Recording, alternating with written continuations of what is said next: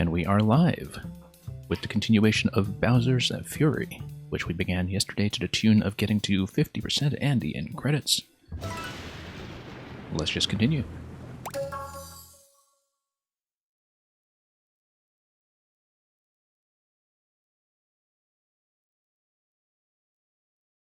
As I was saying yesterday, enjoying a lot of the new pixel art that you can see in the animations in the bottom right corner. There we have Paintbrush Jr. in his final form. And he's just going to bob around and keep us occupied while the game loads. But here's Junior's Graffiti Gratitude. First Step Island. Oh, I see. First Step is the first step. And that's pretty much where you begin, although yesterday we were dropped back into this area here where you initially start out, and I had actually not seen this little docking station for First Step Island in the back. Or at least I hadn't paid much attention to it, so let's see about that gratitude. Don't know yet how that's going to come about, but we'll maybe bop him on the head and see if that gets us any headway whatsoever, and the answer is no. Well, rather than sailing forth right away, let's just run around here a bit and see if there's anything that we have failed to explore in the meantime. We are clearly missing something on this island. Whether it is something trivial, it remains to be seen. But I think we will just run around and... oh, here's Captain Toadette. Toadette is saying something about the 4 members of the Toad Brigade, Captain Toad and his 3 companions. I did not expect her to show up in this context, so let's see what we can do. Spin her around. It's a thought bubble, so she's thinking about Captain Toad and the 4 members of the brigade, but where they are located remains a mystery. And here is Yellow Plessy. It is indeed Plessy, by the way. We had a bit of uncertainty about that in the previous session in terms of understanding with any degree of accuracy whether it was Plessy or Nessie or somebody else, but no, the 3D world character is indeed Plessy. As a plesiosaur, that only makes sense. It seems like the shine we are missing on this island is probably just this one here, unless Junior's Graffiti Gratitude refers to something quite different, as I suspect it does.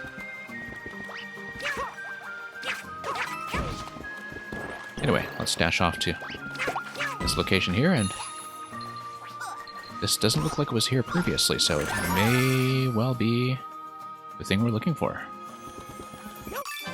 And here we go, Graffiti Gratitude.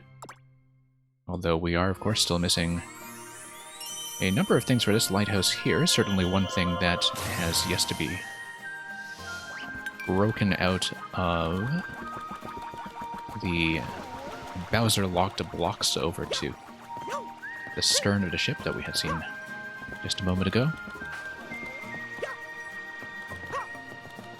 Alright, let's see what's up top. You never know. Go. Okay, 1 out of 5. Something that I did not previously know existed. Well, that'll be interesting. That certainly incentivizes us to take a look at the top of that obstacle over here. And indeed, there is something going on, so let's run over and take a look.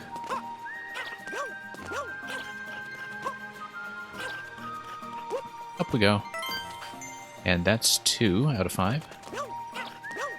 In what may or may not be a bit of a rough sequence. It looks like First Step Island is just this isle over here, although it's linked to the lighthouse that we can see directly across the bow of the ship. And so it could be anywhere between here and there that we're collecting the remaining shards. Only time will tell. And we'll see what Toadette's on about. It's definitely a new piece of post-game content that we had not encountered previously. Really had no idea that the Toad Brigade would be in this half of the game at all. but we'll deal with that when we get there. Don't know if that's going to be a suggestion of playable Captain Toad in any of these segments, but that's something I'm quite eager to find out. And here we are. And yeah. Well, the figurehead has survived mostly intact, even if it has slipped through the geometry of this terrain over here. And there's number 4. Number 3, actually, having just obtained number 4 out of order before doing that. I would assume that leaving this island is not what we want to do while we're still on the lookout for number 5, so let's just have a climb up the lighthouse and see if that reveals anything that might be useful for our purposes. Yeah, taking a look at the ship. Could be something that's tucked below the island. That's certainly something the game has tried before. But we'll just have a bit of a wander and see if there is anything conspicuous that we have missed. Could very well be below. That would not be anything unprecedented. We have checked around a figurehead before. It would be unlike the designers to put another one so close. Another shard. We could spot a ride from Plessy, of course, but I don't think that's what we are after at this precise moment. Particularly because of the arrangement of the shards in sequence. Indicating to me that the 5th one is probably a little further along. Now, what's going on with Inky Bowser stomping around anyway? Is he still hanging about? There's some kind of shining badge indicator all the way over there, but I assume that it's not related to what we are currently after. Really should remember to use the run button in this game a little more often. Despite being all over the place in standard 3D world, not really a habit that we generally have with 3D Mario, where the run button was one of the unorthodox things that was reintroduced to link the 3D and the 2D series. Once that paradigm took hold in 3D Land and later in 3D World, where it developed into its full flower. I could always do with a few more shrooms, given how many we burned on the final battle. It really did exhaust the entirety of that bank. Well, I don't know if any of that ahead before we reach the next gate qualifies as being part of first step. But we may as well take a look, because it's unclear at this point if we have any other options remaining. So, up the trees we go. And yeah, it could very well be that we needed to have a bit of a swim over to that location, but I don't think that's related at all. I do think that's something completely different. A Plessy medal. That seems new. Okay. And that's an indicator of something timed. Ah, I see. So we need to hit each of these locations. And can I hit them without Plessy? Yes, in fact, I have to. Ah, okay, I see. So you get on and off, and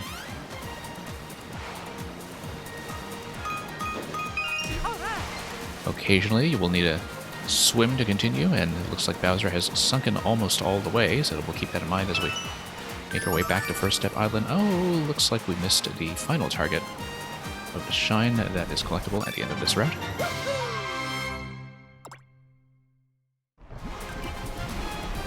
And yeah, it looks like Bowser may be activated fairly soon, so let's get back in position and see if we can blast that initial location to open. Now, in the post-game, you do have access to fast travel. We're not using it because We don't do that kind of thing. But in the meantime, we'll have a bit of a swim and see how many more of these medals we can collect.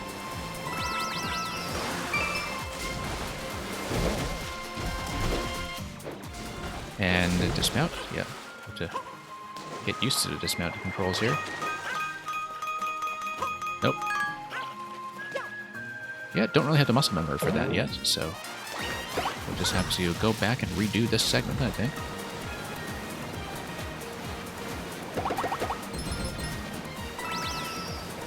Depending on whether we can find the initial position that we began from. There we go, that's the first medal.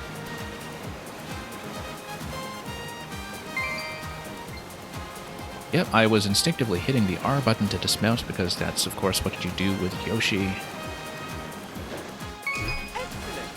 in Mario Maker as well as the NSMB games, but here that's not the way to go at all, so there we go. You do pretty much need to dismount there to do that effectively. And here's another shine.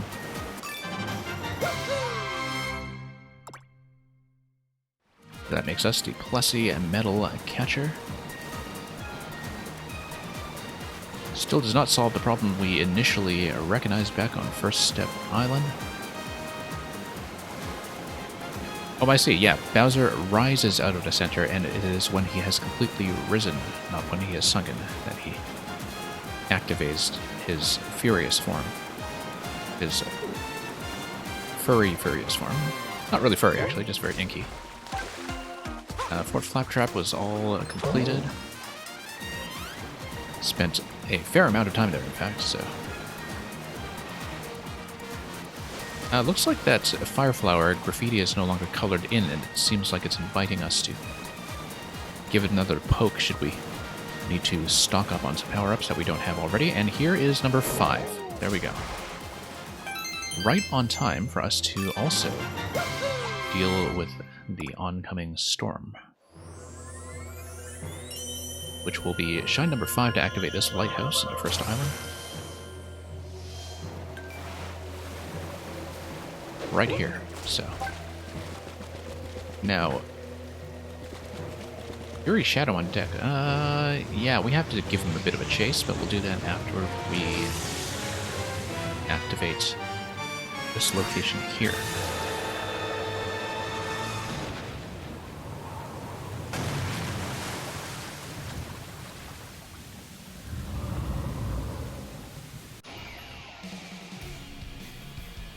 Okay, that's interesting. A couple of cat shines that are all stashed in that location. This is the first time that we've seen a Bowser activation in the post-game, in what is technically the post-game, so I guess we'll have to go for that eventually. Never been very good about evading damage during one of these phases, but I do believe that collecting one of these shines does cut him off, except of course during that 48 to 50 sequence that we saw earlier in the game. So he is going to take a little bit of chip damage and disappear for the time being.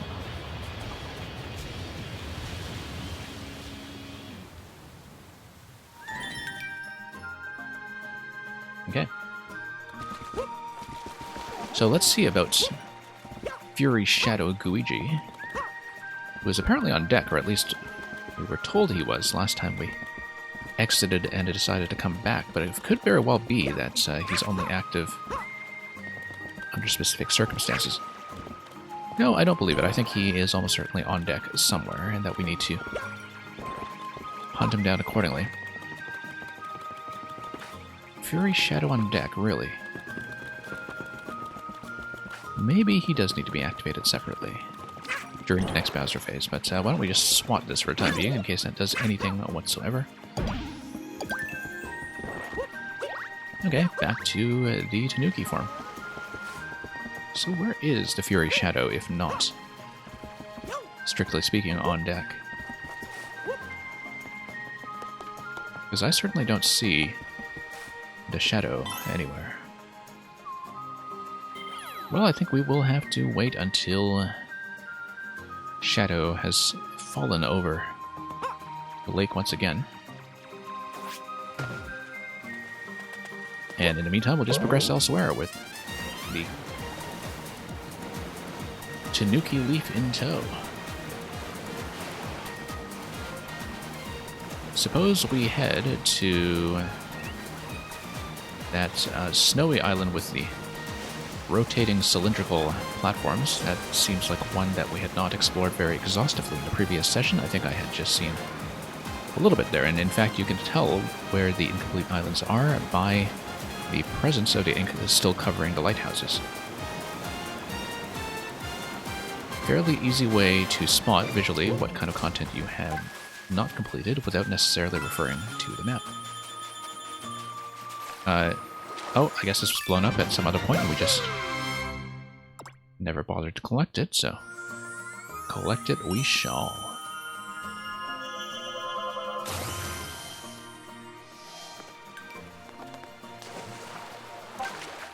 Okay, so that does it for the Ruins Gigabell, which we have activated many times before, but is currently not relevant to our interests just yet. Let's head back to the snow zone if we're able to do so. Oh, I see. We're at the far end of it, as indicated by the lighthouse, and so... Whoops.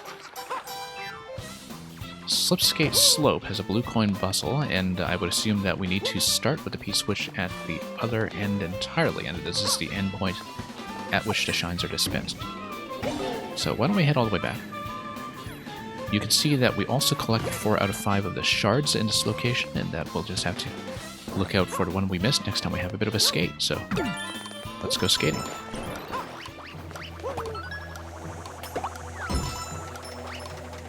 And yeah, there's one over there, which will perhaps make up for the fact that I have missed the blue coins entirely. Looks like Bowser's just going to be furious once again, so... Let's see if we can get aboard a Plessy in the meantime without getting zapped. The issue with getting zapped is that Plessy does tend to hide away and duck under the surface, and that's certainly not what is useful for us in our current state. Yeah, but if we can get aboard Plessy, we're in a significantly better shape, particularly given that we currently have no power-up in tow. Let's see if we can make it back to the initial island. Of course, we can always go for the Cat Bell and have a bit of a slap fight once again, like we did much earlier in the game, so... Oh, looks like the phase is over, though, and so... not much mileage out of that idea. Let's instead swim back to the skating island, then, and see what we can do from there.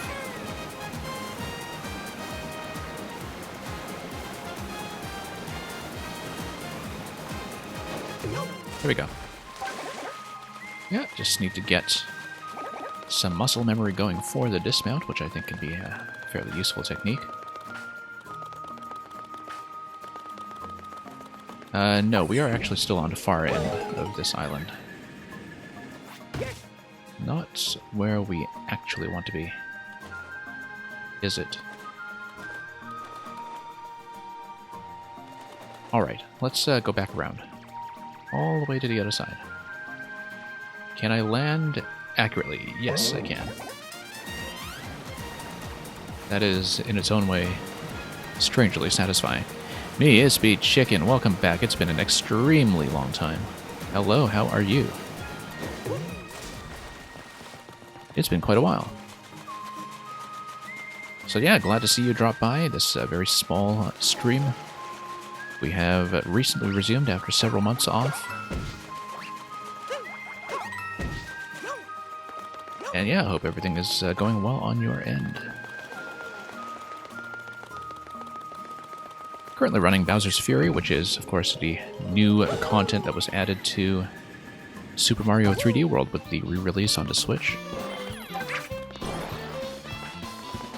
Didn't really see any of the blue coins past this initial segment here. Last time we went for a skate, but we're too slow. We will nevertheless attempt to grab that shard there, and that was a complete failure.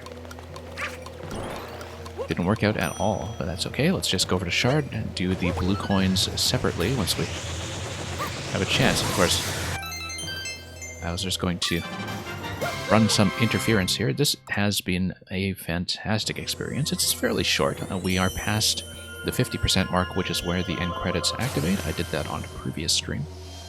But it's a game that flows very smoothly, I would say. I mean, you just proceed from one task to another and just all action all the time, really. And it flows very differently than a lot of the other 3D Mario games, although there are some clear inspirations from the game flow in Odyssey in terms of how you can just do one task continuously after another without much of a break in between, and just return to locations and see the states change dynamically, see new enemies and obstacles come into play, and new objectives take their proper place. So, having tons of fun with this just makes time disappear. And yeah, you can just roam around this park and just pick one little task after another, all while playing with the base mechanics that were introduced in 3D World. Bowser's eventually going to go away anyway in this phase, so we'll just follow the rabbit. And yeah, that's a fairly typical thing to happen in this game, that you just kind of chase one objective after another and let your attention get diverted from time to time by things like this. And we'll hopefully catch it in a moment. So yeah, how have you been? What have you been playing lately? Oh. That was unfortunate. I think we're quite behind pace when it comes to catching this guy now. And we've just been zapped all over the place. Let's dig into the item bank, grab a mushroom. I think that rabbit is causing quite a bit more trouble than he's worth, but we'll go for it anyway under these dangerous circumstances. A lot of Minecraft, okay. Hope the Minecraft has been going well. Whoops. Got slapped very incautiously, so much for that Bowser phase.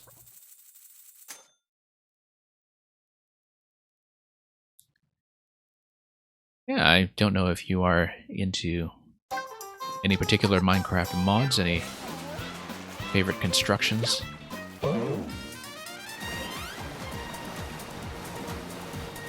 But, yeah, over here, just getting back into Mario. And let's actually chase the rabbit under peaceful circumstances this time. That might be a lot wiser. I think I've caught this one already, though. This one's not new to me, and you can tell because he's no longer glowing. I'm pretty sure I have caught him before. So let's ignore that. Some of this graffiti has been previously uncovered, including that pipe that we passed just now, so no need to address that just yet. I do want to go back to the snow segment, where the starting point is the high location, not the low location. That's a rather important fact of this layout to remember.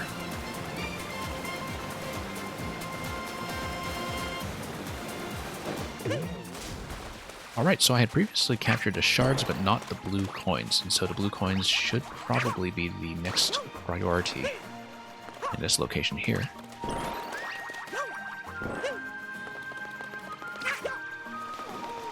And we'll just go for that.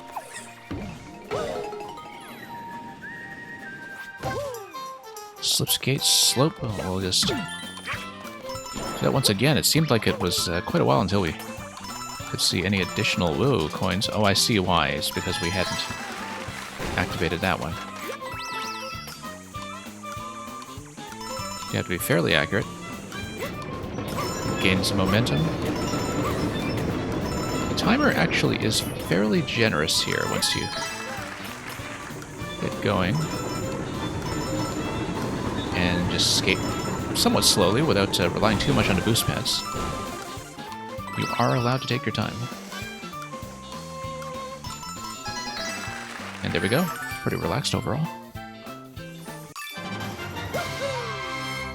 That's it for the Blue Coin Bustle. Very likely we'll need to leave and re-enter the island for whatever task comes next. I certainly think that's the implication here, so we'll do precisely that. And just take another lift from Plessy back to the start. And we'll see what the next objective on this island is going to be about.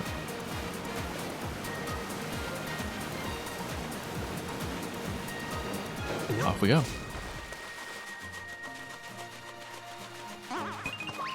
Ah, okay. So there's a coin guy over here.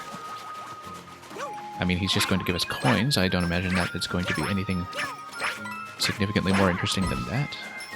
But there we are.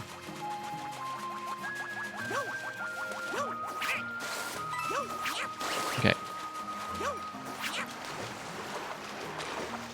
No sign of the fifth objective yet. It could be that we had not broken the Bowser blocks here, but I'm not entirely clear on that. I don't think we've played around very much with this bouncing platform over here as well. That could be something significant that has not yet been seen. And yes, we have a battle arena over here. Can't actually remember if I had done this previously, but we'd better load up on an item. Boomerang will do. We've got boomerangs to go around. Boomerangs all day. Whoop. We no longer have boomerangs. Okay, that's fine. Alright, much better. We'll work on our depth perception here and pop all those guys for a shine that we had in fact previously obtained. Never mind then. That should have looked familiar from yesterday, but we'll grab the mushroom off the repeated shine regardless, and that will be of some assistance. So, what could we possibly be missing if not that? We'll have to figure that out.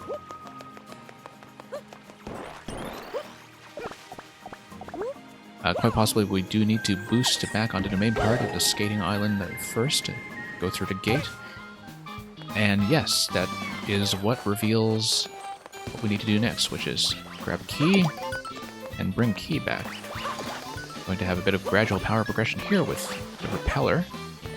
Now, is the propeller compatible with the skates? We're about to find it out.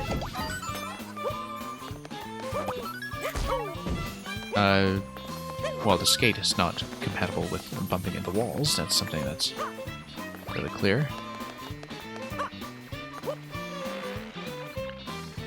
But yeah, we'll have to keep our eye out for the key and return it to the start. And usually there's some kind of constraint on what you can do with the key in terms of items and other objects that it's compatible with, so we'll have to keep our eye out for that. Rather lucky bounce on a skip squeak there without much visibility.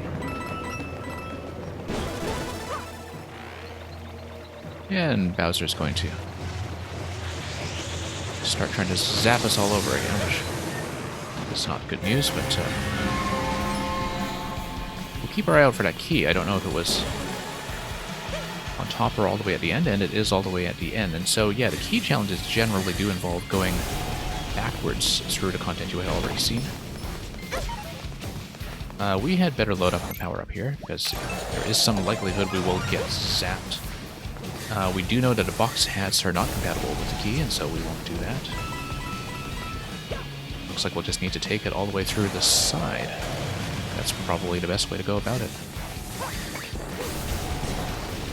Okay, just doing a bit of initial throw there just to hit the dash button and outrun the flame breath.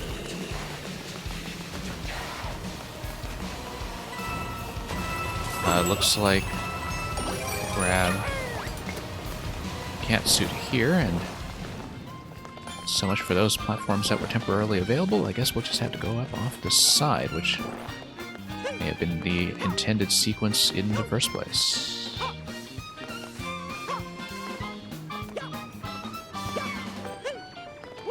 And up we go.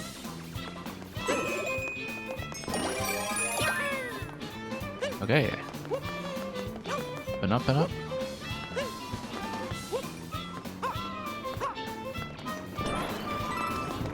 And yeah, let's just go straight through the tunnel. Just need to not take hits, really. Not lose the key. Rather satisfying to go through this sequence again, and Propeller Hat will not allow us to keep the key, so let's not grab that. Pretty straightforward, all things considered. And that should do it for this lighthouse. Shine get.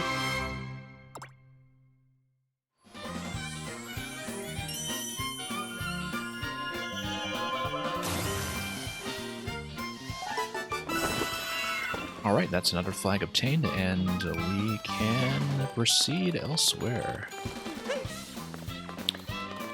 So yeah, rather than use fast travel, we can follow our eyes and see what's available just by seeing the lighthouses on the horizon that have not yet been completely activated. And maybe hitting some other optional objectives along the way, so...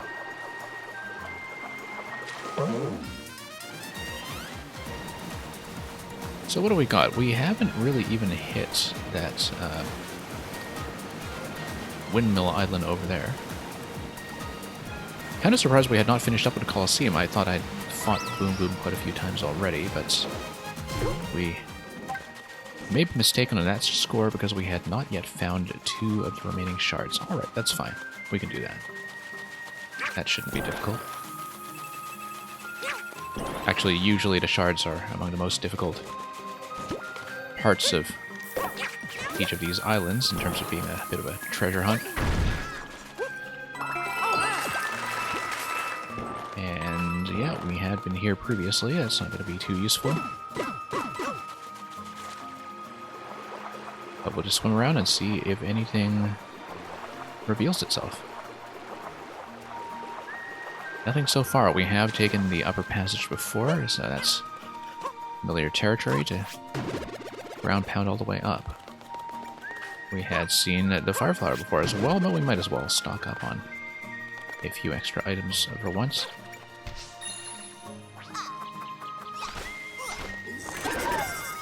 Now there is a bomb location to the left, and it seems like that is something that we had not yet made any significant use of, so it might be something interesting. Don't really see a bomb location. We'll keep an eye out in case there's something worth the bombing. Whoops. Slight mistake over there. It's okay, not too hard to get back up top.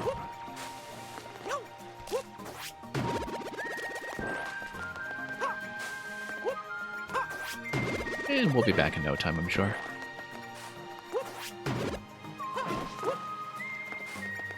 Okay, so the bomb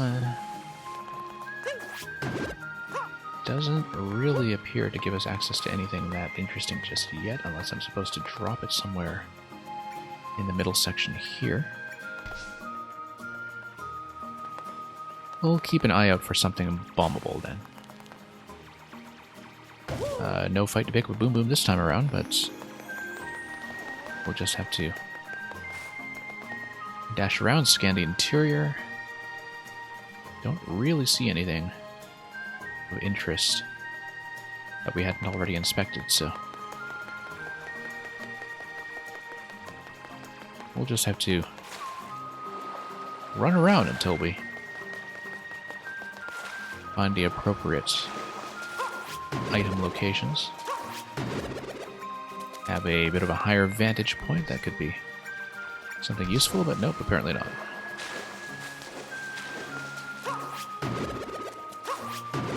And back up we go. Yeah, probably is just something in the exterior when it comes to traversal, so really should be using the long jump. Haven't getting back into the habit of using that quite as often as we once did when we were more fluent in the game, but I think this is my cue to leave. Looking at Bowser's popping off again, let's try to maybe get over to a Cat Bell and pick a fight this time. Cat Bell is going to be fairly easy to reach this time around, so... Alright, let's pick a fight. Let's give him a bit of a swatting.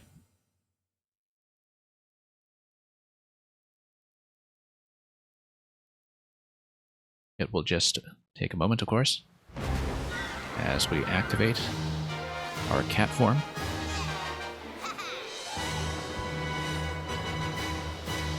And try not to get hit too soon and lose our power-up right away. The fights, of course, do become a little more elaborate with time.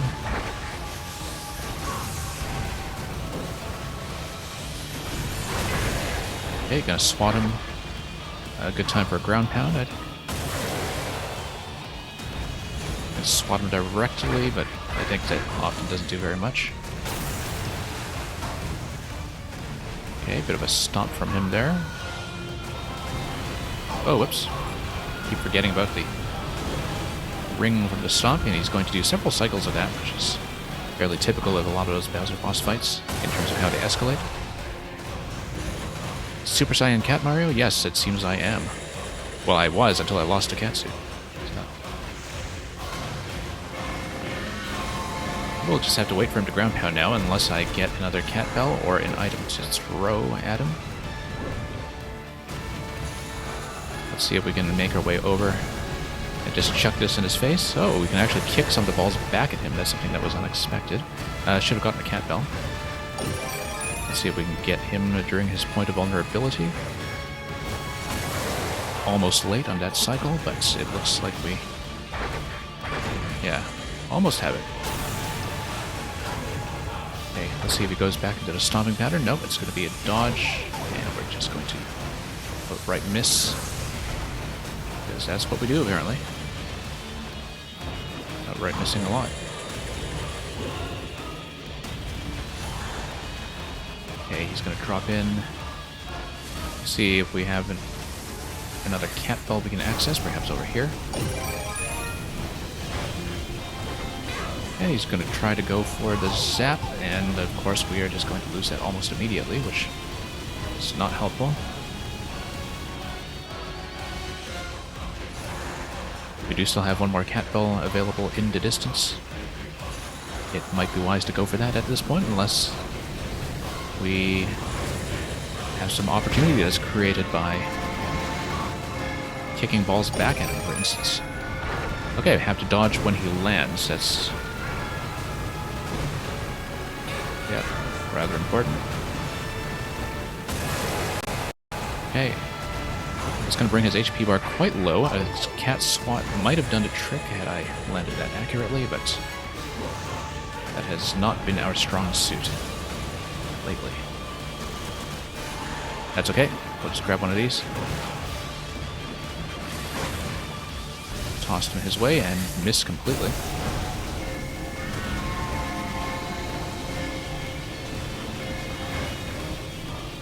Now, it's going to ring a bell. That's going to zap us. We're just going to lose that item completely, which is not helpful, but Cat Bell will perhaps allow us to continue to fight. Oops. Alright, losing that once again. Still some more Cat Bells available, so we'll go for that, but perhaps prioritize the items. And there we go, that's a good smacking, but he's not going to be quite down yet. Let's see what this unlocks.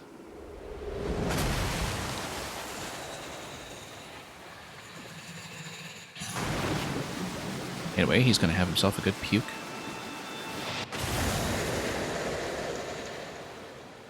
And explode into water once again.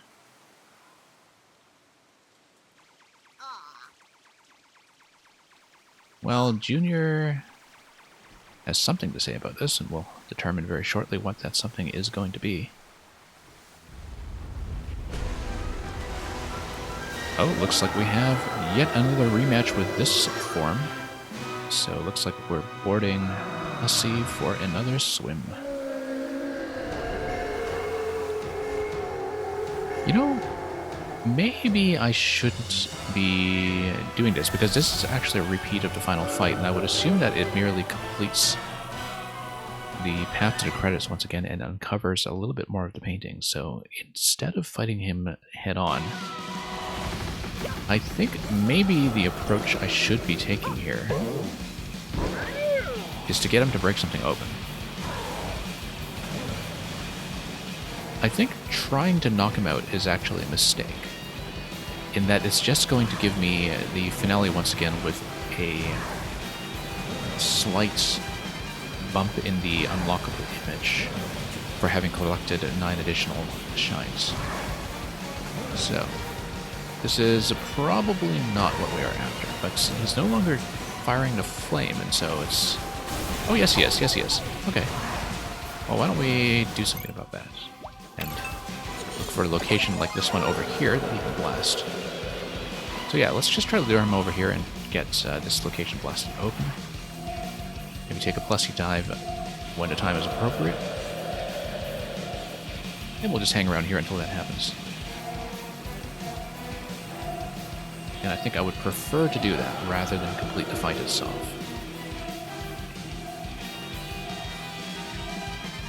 Yeah, not entirely clear to me what the progression is, but we are just learning that as we go. So let's just park ourselves here. I don't think he's really giving us the chase, however, so maybe just poke our heads out a bit to see if we can lure him over somehow. Get him to fire a blast in our direction. If not, we'll just have to keep in mind mentally that this is one of the locations that we are after. I guess there is a certain expectation that you are going to approach him head on. Take a swat at the bells.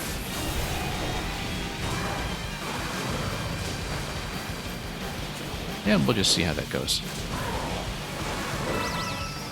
But yeah, looks very much like a straight repeat of the finale at this point, which is not exactly what we were after, but we can get him into a favorable position to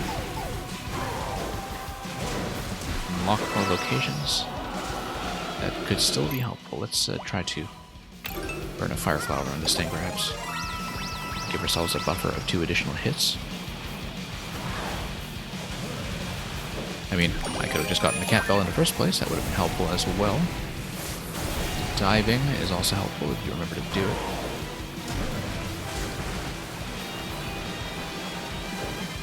And just need to dodge everything accurately in order to give him a good smacking. Oh, that was just a total miss, wasn't it? Total miss. Really need to jump into that location as we get off the ramp. But that's okay, we're getting closer with each successive attempt. Just need to close in the distance. It's actually in some ways similar to the rather unforgettable DJ Octavio fight in Splatoon 1. Where it's very much progression that's measured by your ability to avoid hits and draw closer to the ultimate goal.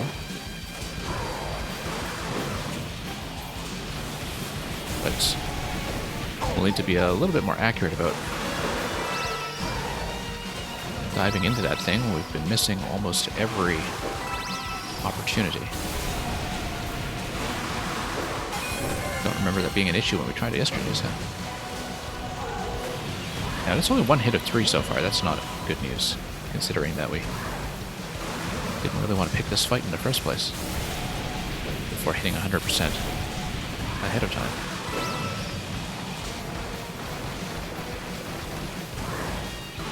So yeah, it looks like we'll probably just reactivate the ending sequence from here rather prematurely. Whoops. Big miss. as well expend the cat doll while we are at it.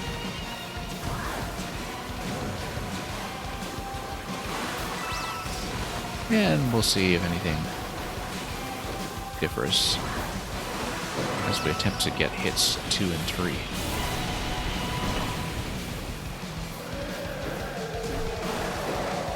There we go. I think the issue is that I was jumping at all. I should have been riding out the boost pads anyway and just trusting them to get me into the correct position vertically. That was clearly not what we were doing. So.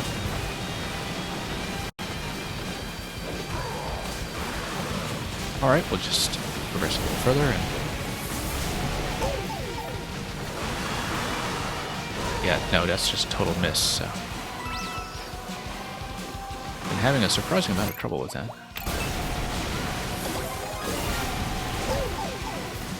But a lot of that is just our ability to gauge height.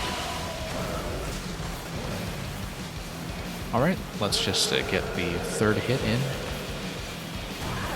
And see what we can do from there. I once again think we should just be taking advantage of this phase to break open a location somehow. Particularly now that he's firing in a circle. Cat balls are fairly generous to come by, so we'll just need to find that location again. I think it was in the rotating tower over there, so we'll see if we can get him into a favorable position to give us a bit of a zapping.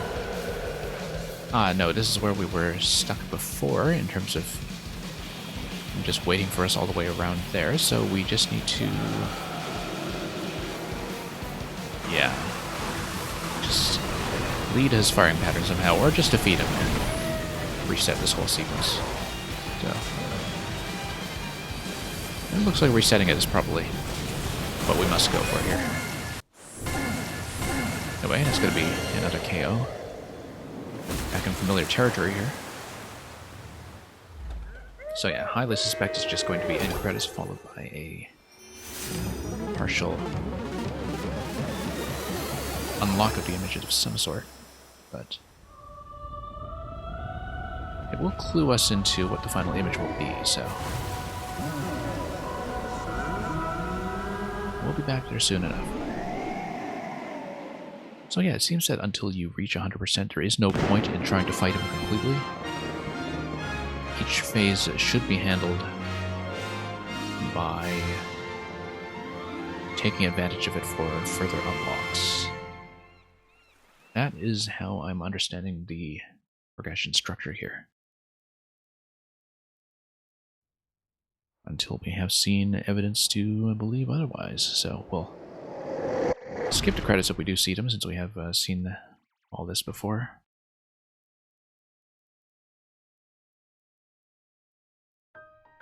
And then, yeah, it doesn't unlock any of the image, actually. You do need to get all the way to 100 before that happens. So let's dive right back in.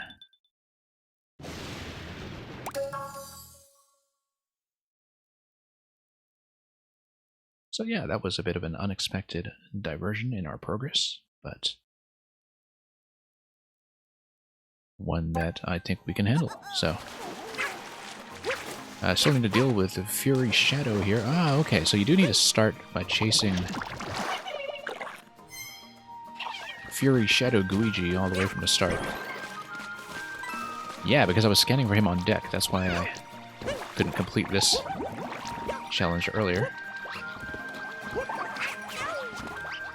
That's okay, we'll just corner him and give him a bit of a swat.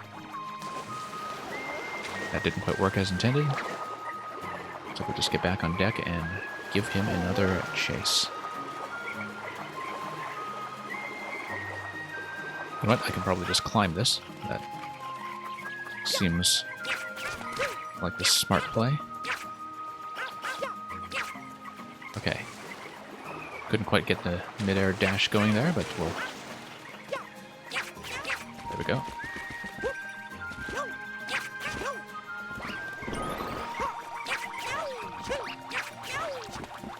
Alright, just a matter of chasing him down until we catch up over here. Give him a good smacking until we get the life bar all the way down. Almost there.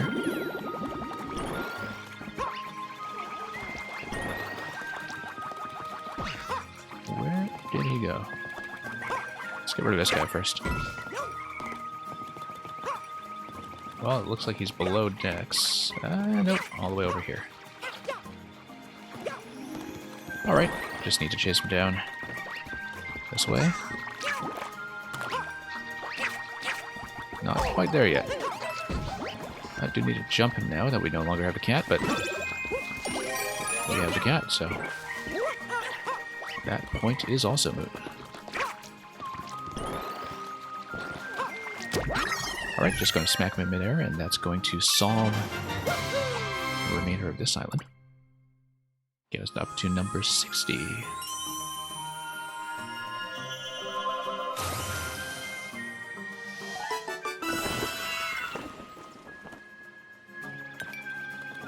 Alright, that's complete. Let's move on to something else.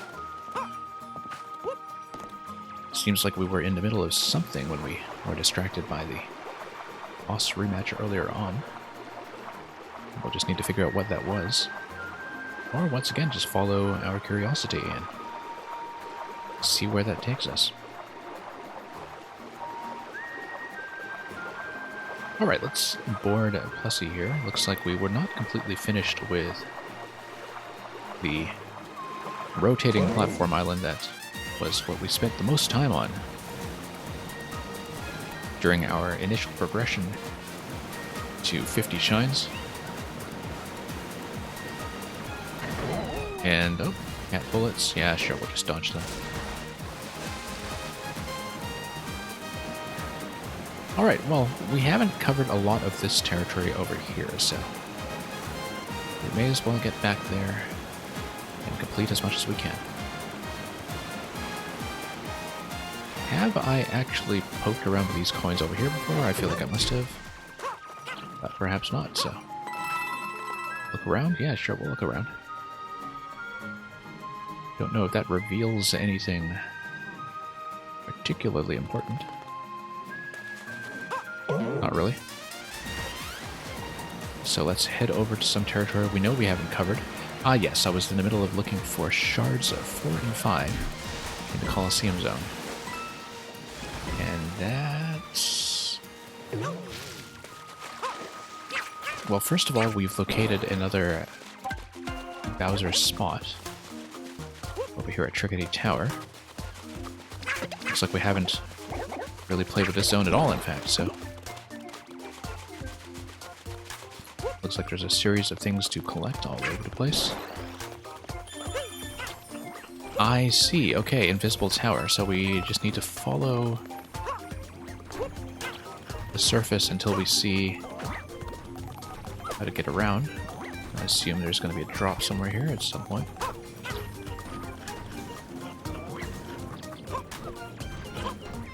Okay.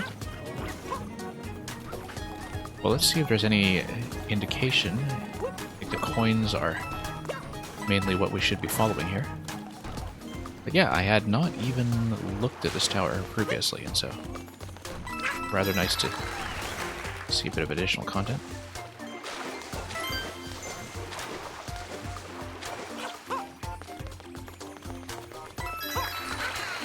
Alright, looks like, yeah, this entranceway is what we should be looking at.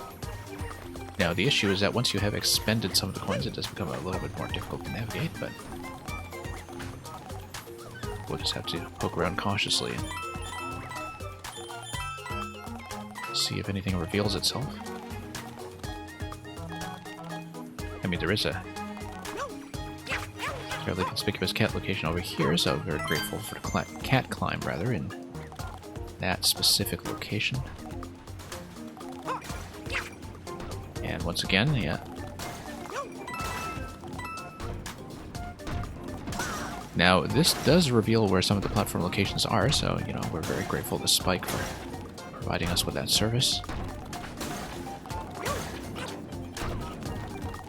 Yeah, very cleverly done, this segment. Quite interesting so far. We don't want to kill Spike just yet. We want to use him as a form of visual assistance. We do need to get rid of this one, unfortunately. But it does provide us with a view of where we could potentially go next. Looks like we have 2 more collectibles. That's okay, that's not going to be terribly hard to spot once we get around this helpful Spike over here. Around, hopefully, not directly on top. Now we can't ground pound this, I don't know why we would want to. When seagulls are providing a helpful indicator, perhaps it'll give us some kind of bounce. Interesting. Interesting, but ultimately not as helpful as we would like. But yeah, using the birds to our advantage is almost certainly part of the trick in this location.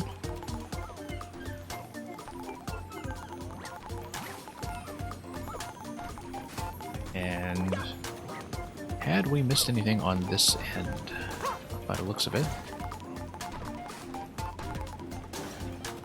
might just need to converge on the spike pattern now over here.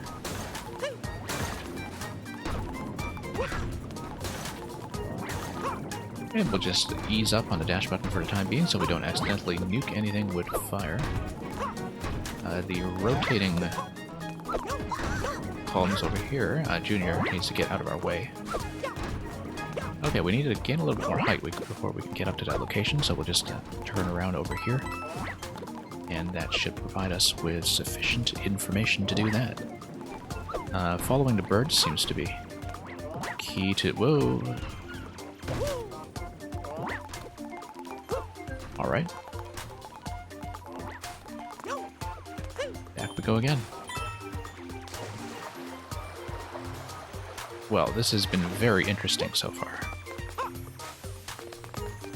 You just know that eventually there's going to be something like a blue coin challenge here, and that will be interesting in its own right, shall we say. Interesting.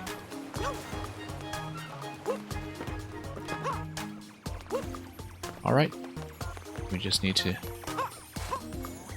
follow our instincts for how everything here is going to work. It was much easier with the cat earlier on when we were able to make use of its assistive powers.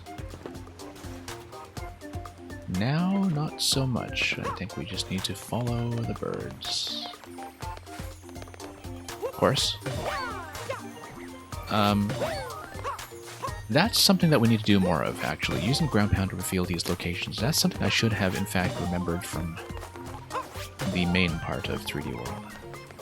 And indeed, I think the crates are there to encourage you to use the ground pound as a form of visual assistance. And had we remembered that, we would have remembered much earlier that we could, in fact, follow quite a wider range of visibility than we had initially accounted for, although that's on the assumption we don't make blunders like that one. Alright. Yeah. Here we go.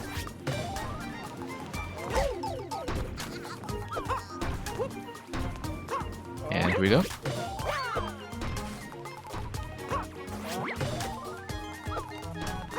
Alright. We do not have the cat currently. We can, of course, just put on the cat suit if we wanted to be a little bit cheesy about grabbing that location there. I think it's probably just in our best interest if we do, in fact, try that. So, simplify the problem. We do have one remaining cat location over here.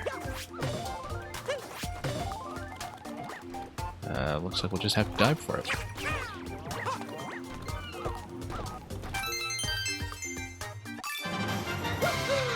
Shined yet?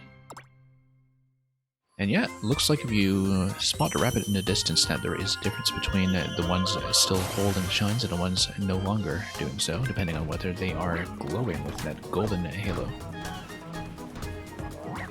Also, it looks like, this is something we should have considered earlier, that Junior's traversal reveals the platforms. If we were paying attention to Junior's movement earlier, we could have determined that quite easily, in fact. So, this makes things considerably simpler. Alright. In that case, we'll just go around here and drop through the central platform to grab the shine. So close, yet so far.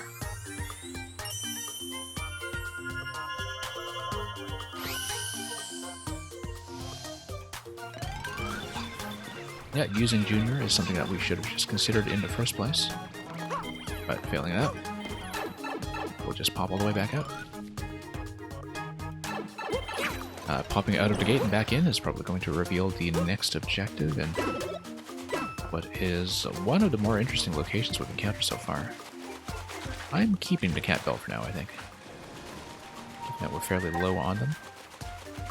Looks like Tricky Tower is going to have a location worth noting here as well, in terms of diverting Bowser's firepower. So when he eventually gets into this fully destructive phase, as is about to happen, this is the location we are looking for. So, yeah, very helpful of Junior to paint the town with visibility. Occasionally I forget that Junior can also collect shards, which is something very helpful to know. Anyway, we'll just let Bowser have a bit of a blast here and head down a bit, slightly in elevation, and then this should diffuse this phase as we blast the Fury blocks.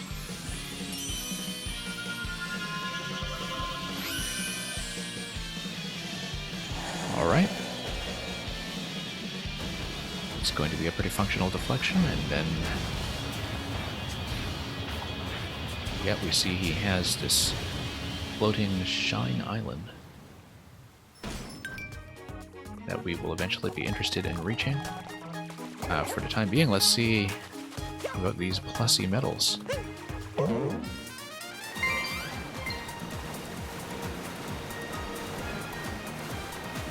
Alright. Forward we go. Oh, there we go.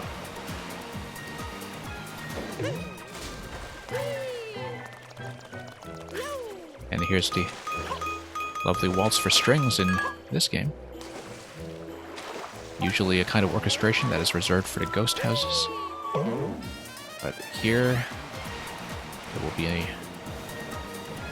something especially conferred upon Crisp Climb Castle, which we have barely seen at all, and which we'll have to chase down in a moment after we do something about this guy here.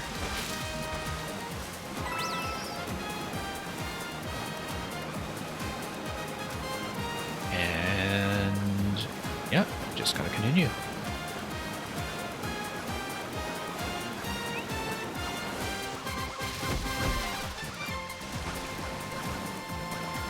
Well, not much to do here except just not run into anything. If we can cut off some of the corners, that would probably be helpful.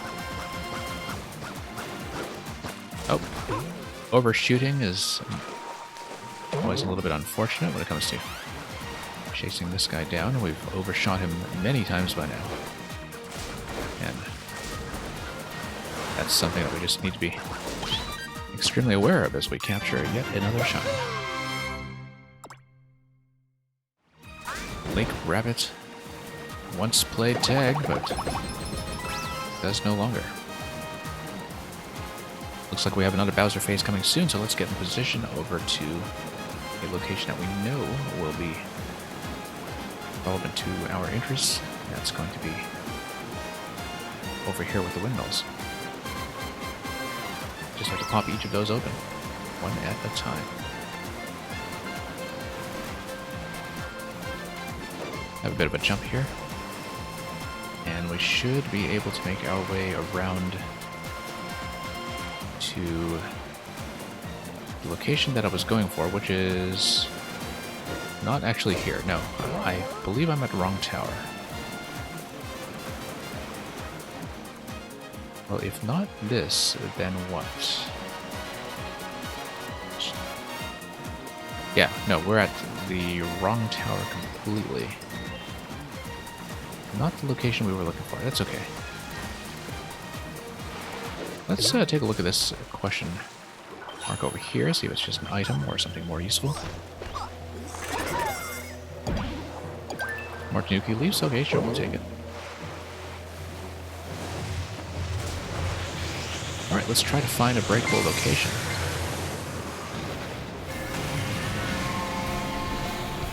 Would have thought there is one at this tower that has not yet been seen. We'll have to do the Plessy challenge afterwards, I think. In the meantime, we'll just try to avoid damage and find the appropriate destination that we have been after all this time. Not going to be any of these. I believe it was a little further down. Maybe even in the next set of locations in the upper tier, but no, I was fairly certain that the location we were looking for was actually one of these lighthouses, and so anyway, the problem's going to take care of itself because Bowser is just going to go away and leave us to our own devices as we swim elsewhere. If Plessy would only cooperate and come over to our side of the obstacle. Okay, so that's a little more helpful. Let's get back to business. Back to business once more. And yeah, just need to once again get accustomed to the dismount controls.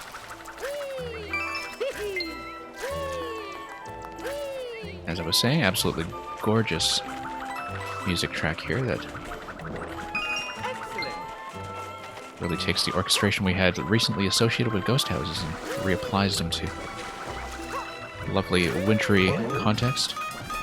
We are nowhere near that location. Okay, so quite possibly I did not want to dismount in that sequence.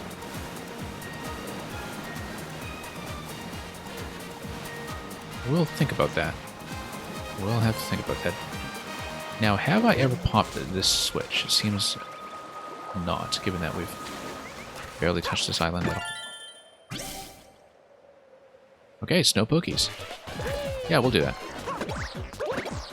Fairly simple with the Tanuki leaf, in fact. Very simple with the Tanuki leaf. Knock out some of the cheeps. And we'll knock that out as well, and that is all there is to it.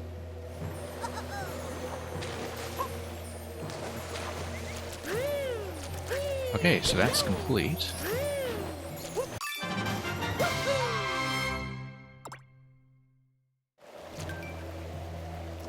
And we are now up to 65.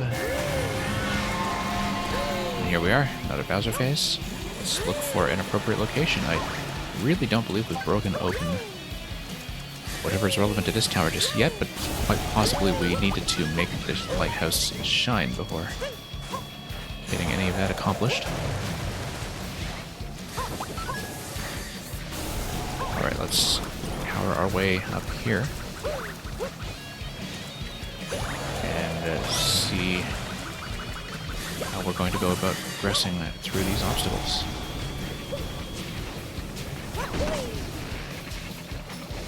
Nice way to shortcut a lot of that content, in fact, using the extra platforms that Bowser has added for our benefit. Oh, look at that location over there. I think we can definitely reach all of this. First Lucky Shine.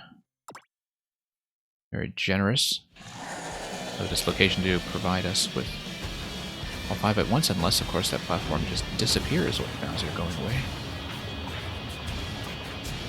So apparently we just need to do that 5 times. I would assume that it moves locations from time to time. But climbing to locations like those while Bowser is active is just going to be one of the new challenges that we need to keep in mind. As we make our way up here. Very nice that we're able to keep a repeller hat as well. I don't know if that's part of the base design of this location, but it seems so, given the cat propeller enemies that are lounging about. It really does seem to pipe his way forward, unless it is just a way back down. It is just a way back down. Okay, fine. Not what we were looking for then. We need to find some other use of the propeller. A bit of coin location down there. But we had not yet spent much time with. Ah, okay, collectibles. So we'll take shard number 1. We do have a long ways to go then before we are anywhere near finished with this island.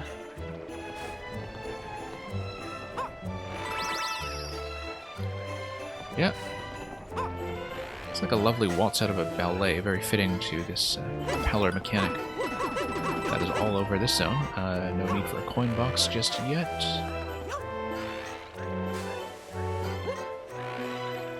Yeah, sure, we'll pass these guys. Would not be surprised if there was something here that required bouncing off the stack, unless we're just meant to go over. Sure, we'll take that. Easy item replenishment. And yeah, we'll head on up.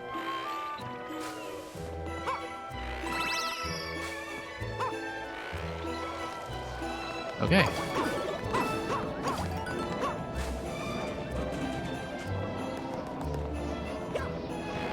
Getting quite chilly over here, but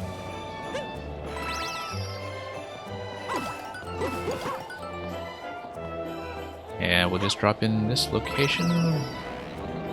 Seems like a propeller technique is definitely helpful here.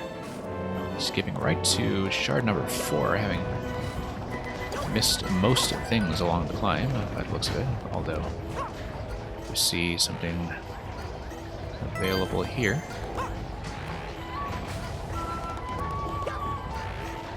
Yeah, this has been a lovely location, very much in keeping with how 3D world level design tends to go, but at the same time, yeah, definitely much more in line with what you would see in something like Super Mario Galaxy in some ways. Without the galactic effect, obviously, but, you know, with the gravity effects, rather. But if you think about some of the flatter, more traditional Y-axis oriented stages in Galaxy, they do feel quite a lot like some of these platforming obstacles, where there's a bit of openness to the hub, and of course no time limit, but at the same time this very clear platforming progression. These very gentle fail states. Anyway, we will need to go back down to hunt for shards 2 and 3. Looks like there is something encouraging a ground pound, or at least a propeller flight over here. Sure, we'll take it. We'll take it. Yeah, quite a lot of height we've gained on our way up here. And we'll just have to scan around for any kind of location that has remained as yet undiscovered. The birds do like to draw your attention to things, and it's not always clear what. I only really began to notice them with the invisible platforms on a tricky tower earlier. But yeah, it looks like shortcutting a lot of this almost certainly bypassed shards 2 and 3 somewhere along the way. We had seen this segment previously. Just need to back up and see what else lies on this tower. This was the starting location, though, with shard number 1, so it's not likely to be here. Oh, that was a little bit ambitious. Not what we were going for. That's fine. We'll just steadily work our way back up. Back up the steps. And across to the tower.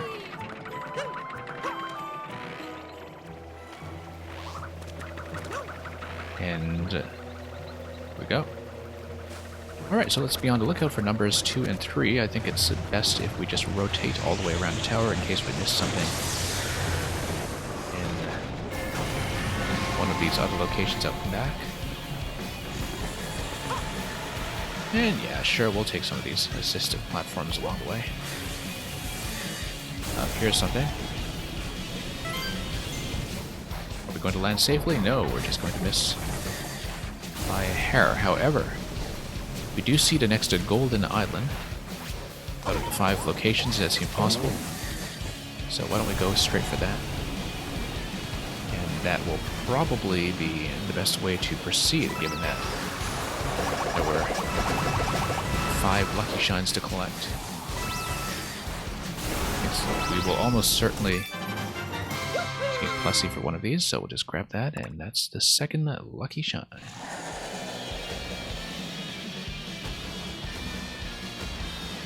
Yeah, I'll take it. I will gladly take it.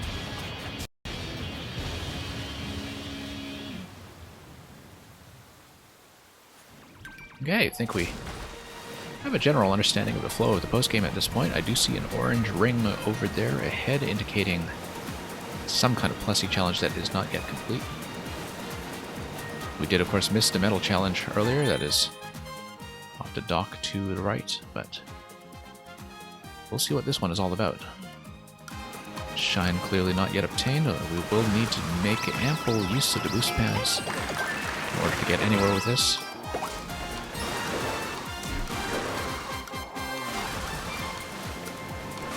Seven seconds remaining. Timer is fairly generous. 1. Maybe cutting it a little bit close there, but that's just how we like to proceed, and so I'm going to increment our number of shines, and that is nice.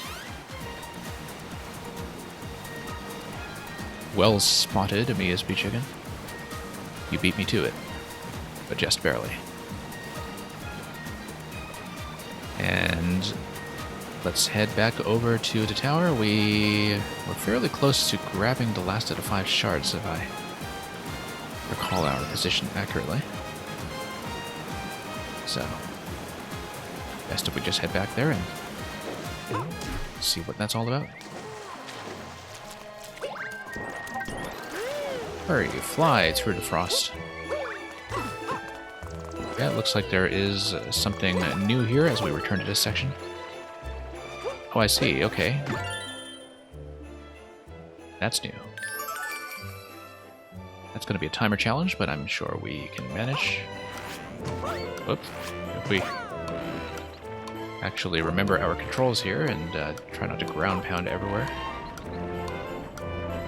Luckily, there does tend to be some margin of error. Not this large a margin of error, though. We do need to make a few improvements here, I think.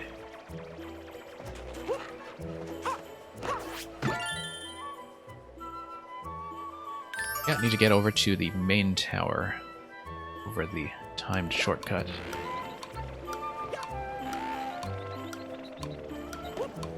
Let's not flub it so badly this time.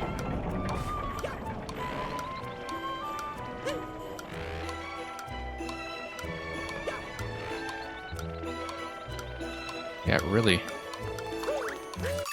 quite appropriate to this entire pirouetting level that you do have music that, as I think I said earlier, it really feels like it comes out of a ballet.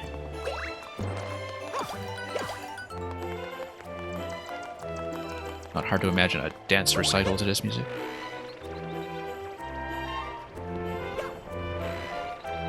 Alright, let's see about locating number 3 while we're getting back on track with what we were doing earlier. Number 2 was over here.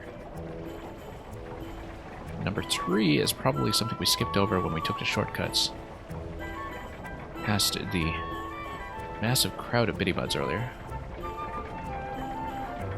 We'll just have to rotate around and see if we had somehow missed anything. Yeah, probably something to do with this location. Maybe up there? No, I don't see it.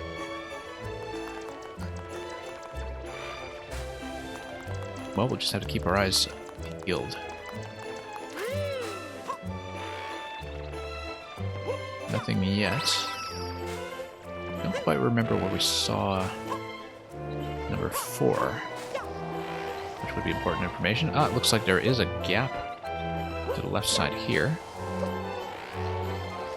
That might be very important. There we go.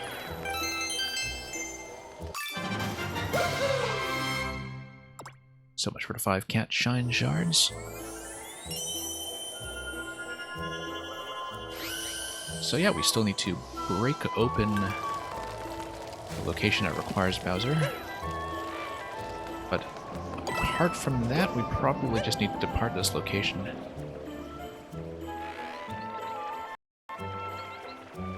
And having activated the lighthouse, I believe it was at the base of the tower that we have shine number 4, right here.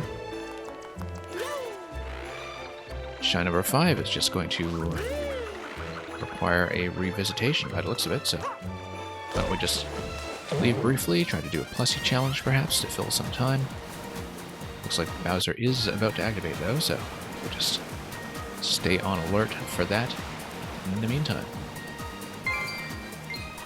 Anyway, we were a bit slow earlier on this challenge, and it seemed to indicate that dismounting the plussy was a bad idea, so we just won't do it unless... Wait, where was the next location? Oh, I see, okay. So yeah, some dismounting will be necessary. I think it's going to be easier with the cat suit. But Bowser's going to activate first, so we'll just get in position for that. And let him blast away.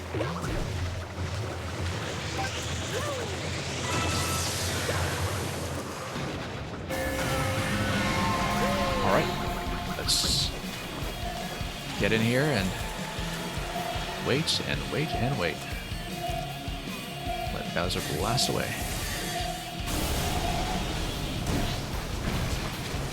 Wow, Plessy got absolutely nuked.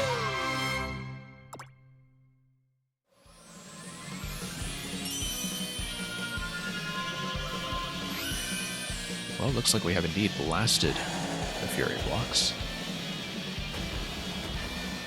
And we'll just complete the final objective on this island, and that will be it for this location.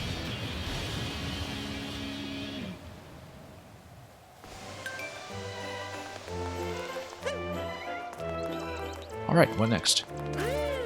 Well, we're certainly here. Don't really know what the next shine is just yet, so we do need to hit the gate. I think that's the thing that triggers the next objective, so let's get back to the entry point. Loop around, and it's going to tell us nothing. It's just going to tell us that we have 4 that are complete, but the lighthouse clearly has some kind of 5th objective, so we'll have to think about that. Either that, or we do need to return later. Entirely possible. But for now, let's try the Plessy challenge and just get it until it sticks.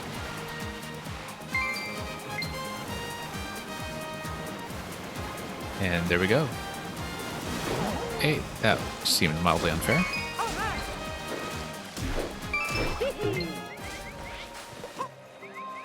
Oh. Nope. Not really sure about that. Looks like we probably need to gain some height off Plessy first, or just resort to the catsuit, which is probably the easiest way to go about that. So, catsuit it is.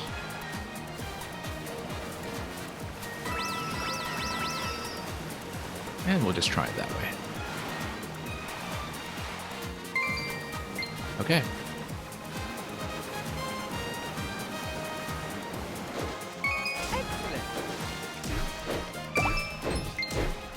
And, you know, we can just swim with Plessy.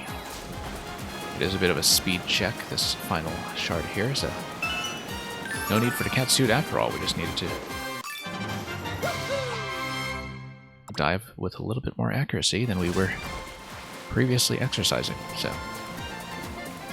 So much for that. Still no additional clarity on what objective number 5 is going to be over here on this tower. Quite possibly we did just need to leave the area, though. Fury, Shadow, and Ice. Okay, there we go. So here's Fury Guiji once again. And we'll just need to chase him on the ice. Alright, where is he off to?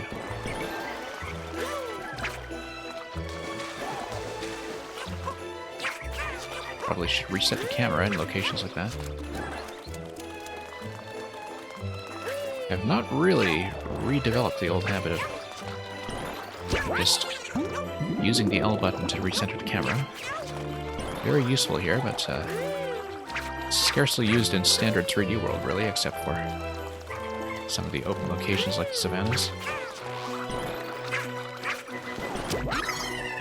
Anyway, that was a pretty simple chase down, so we'll get that out of the way and think about where to go next. We are still missing some of the shards in the hunt in the Colosseum location where Boom Boom and Pom Pom once resided. And that's not something we'll need Bowser for, so I think currently the strategy will be to think about what Bowser unlock we want next. And that's going to be elsewhere. That's going to be in one of these central towers, no doubt.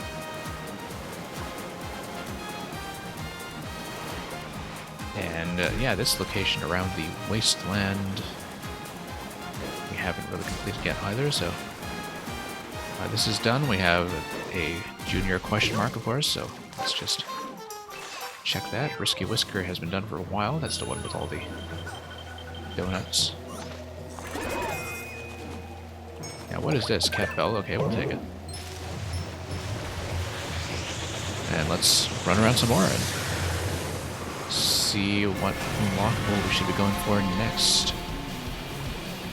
Of course, if we can't see the unlockable we should be going for, we should be going for one of the 5 lucky cat shines, of which we have already obtained 2.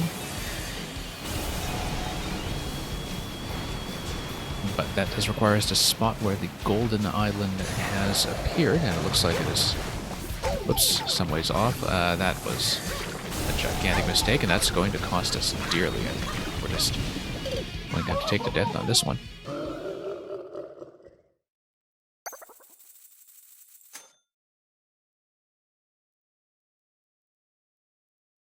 Alright, let's rethink that approach. Anyway, Risky Whisker, as I said, all done. So let's just get back to business.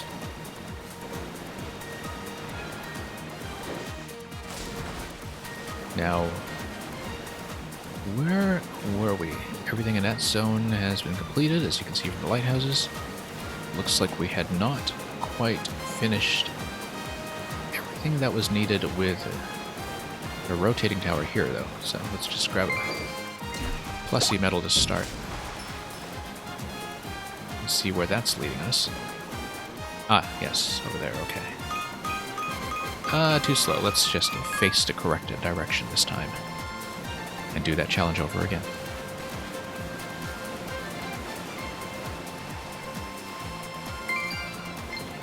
Alright, let's go. And yeah, here we are.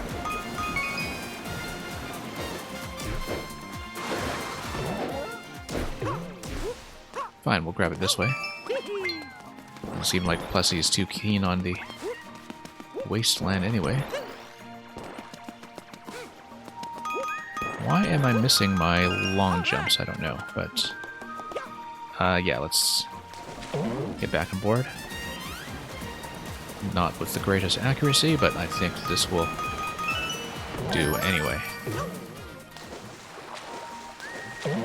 And the shine should stay open and available, and it does.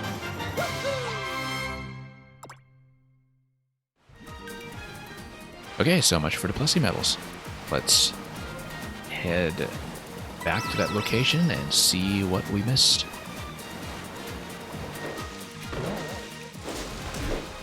Without getting overly trapped in the pipes, of course.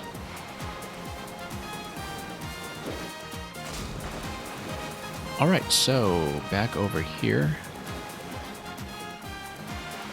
Yeah, this location has just completely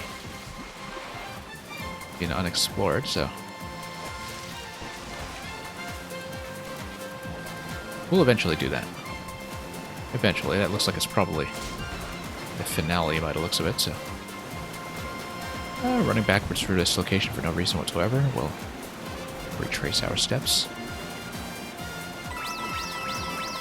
Looks like Bowser is getting ready for another round, so we'll have to think ahead to where we want to position ourselves, but failing that, we'll just go for another one of the Lucky Shine glowing platforms, and that will probably be the plan.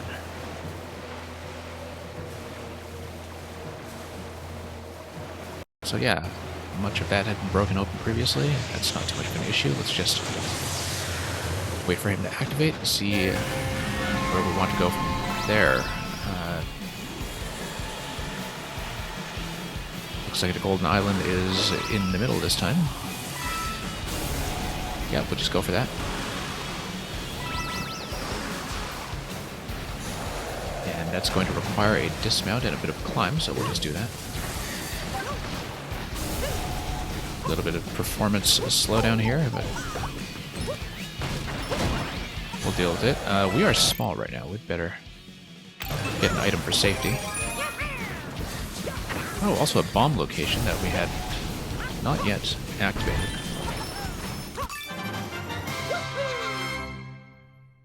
But it looks like that has also been blown wide open. So we'll check that next, as everything simmers down for the time being.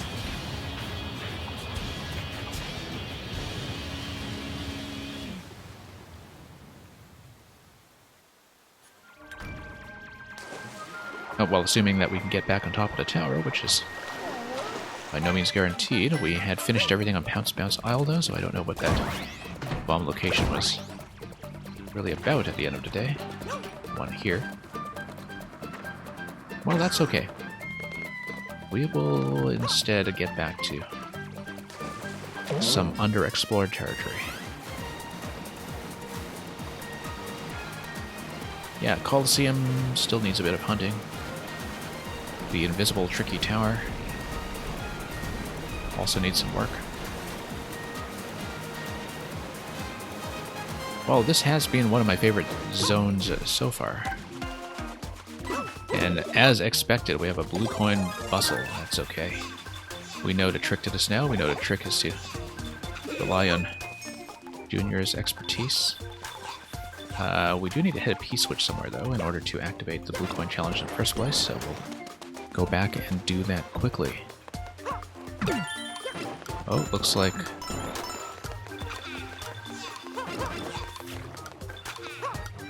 well, the time, at least, is fairly generous. Not that generous, but... yeah, if we just run around a tower, I think we know roughly what path to take in this early sequence. So yeah, we'll just go around.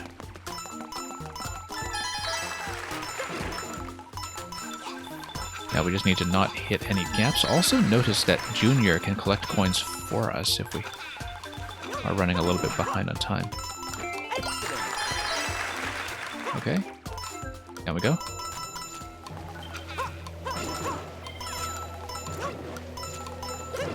Bowser is going to try to get in the way as we wrap up this sequence, but we just need to be fairly quick about it then.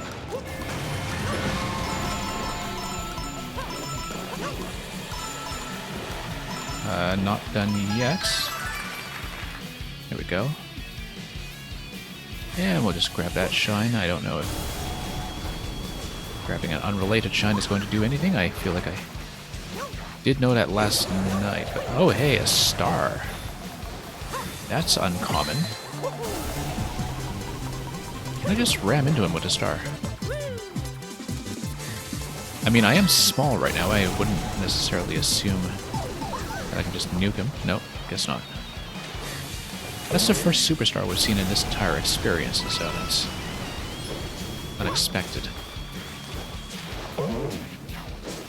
I guess that was location, well, close to where we had the uncollected shine. So we'll just grab that first and proceed from there. Okay, so much for the blue coin bustle. We'll see what else is required as we wrap up the tricky tower.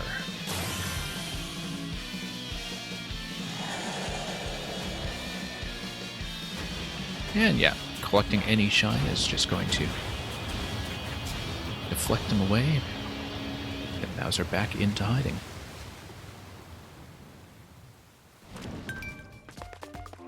Alright, so what's next? We need to, at this point, probably get back to the objective gate to see what we need from this point on. I don't know why I've had such a poor muscle memory for the long jump. I think it's because I am playing with Joy-Cons. Trickety Tower, I guess. Not Tricky Tower, Trickety Tower. Is, I'm not going to reveal objective number 5 just yet I would assume it's something like a Luigi chase, once again, or a Fury Shadow chase, as it were. That would just require us to enter another zone, activate another objective, and we'll just go back from there. Shine shards, yeah, we have some ways to go with that one, so would rather do the tower first. If the option is available. Hurry, watch your step. Okay, it looks like it's some kind of timed switch-based challenge once again.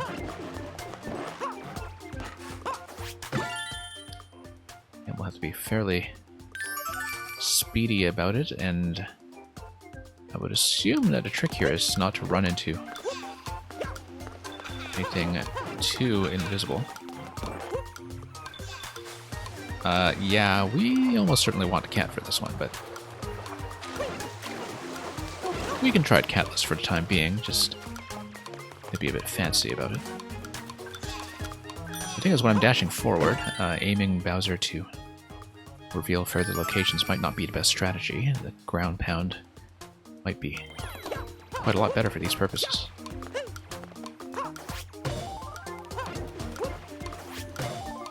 Okay. No, whoops. That's just a slip up.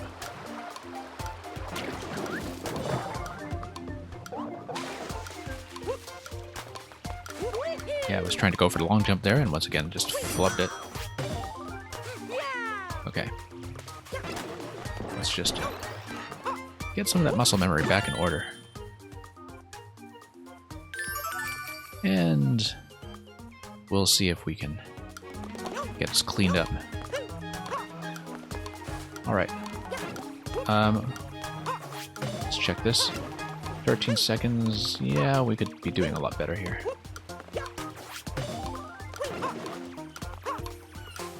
Whoops. Totally flubbed the wall jump. I was trying to rescue myself in that location. We could just do this with the cat, but I do want to provide a bit of a proof of concept here, given that most platforming challenges like this are usually designed to be at least feasible, as Mario in his smallest and weakest form.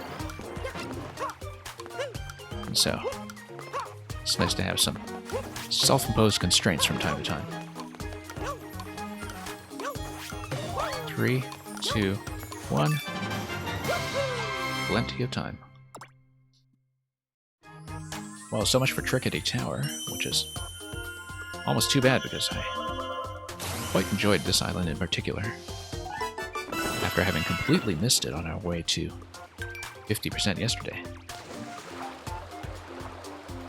Alright, 78%, that's fairly decent progress so far. I think we can now proceed to some other location. Still haven't gotten any closer to figuring out what is going on with the shards over here. Still missing those two. We've checked the bomb location here previously. That has not revealed anything. Entering the shell doesn't seem to have done anything for us either, apart from providing us with a bit of speed as we explore our way around.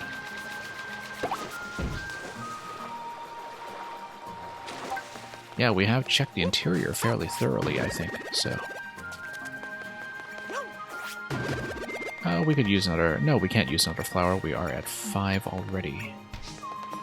Pushing that limit. Let's long jump around. See if we missed anything on the other side of the tower. I really don't think we did, though. Although, clearly we are missing something. A bunch of cat locations, as you can see from the cat ramps.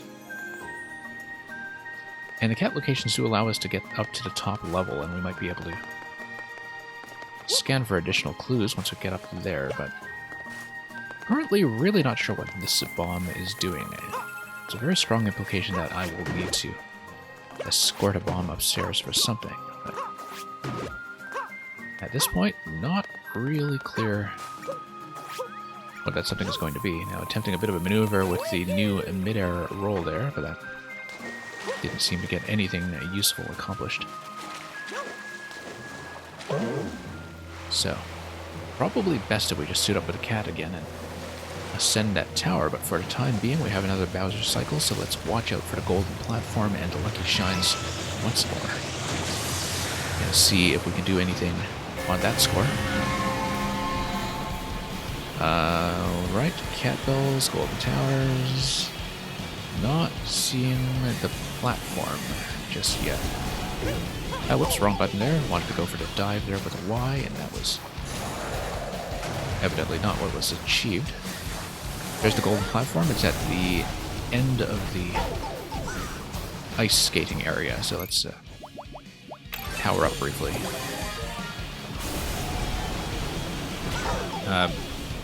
I do think that we need to ground pound to dodge that if we are over water. Might as well grab an extra cat bell while we're at it. Now, regularly, this side of the island is accessible from this end. Bowser, however, has gone away. Come again another day. So, yeah, next time we try to go for that island, it's unclear to me if during the Bowser phase we need to approach from this end, the starting point of the skating segment. But I think we do. We probably need to just race all the way over to this clear pipe on this side, and that's going to be the location that we are looking for. So now, since we do have the cat suit, I think the best course of action here is to get back to the Colosseum and see if we can make any headway when it comes to locating the 2 remaining shards that have thus far remained a complete mystery. Clearly missing something here. And it's not this location, which we have checked many times before. These are not propellers. Don't know if the bomb is useful for anything else either, so it's going to be shard 1 from much, much earlier. Is there anything over to Central Gate? No, it doesn't look like it. We had best run around and just try to ascend a tower once more. This time, the intention will be to get back to the center of the Colosseum so we can use the cat climb to get back up and inspect the central area a little more thoroughly. Whoops. Alright, that was a bit of a miss. Failure of depth perception right there. Or at least of basic and directional control. Let's actually climb before we jump off with the cat.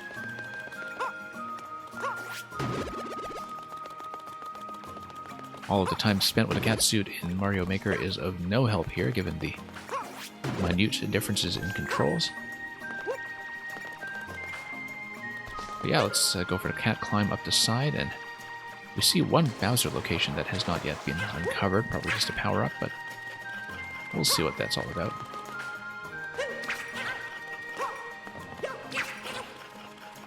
Yeah, it probably is just some cat-related nonsense that's precluding us from finding what we are looking for when it comes to numbers 3 and 5. Wouldn't be surprised if number 5 were something accessible from the top of the tower. I have not yet seen what that would be. We just need to run around and inspect the locations closely. Not sure what this dive is encouraging me to do, apart from perhaps busting our way down to the central location. Merlin, welcome, and thank you for dropping by to say hello. And Electro Dude, Bowser is indeed, well, more oily and slick than actually furry, but he definitely has fury. And yeah, Merlin, if you're still waiting for a physical copy, don't feel like you need to spoil yourself here. We're pretty far into the game already with 78 shines. Ah, here's number 5. That was a total miss. But that's the right idea. Thank you for saying hello regardless. You can always come back and watch some of my playthrough afterwards if you're curious about where I've been occasionally having all kinds of trouble. And yeah, Merlin, I did see that you had a new Team Jump release not long ago when I was scanning my Mario Maker list, and when we get back into Mario Maker soon, hopefully next week, hopefully maybe even later this week, we'll hopefully be able to take a look at then. So, got the ending on a 2.5 hour stream yesterday, so you're fairly good in spoilers. Yeah, I mean, most things are accessible before the post-game, because there are so many different ways, depending on which islands you pick, to get to 50 shines and the initial look at credits. So, and yeah, Merlin, this has been a fantastic experience so far. I'm sure you will also love it. So yeah, take care. I hope to see you with some of the Maker streams later on. Now, how did I get upstairs previously? I think we just need to let Bowser do his thing. Still missing one shard much earlier in this segment, so. Or you can just do the cat dive. Yeah, we're allowed one dive before that resets. There we go. And we'll just ignore him and go for that central shine, probably. Although we are now missing the element that I need in order to get it, except here we are. So yeah, Electrodude, I hope you enjoyed your experience so far getting to the ending. Alright, there we are. Still doesn't solve 1/5 of our problem.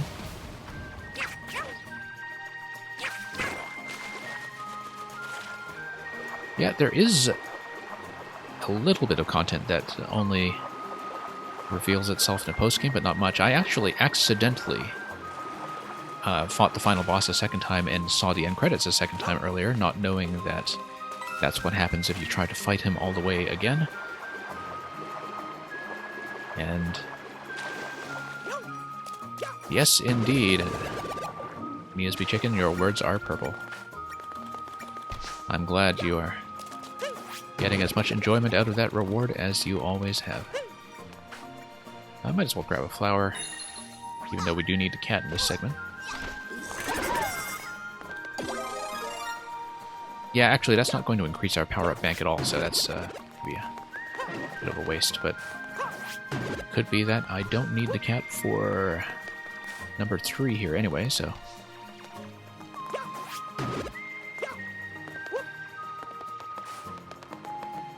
yeah, really enjoying what I've seen thus far. Okay, so we got coin number 1 sort of at the base of the Colosseum outside.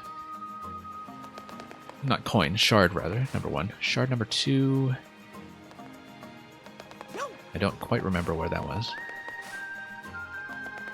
That, I believe, was shard number 4.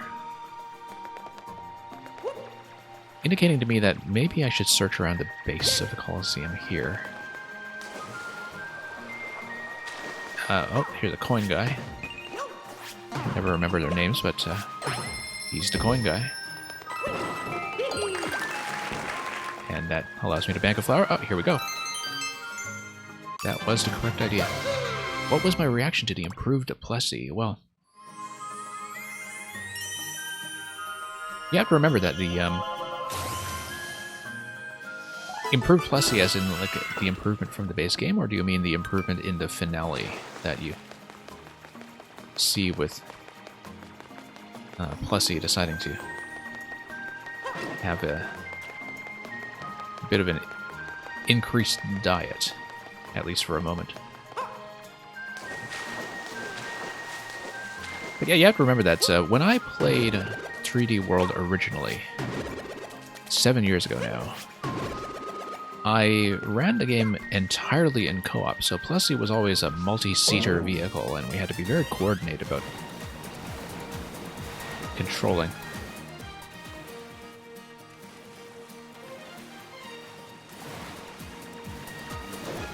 But yeah, really glad that Plessy got to be the star of the show for once. Really one of the underrated elements introduced in 3D World, I think. So, I guess you could say that Plessy made a big splash. Made a very big splash.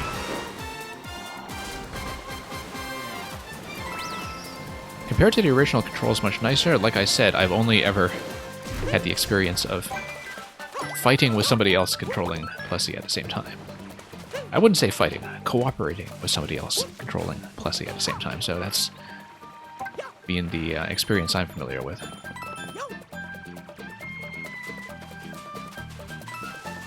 Particularly because Plessy is the last thing you see in the safe zone of Champion's Road, if I remember correctly, and at that point there's always a little bit of pressure to not screw up during the thank you message, which,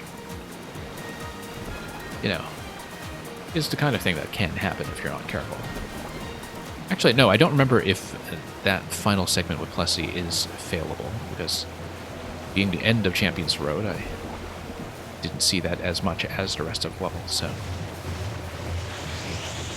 But yeah, really enjoying Plessy's controls here. I don't really have some of the muscle memory down yet, I will admit.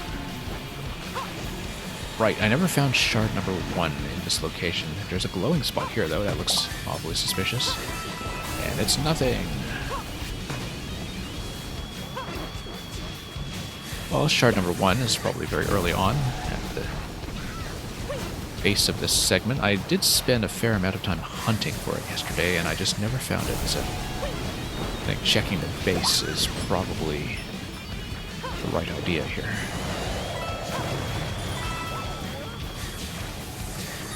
Checking this pipe. We had activated that previously. That's not going to be the answer.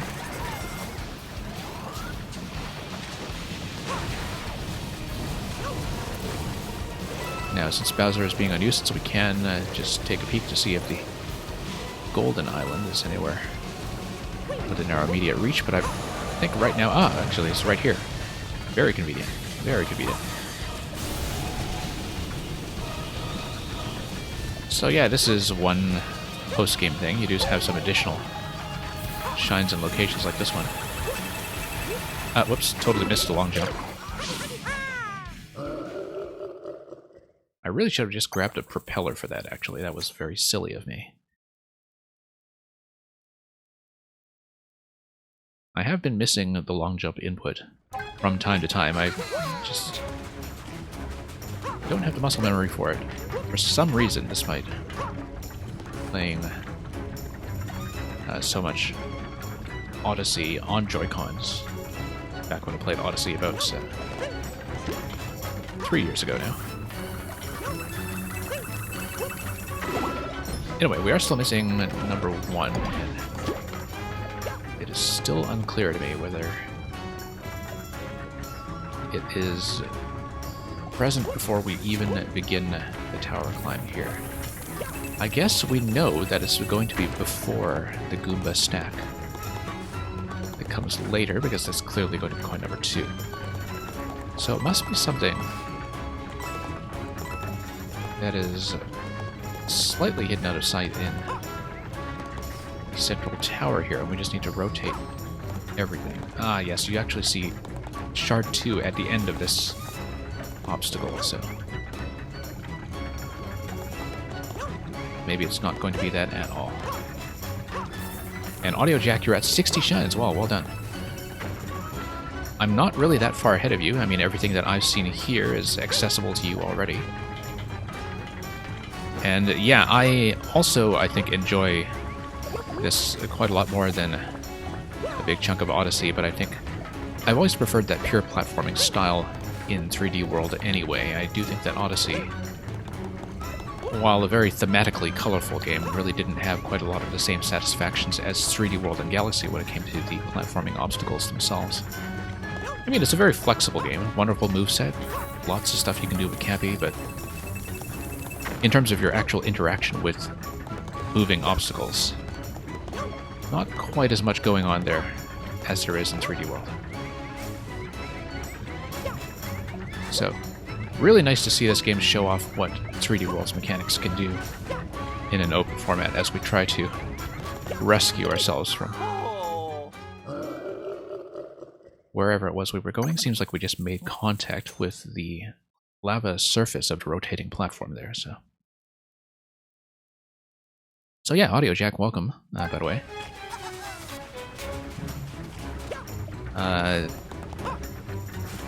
Really quite nice to have a few more viewers today than we did yesterday, given that people have had a chance to progress through the game. I did stream everything up to the 50 shine credits to an extremely limited audience yesterday, simply because everybody still wanted to play this. Actually, Electrodude, I thought the inspiration from Sunshine was very clear right away, and I'm not just talking about the cat shines. That's... It's kind of like you took the ideas behind Odyssey... the ideas behind 64 and Sunshine and kind of introduced the Odyssey style of seamlessness, where collecting anything doesn't interrupt you, but you do still have that sense of zone progression where, as you collect more of the shines, you know, you have these state changes that gradually adapt the level when it comes to difficulty and when it comes to your power progression and your ability to shortcut things with the propeller head, etc. But no, there's a very clear Sunshine inspiration all over this thing, and you can see it right in this segment here with these rotating platforms that feel like they're right out of the original Floodless challenges. Anyway, still no closer to determining whether I can find... Oh wait, this looks like a suspicious location. Nope, not at all. Maybe it is something to do with the pipe. But I don't see that anything here would reveal the fragment we're looking for. And you can see that the fragment isn't even obtainable here because you don't see that indicator of the 5 fragments on the bottom.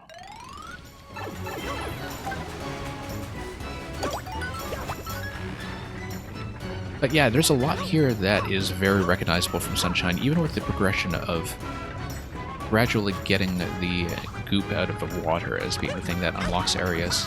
That's straight out of several of Sunshine's major zones, notably Rico Harbor.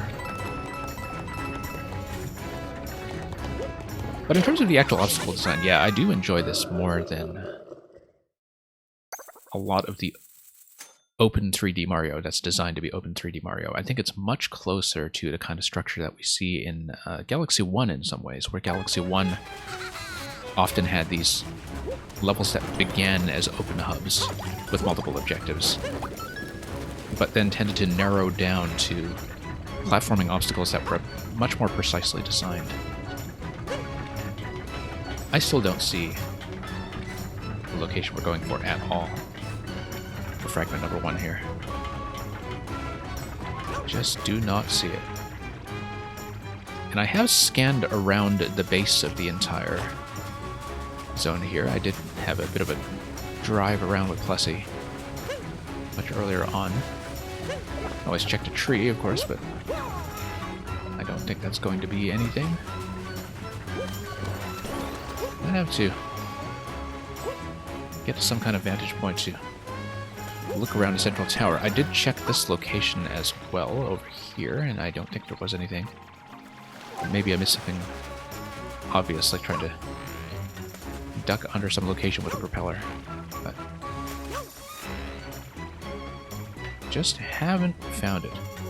First one was pretty well hidden, yes, I can tell. But it's good to have some confirmation of that instead of just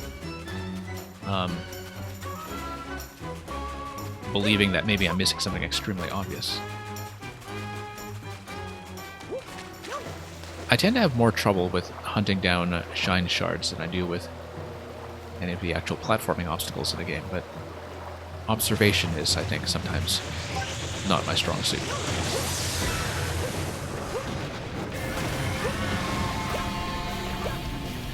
Alright, let's see what else we can do with this. Well, I mean, Bowser's active now, so that's a moot point. But do we have the Golden Island here? Yes, we do. Okay. Do we have a propeller hat? That would be helpful. I went back and forth in this location yesterday so many times because I just forgot to get the propeller hat to ease my way through some of the obstacles. That was very silly of me. Well, there's lucky shine number 4. So we've made some progress, at least. And it's not a complete wash.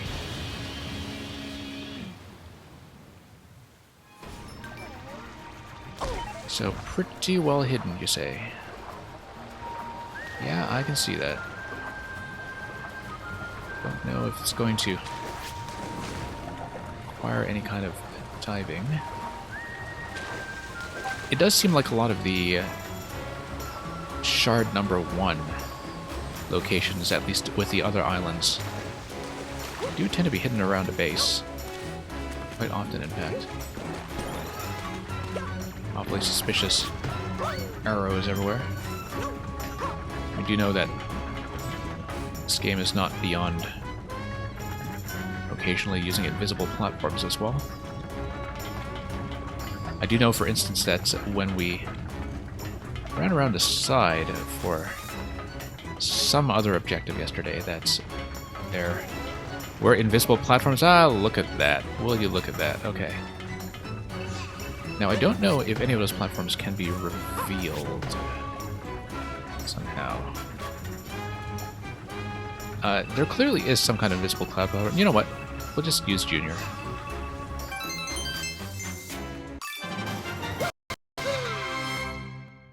Well, that solves that problem.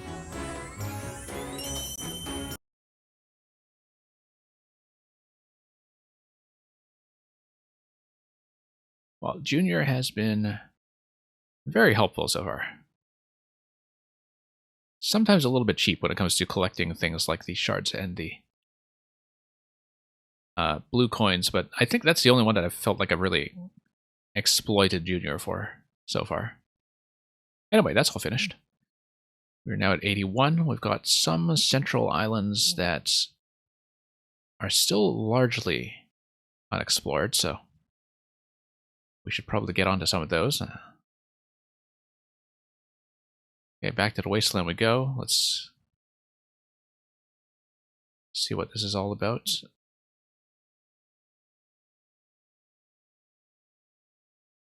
Still haven't made use of the baseballs at all. I don't really know what the baseballs are for, but I'm sure that will just reveal itself with time. Alright, so we see another Bowser location that is off in the distance with the next island, so let's take these platforms forward. Back off, Cat Prince Bully, okay. Well, I mean, bullies and their associated fights really do have Mario 64 all over them. Okay, so we have a track that we can ride to the various shards over here, but that's not going to be something we keep in mind for later when we are done with taking rather needless hits like that. Okay. We were apparently not done with taking needless hits like that. Okay, so never mind that. We'll just have to wrap our way back upstairs. My sound is dead, isn't it? Just one moment. Didn't realize that my game sound was temporarily disabled. Let me just fix that briefly. That does happen sometimes when we have a bit of CPU throttling from my machine being heated. Old problem that probably won't be fixed until I get a better cooling solution. But anyway, let's get back into it. Hopefully the audio had not dropped out for too long. Sometimes it does take me a little bit of time to notice. Anyway, Cat Prince Bully, let's get back into it.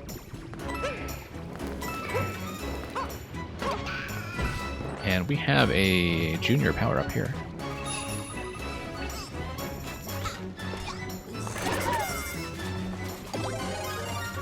Alright, boomerangs are pretty useful against firefights. So we'll just do that and pop some of the question blocks while we're at it. Whoa, long cooldown time of that boomerang there. Almost got sniped as a result. There's that platform for coin. And we'll just ride it out.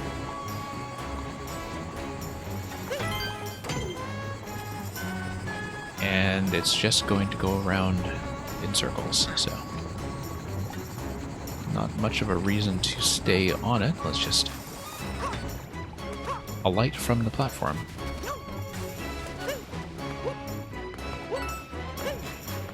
Yeah, don't know if I'll get all the way to 100% on this stream. I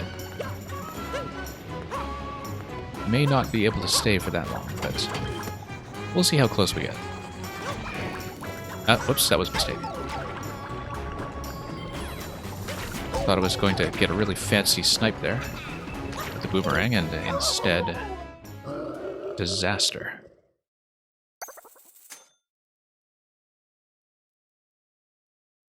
So yeah, that could have gone significantly better.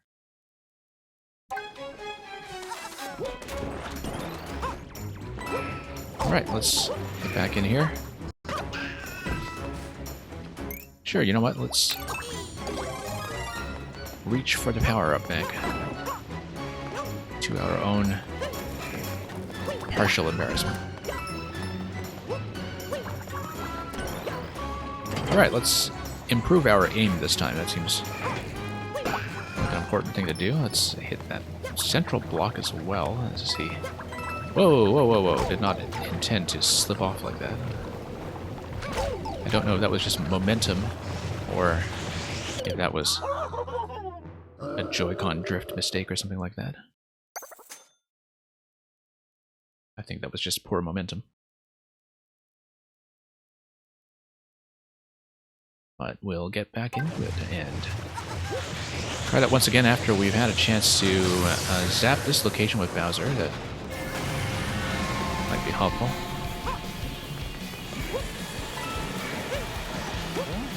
Yeah, we'll just let him fire his Bowser beam. And sure, I'll get smacked and he'll miss completely, so that was pointless. But, you know, I actually do need to do the initial clearing of goop on this island, don't I, before I'm able to reach that location? No, I'm able to reach it. But at what cost?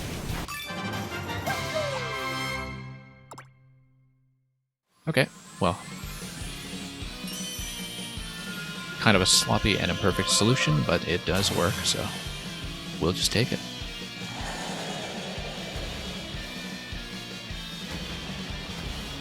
And shine on, you crazy Bowser.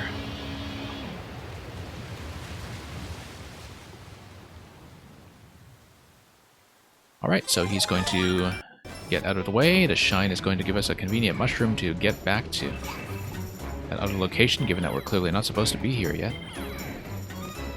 Sure, let's long jump out of this.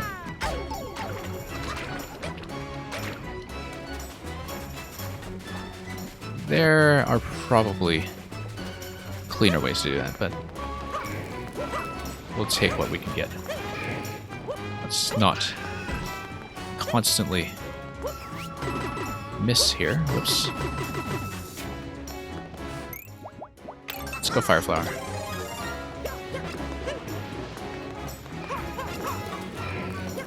Have a properly symmetrical firefight. And let's not miss this gap this time. That was... Alright, so we didn't miss the first gap, but that was maybe not ideal. That could have gone slightly better. Ever so slightly.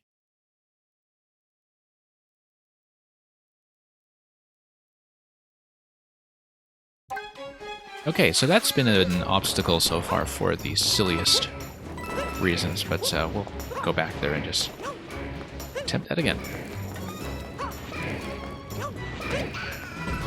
Very nice of these guys to stay in one location. Not something that is always true of their kind. Whoops. And I don't know what it is about that location that's been throwing me off. Probably just the perception of height, actually, between the moving platform and the supposedly safe location. Something is throwing me off about the way I'm aiming my jump, and I have not determined what that is. Whoops. Yeah. Just off my game today, I think.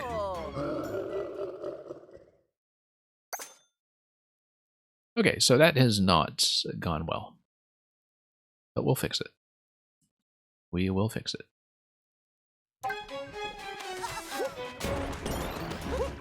Well, the Cat Prince Bully isn't going to back off until we actually get there, reach that location. Alright, rematch. And yeah, let's change my angle. Much better. Much, much better. And I just missed a gap again. Okay. Really do need to watch the camera there. I just keep forgetting to account for both the difference in height and the horizontal gap. And I just assumed that I could slip off from one platform to the other, and ultimately that was not the case. here on Mount Magmeow.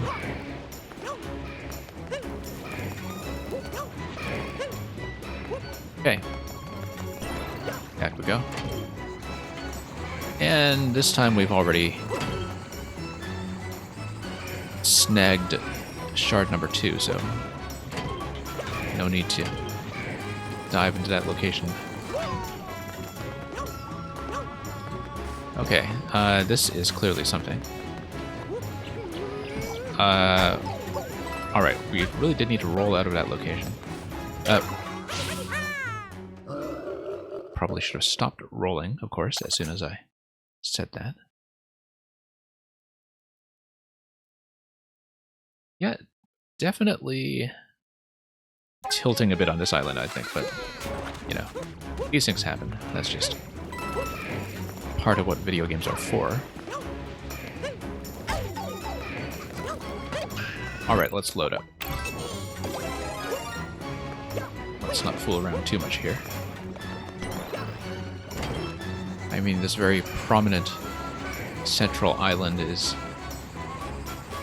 quite clearly meant to be more endgame content, I guess, than what we've seen previously. But I think one of the nice things about Bowser's Fury in general that I wanted to bring up earlier when we were talking about how it compares to games like Odyssey is that it really gets you into the action right away. It kind of feels like everything is mid-game Mario without that huge initial ramp up. We could wall jump this, or we could send Junior to risk himself on our behalf. Looks like a pipe entry below us here. That's interesting. We'll have to think about that. Or just go down the pipe. Alright, that at least creates a durable shortcut.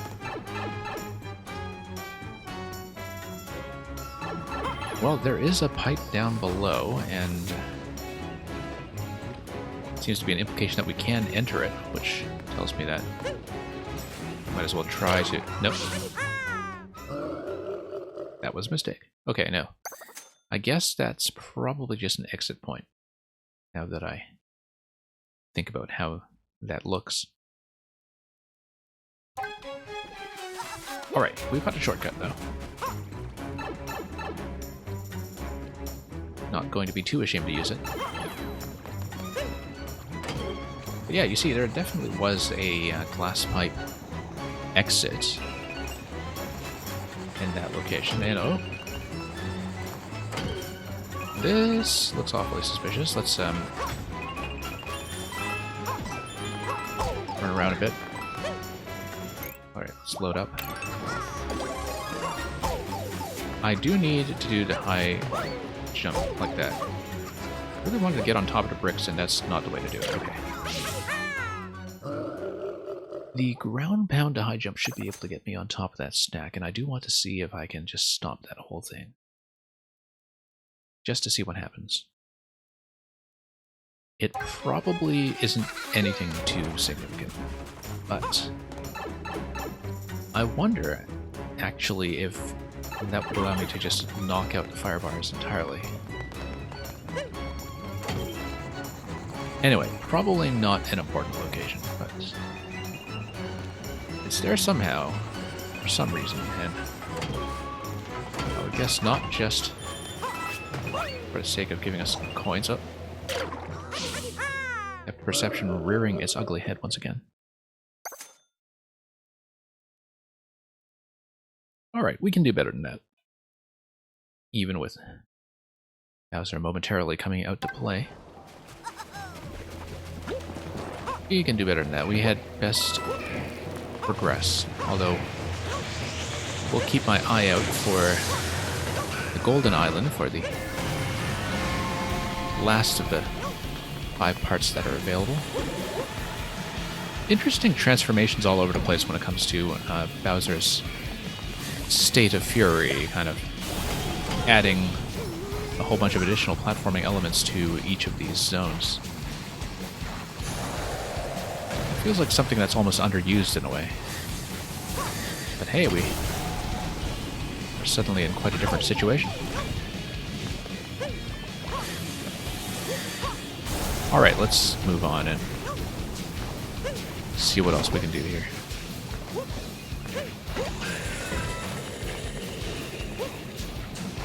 Wall jump out of that near incident. Okay. Roll out. And he's just going to leave us.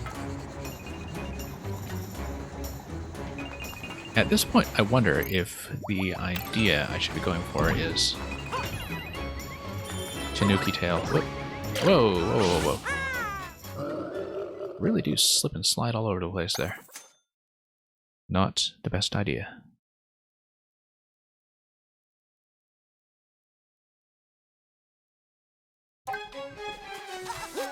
Alright. Let's try this again.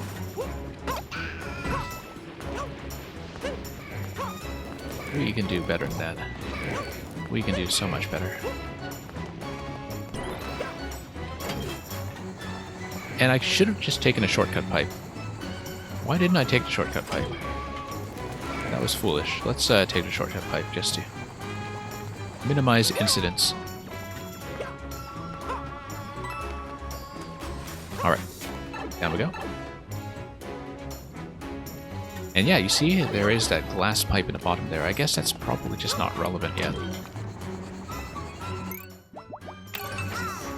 Okay, we're gonna go Tanuki here because I want to see if I can, in fact, interact with the bricks. But I would assume... Whoa! I don't know why I have so much trouble estimating that gap. I keep expecting it to be much smaller than it turns out to be, and consistently so.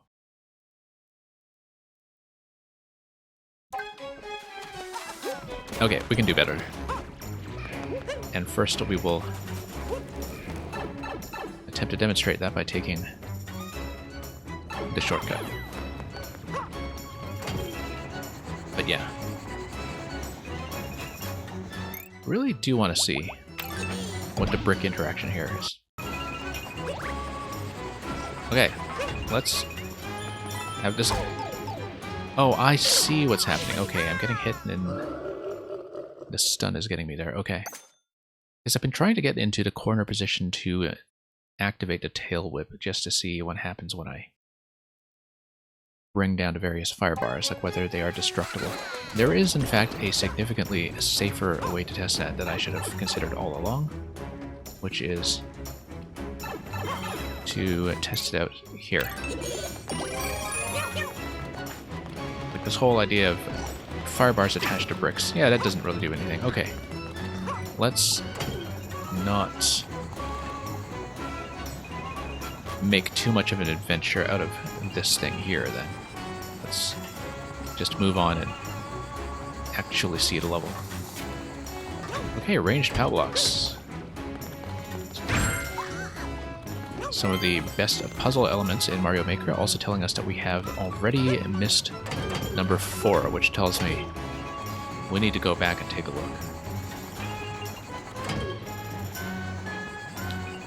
Quite possibly, though, number 4 could also be on this end, for all we know. Whoops.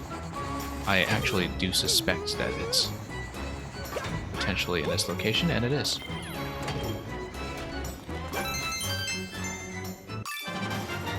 Okay, that worked pretty well. Now, still haven't seen the cat bully Prince. We'll just have to continue climbing until we've made short work of that. Cat Prince Bully, rather. Yeah.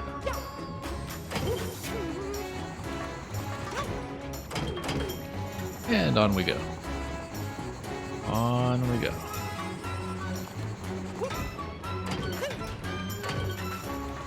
Okay. Just a matter of timing and camera control over here. I'd give that a single bop, not really most spectacular ending, but... Ah. Okay, I see. Oh yes, I remember how this works. It's been quite some time since we had to face the 3D world style bully fights and see how all this is going to function.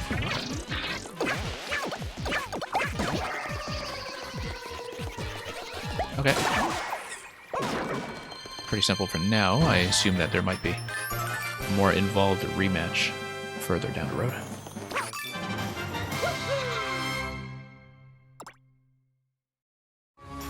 But yeah, I had mostly forgotten about that style of bully fight. It has been a very long time since I played the original 3D World content, so... Well, nice to finally have some of the surrounding magma relaxed, and so now you can see what the intended way it was to take care of location unlocked by Furious Bowser. Not much of a reason to dive around these pipes myself, I don't think. Well, we will have to be on the lookout for the next golden island, golden location. And it's going to be nowhere near our current location, is it? Just have to have a good look around then and see where we don't want to be driving.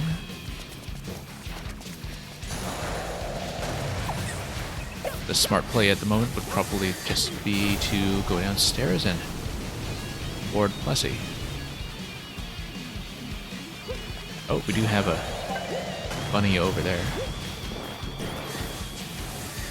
who is, of course, going to be a disastrous diversion as always.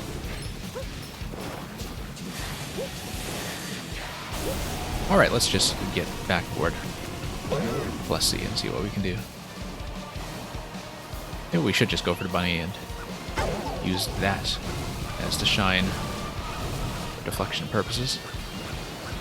That might be wise at this point to power up just a bit to hedge against various incidents.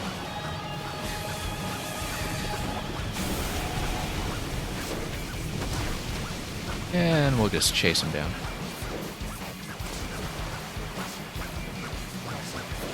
Here we go, fairly simple.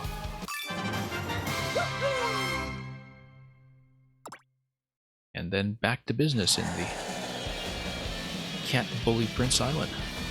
Mag Meow, I should say.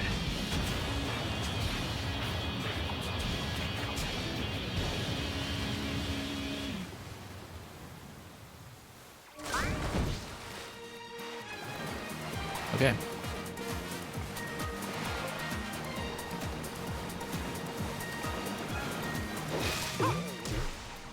Here we go. Notice the red exclamation block and also some of the changes in obstacles. Really some of the drastic changes in layout that we see here now. Y-shaped fire bars? But why? Okay, so we have a switching mechanism, and I do not know yet what that affects, although it's probably just track switching. Yes. Notice how the shards are actually still all accessible in this state as well, the current state of the level that has undergone such a drastic transformation. Whoops, that was a huge miss. This certainly looks like a cat spot, actually. Let's just poke around at it and see what happens. Okay, not much. Should have dropped down on a creeper, I just didn't want to do a massive wall jump and miss. Climbable with a cat, but why would we? The cat's going to, of course, have an easy time of getting over, or rather under, a one-tile gap. That's the 3D world we remember. Alright, so... Nope. Oh, I see. No, we need to ride the platform around so we have enough height on the other side.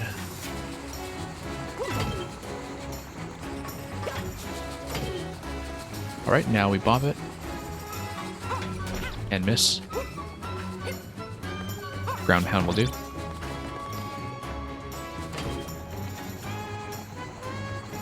And we'll just ride this out.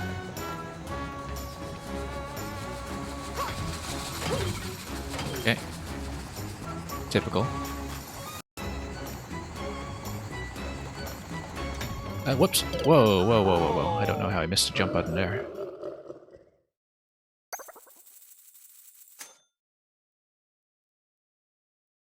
That was very unexpected. Slipping off the edge like that. That's okay. Not hard to get back to where we were and proceed on our climb atop Mount Magmeow.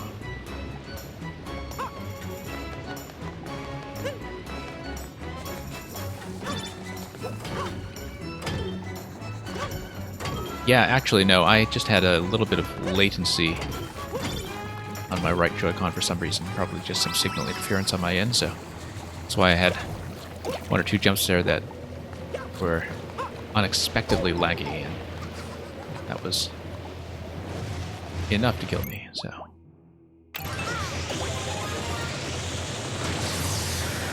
How seriously do you take video games really if you're not prepared to blame everything on lag?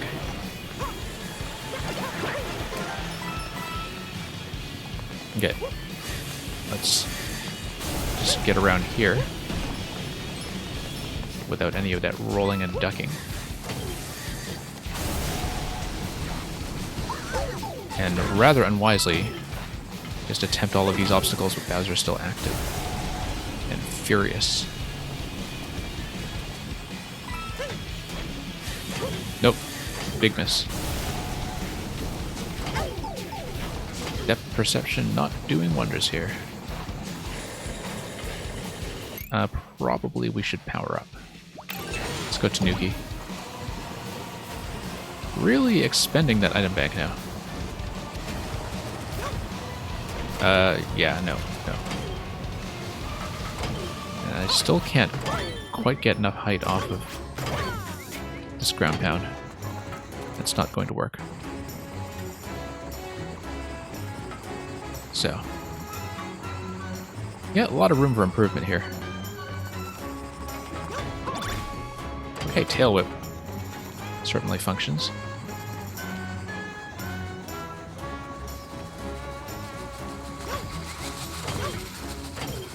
The Tanuki suit should make a lot of things easier in general.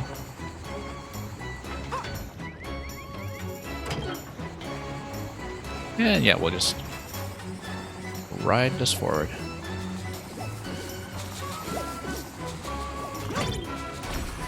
And that's going to be a plummet. I see. Well, now we know what that guy's for. Some Bowser artwork available off to the side. We'll check this a bit more exhaustively later on, I think, after we grab the shine up top. It is a pipe. I do want to check it first. Okay, let's check it. Depending on how far down we wind up after we get spat back out. Okay. That's it. And back to where we were. Okay. Very convenient.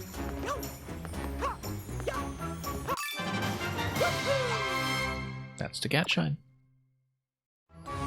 So, one more in this segment. We'll find out what it is, whether it's blue coins or Fury Shadow or something else. I'm sure we'll find out soon enough, but first step will require us to head back down. I do believe there was another location where Bowser artwork was available. Oh, hey, here's one of the Toad Brigade. This is actually the first one we found after the game indicated that the Toad Brigade was actually present in some form.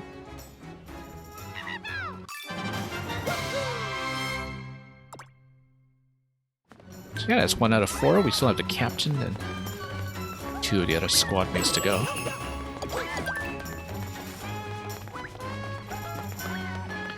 Interestingly, when you hold the cats, they actually do allow you to do a slow fall.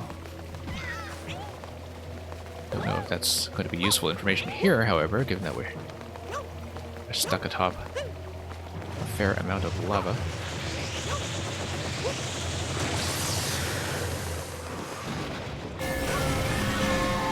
Yeah, it was definitely some kind of artwork location. Oh, forgot that I can't grab that guy when Bowser is mad and ready to make all the other cats equally mad. Let's go down.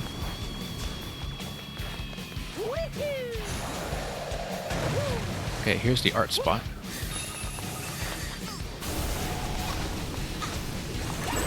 Not sure that's anything useful whatsoever. Okay. We'll take it. And what is this? Pipe. Okay, no, that's just an exposed part of the pipe that brought us upstairs to begin with.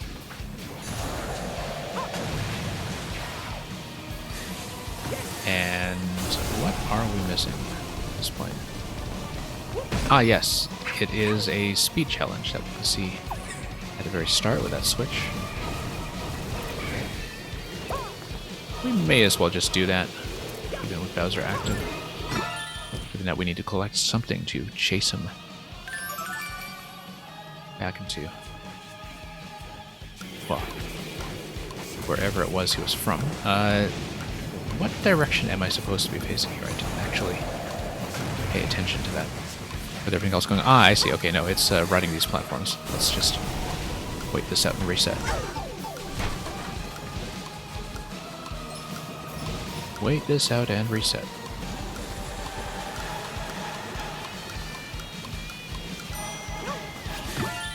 Okay, let's try this again. We are about to get quite a lot of fire in our face.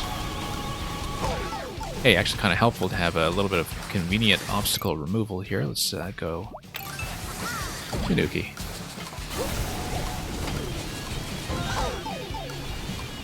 That was maybe not helpful. Okay, almost there.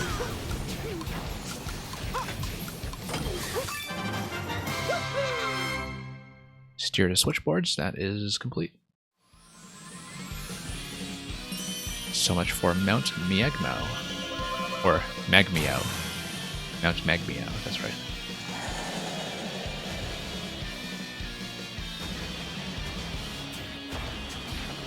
Okay, kind of getting into the mid-80s at this point, so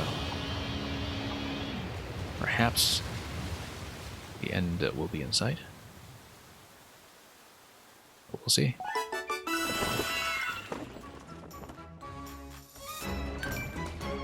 Alright, that's all complete. 88. And we have 12 to go. Let's check that location with Junior. Now, I don't think Junior painting has ever revealed any shines. It's usually just pipes for bonus rooms and power-ups and the like. So, I have no expectation that this will be anything too useful, apart from the fact that we have been expending so much of the item bank with some of the more spectacular messes we've been making along the way.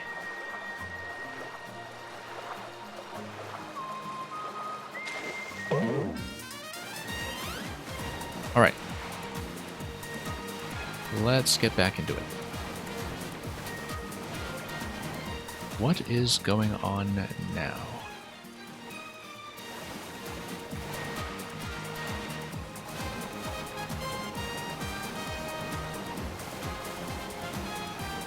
Well, just need to scan around for some of the unfinished lighthouses, I'm sure. We still have to find the rest of the Toad Brigade, having only caught 1 out of 4 members. That accounts for 3 shines. We know that 1 shine is going to be accounted for by Bowser's Furious form. Now we're missing the 5th of the lucky shines on the golden platforms. So that's 4 shines accounted for already, which means we have 8 left that I have not thought about. I don't know if they're going to come from towers or from other more individuated islands, because I certainly don't see lighthouses that have not been cracked and flagged. We might as well look at the map for once in our lives. Okay. I have a couple of quest markers here on the lake. 1, 2, 3, 4, 5, 6, 7, 8. Yeah, that's as expected, pretty much. And the final Lucky Isle will be in that location. So yes. So yeah, we have 8 spots. We have this, and we have the 3 Toad Brigade locations, which have yet to be uncovered.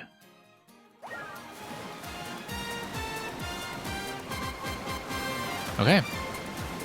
Well, that shouldn't be too difficult. As long as we consult the map from time to time. So something here.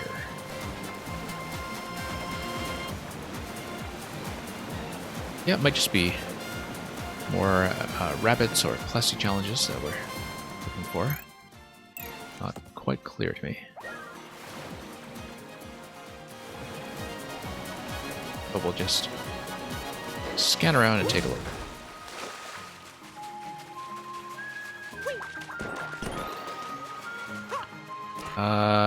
Looks like this is probably one of the fights that we had done previously. I don't think it's relevant to us right now.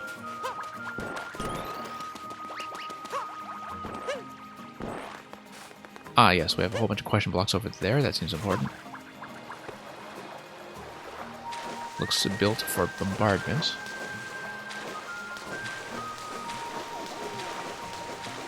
So yeah, we'll just head over there. Grab a bomb, toss a bomb. Pretty simple. Okay, wall jump. And star. What do I need a star for? Oh yes, okay, probably being able to safely traverse locations that would otherwise be inaccessible. What am I doing here? Okay, that doesn't give me anything that useful. Except, of course, a vantage point of the whole area, which, for all we know, might actually come in handy, given that I don't know what's going on with this exclamation mark in the lake. Might just be one of those situations where I board Plessy again and find out. Alright, let's head back down. And we'll see how that goes. And yeah, it's still purple.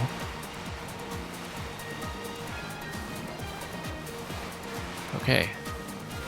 What do we got here?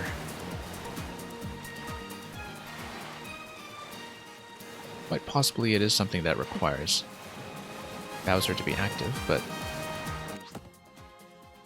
can't quite tell. So we had better get back to some of the other marked areas then, although we'll need to keep in mind that we do want Bowser available for the Lucky Isle in this location. Yes, because we had seen it earlier, and it was the one that is accessible from presumably the glass pipe on this side of that island.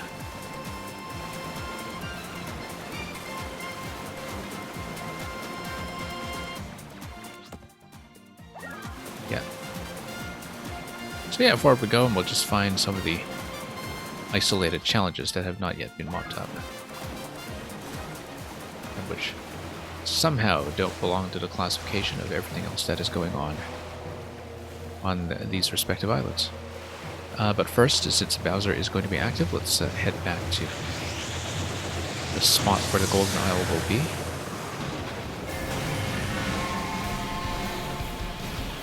Oh yeah, it is appearing there, up top. So we'll head on up.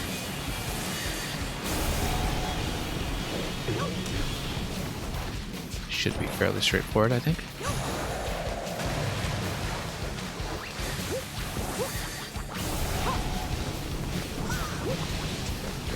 Alright, almost there.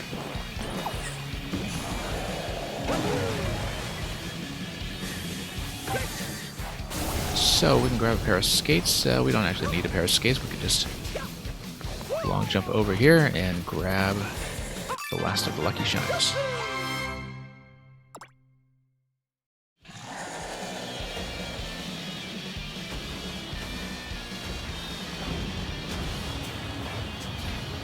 Okay, so far so good.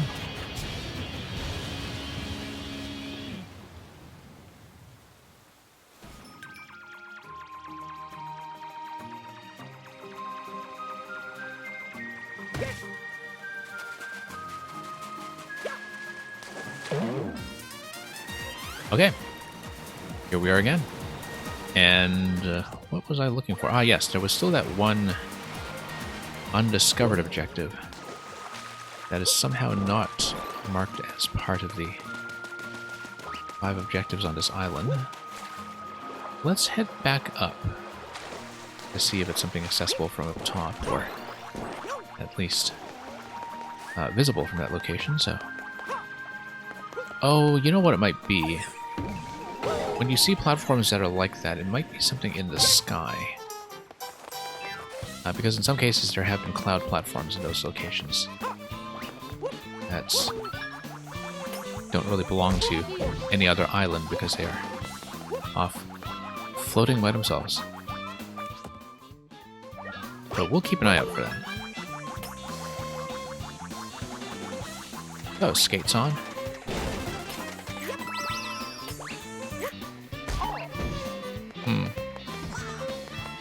Yeah, because whatever the location on the map is, we should pretty much be overlaying it.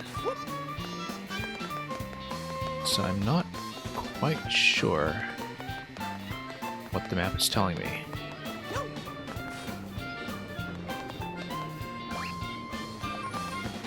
Well, we could just go down and check. Yeah. Not really clear on what the map wants to tell me here. So, we had best roam around some more and explore.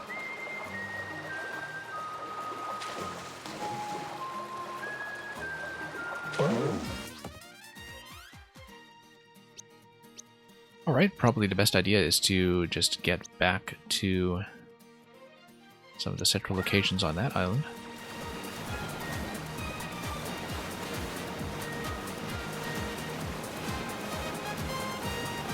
It could very well be that that is one of the Toad Brigade markers. Although I don't know if the Toad Brigade would be marked at all as being among the map objectives, given that the whole point is to discover them and uncover their locations.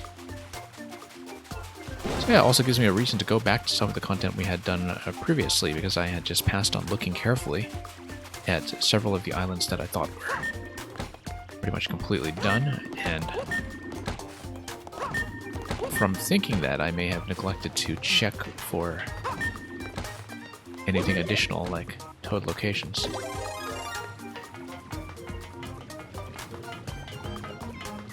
That's okay, we'll just do a bit of an initial read through here until we have a better understanding of what's going on. Looks like we should just get out of here and back over to where the cat bell resides. Now, is this one of the locations we were after? I don't think so. We do need a cat for that.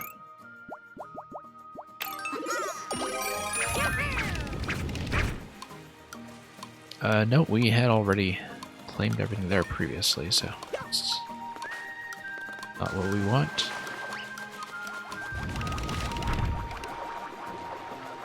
Well, let's see what else is available.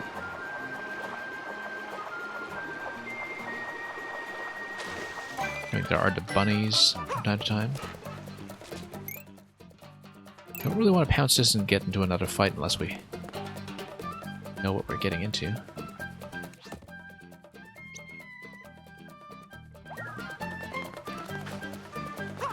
Yeah, it could be quite a lot else that we're missing here.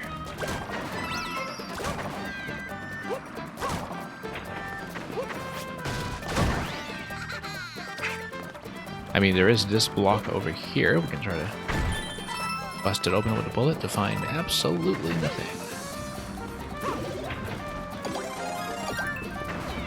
Okay.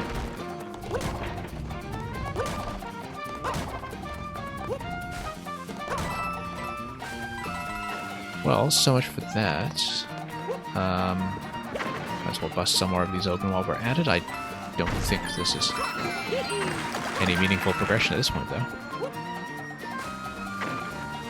There is a location that we had already scanned out there.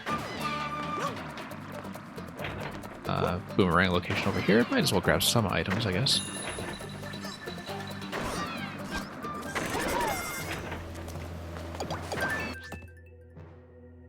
Now, what can we do with Bowser? We can see if he transforms anything in such a way that reveals additional objectives, like chasing bunnies or anything else. Probably a good idea to get on Plussy at this point, just to get to a state of preparedness, in case there is anything we need to be aware of. Really don't see it, though. I mean, there are just scattered islands here and there that look suspiciously like they might be bunny-related, but this looks like we had cleared it already.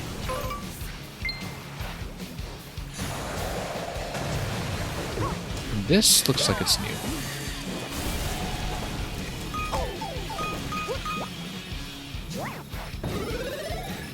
Now, I don't remember if we had taken this location. We had done a number of the cloud locations before, but perhaps not that.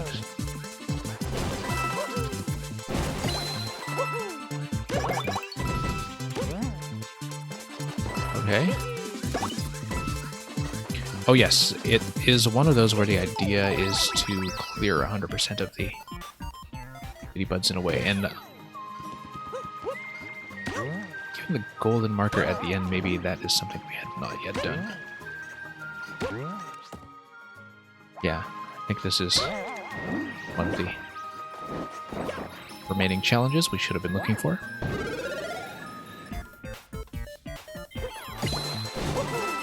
So let's just knock out 100% of these guys.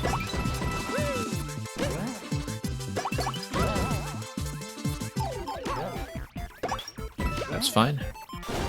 We just had to do without the star.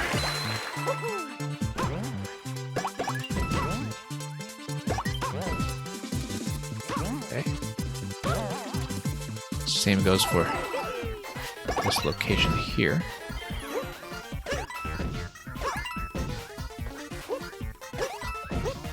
And we'll see if I'm correct in that I have not actually done this one yet. Yeah, I think the yellow marker on the Shine platform is what tells you that this is an objective that had not yet been achieved. And we'll get out of here. We are at 90. Now, I don't know if I will actually reach 100 in this session. I may have to save it for a separate sitting, given that, you know, we do now have a little bit of additional poking around to do before we are able to properly complete this. So it's quite possible I will have to save that for a third stream, a third sitting. If we do that, it will probably just be something we continue tomorrow, but we'll determine that as we go. Pick lap cats. Yeah. Well, we do know that when we see something marked on the map that seems to overlap the islands without actually being an island objective, that certainly the clouds could be one thing. There's probably more where that came from.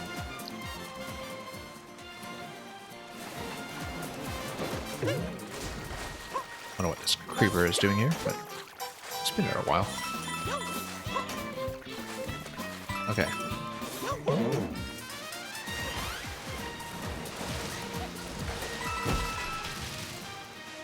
Yeah, it might be something on top of that central elevated position on this island, but we might just have to go back and take a look.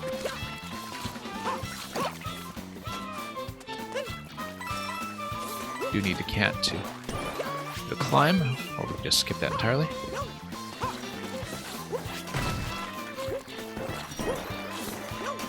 Alright. In that case, we'll just do the climb and see if that brings us any insight whatsoever into the nature of our next objective. Certainly having the repeller here is going to be hopefully somewhat useful. There we go. Now, do we know what's going on here? Whether there is some kind of objective that we might have missed. Could be something involving launching from the top of the lighthouse, but not quite clear to me at the moment.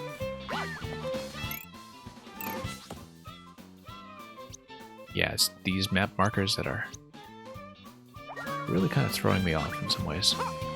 And that I'm not sure what it is I should be looking for. I guess we do have some of the individual cast-off islands from time to time, but... Oh, here's Captain Toad. Okay, okay. Oh, that's important. So yeah, I guess they do mark some of the Toad Brigade locations, and we just need to be on the lookout for that. Well, hi there, Captain Toad. That also brings us some additional insight, I guess, into what we should be looking for.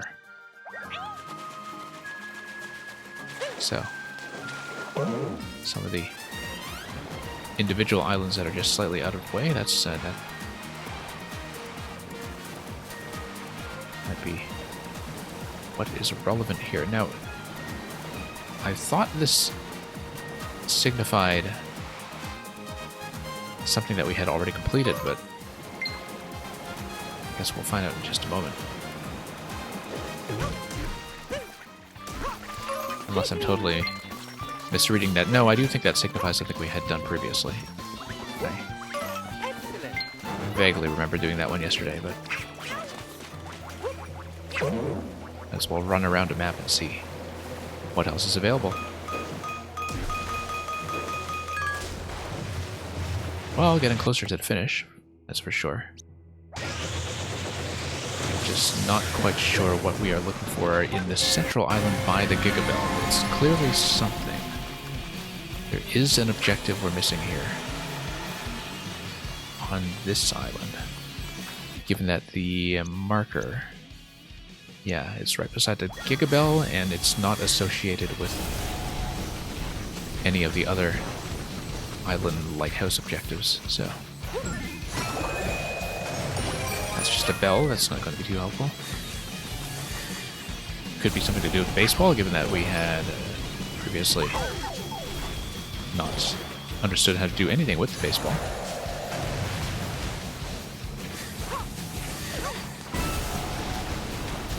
Could be something else entirely. It's not going to be that tree now that it has been completely nuked.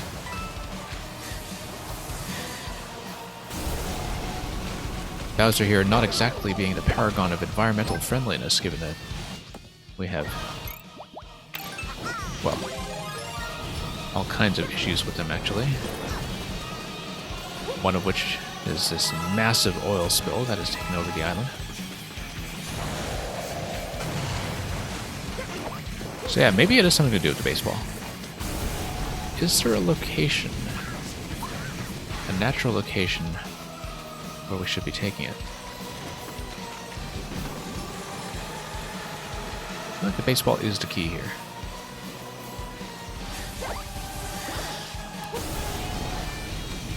But in what way? That's something we'll have to figure out. Also interesting that the Golden Island does continue to appear even after you have cleared all of the related shines. Whoops. Ran right into that.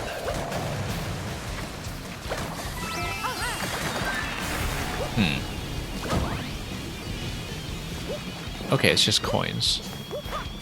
Yeah, we'll take coins. I can use the additional item bank given how quickly we are now depleting it. Alright, let's grab that instead.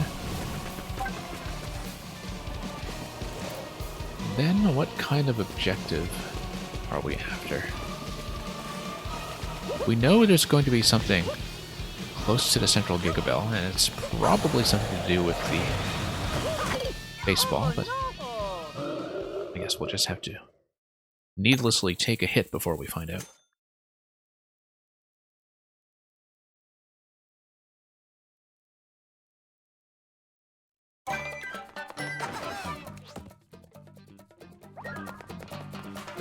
Yeah. Not the most helpful map marker. Oh, okay. This guy. This guy. Maybe that's what the ball is for. Yeah, I remember him from yesterday.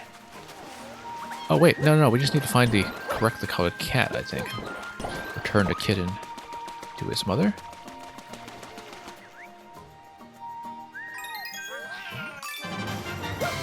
Right, because we passed by this objective yesterday and just completely forgot about it. Alright, so looks like we should, in fact, trust the map markers from time to time after all. Next one is going to take us to that bunny in the middle of the lake. That bunny is not glowing, though, so would not have thought that that was an open objective, but maybe there's something else going on here that we don't yet know about. No, it's not even going to be on this island. It's going to be in a different location. Not going to be here either. Ah, yes. Here we are.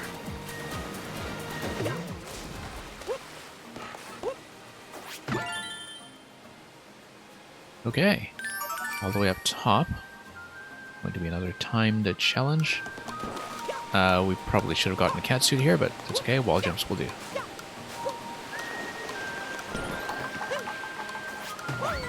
Nope, bad idea.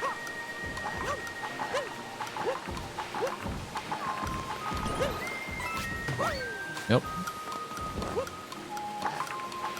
Well, we could use the cat suit, or we could just not spend as much time on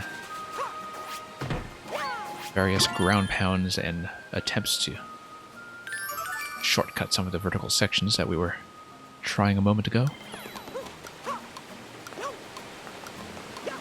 Wall jumps should do the trick nicely. Not like that, it doesn't. Let's do it again. Just a matter of waiting out the timer and making an additional attempt.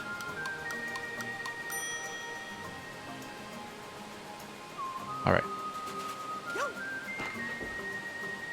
think we'll just need to pop this once more.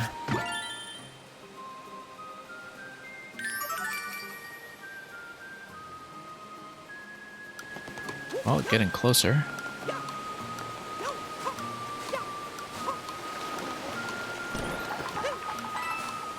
Still occasionally forget that we don't have an extra swirl here the way we do in Galaxy or indeed in Mario Maker. Whoops. Depth perception strikes again.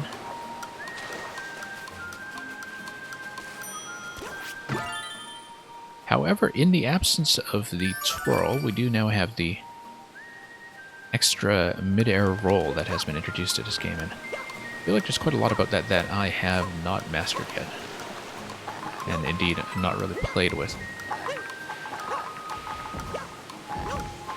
I had one jump there that I flubbed, but that should do it. Also gives me access to a location above the falls. And Bowser's going to come out to play once again. We don't really need him at this point, though. I think we just want to head over to that island. You can see the dotted line demarcating the lower level. That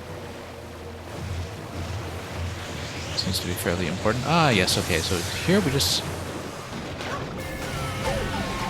attempt to make a jump with Plessy and completely miss, but you see where the shine is located now. I think the idea is to probably just dismount Plessy in midair unless there's something else we can do to clear out the surrounding pollution. I don't mind taking a death there, though, given that Bowser was presenting a bit of an inconvenience anyhow. So, yeah, we can attempt that location again, but failing that, well, let's just see what we can do. It is on the upper level, so we can try to get up there, or we can come back here and try to take another peek at what location we were missing earlier, whether there is an island on the lower level or some other objective that can be discovered. Yeah, you see that little location here where there's clearly a platform you can stand on. That's gotta be something. That's gotta be something. Maybe a Toad location. Totally is a Toad location. You see where I'm looking? Right there in the center of the screen right now. That's Toad location for sure. We just need to get on top of this island and drop. So let's get back on skates and try to estimate where that location is going to be. Because we won't really have a good look at it visually. Will be. That's okay. Let's try it.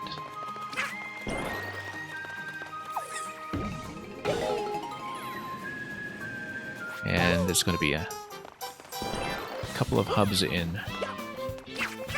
It's quite possible to use the map as assistance, but yeah, it should be right around here.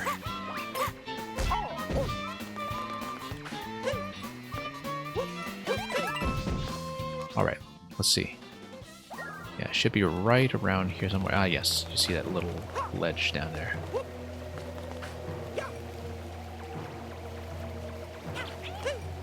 There we go.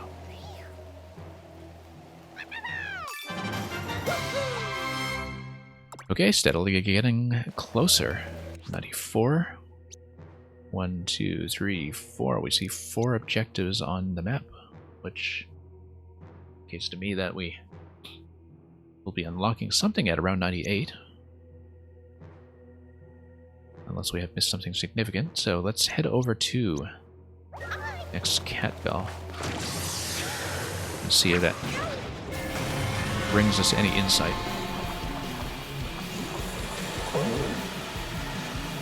Now, given that previously we had a bit of a change of state in how the overworld works between 48 and 50, it would not be unthinkable that it does something similar between 98 and 100 just to create a proper sense of finality as you get Bowser that one last time.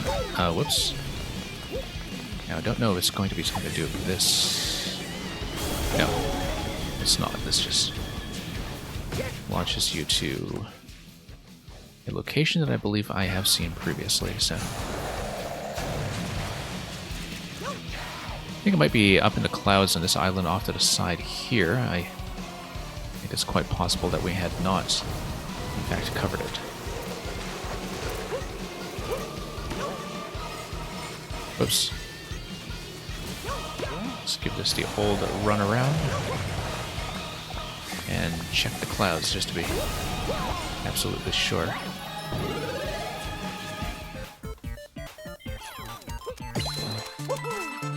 Yeah, these bonus segments do tend to blend in after a while. I vaguely feel like I have done this one, but And I have. You can see from the blue indicator at the very end that it is a shine that has already been collected. So let's get out of here. That's not going to be the answer. It is going to be something quite close to the Ruins Bell, though. Ah, yes, it's going to be another kitten quest. Interesting that each of these kittens seems to be associated with one of the Gigabells. 1 out of 3. Okay, fine. Fine, we'll pick up your litter. Pick up after your offspring. Wherever it is they've gone.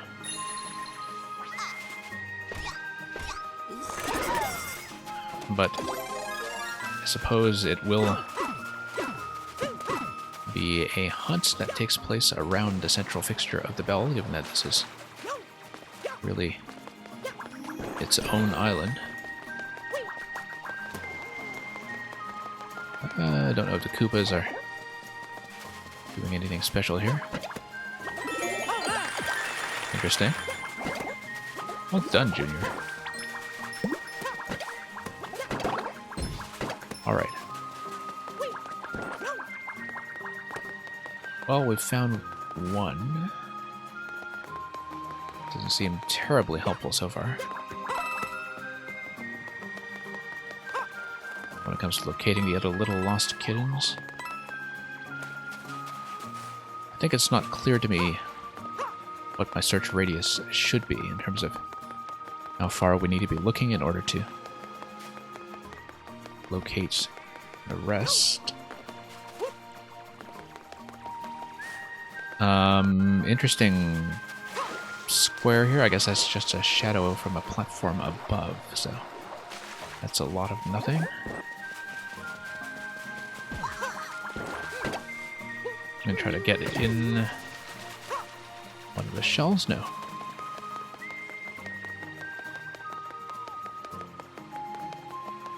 Looks like there's a kitten that's actually on top of next to gate. So yeah, we do need to search a little further. That was visible from the central location though, so not exactly a crazy location by any means. Might be something that we need to drop down towards from above, unless of course we just do a cat climb.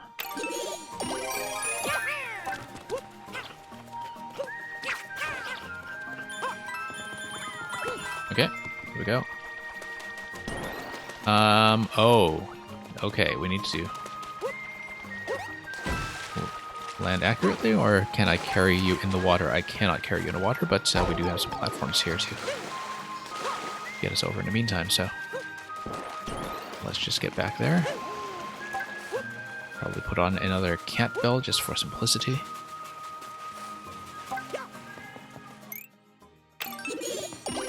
Yep, you're almost there. Nope, not quite.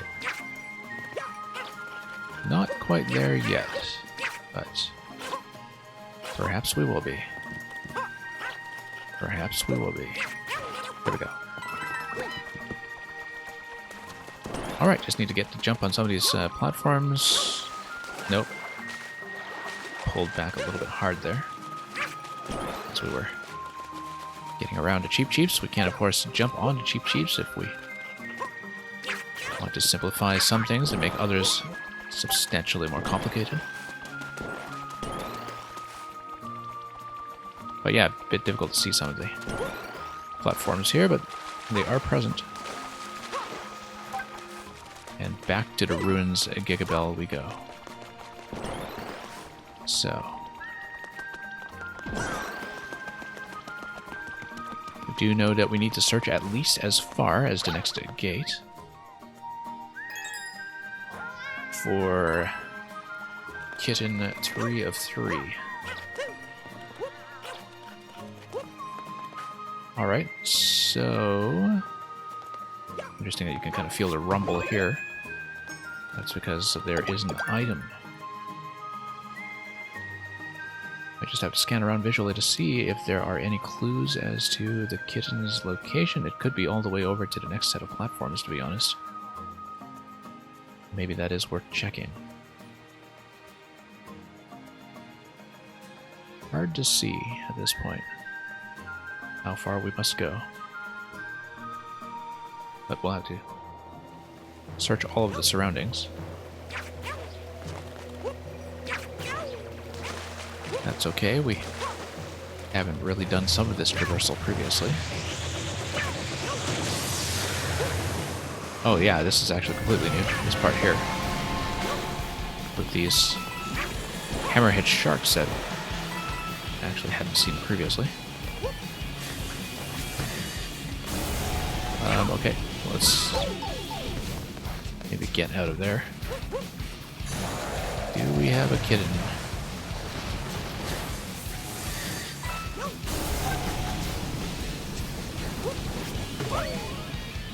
Okay. Not much to do about that. Propeller? No. Fire flower is useful though. Fire flower is no longer useful. Okay, fine. We'll take that. I see no sign of a kitten though. Could be something around a Coliseum perhaps, but that's zoning into the next island by that point, and I don't know if the logic of how these sections are classified really does permit me to search that far.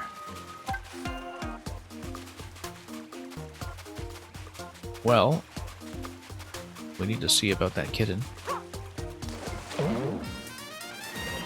And it is going to be something that is within range of jumping over to the central ruins here. Which tells me that this area here around the Trickety Tower is in fact fair game when it comes to where the kitten can be, and indeed that may be where to look, or not.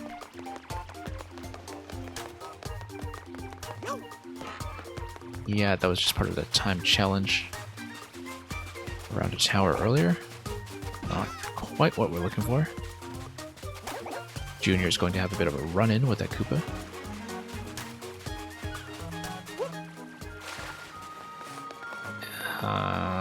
Not seeing it.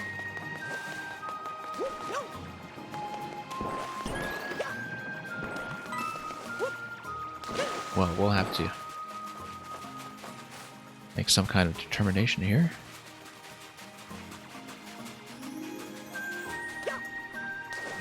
Alright. Might just have to scope this area out a little more carefully. It could be something that's accessible with this guy.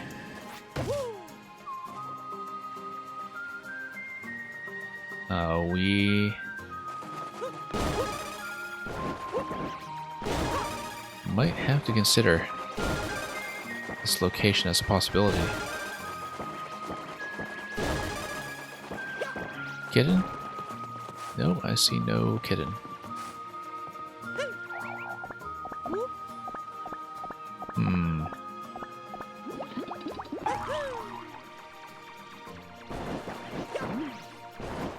Well, we'll just have to dash all the way back and see if this vantage point provides any clues as to where we should look next.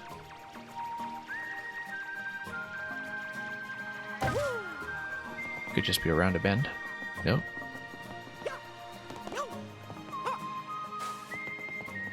Not sure I see it. Once again, it has to be something that's within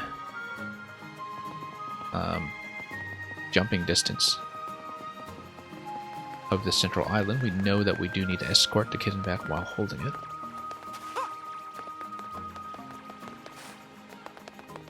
And yeah, BSP Chicken, I'm glad you've come to use the purple reward a little more cost efficiently.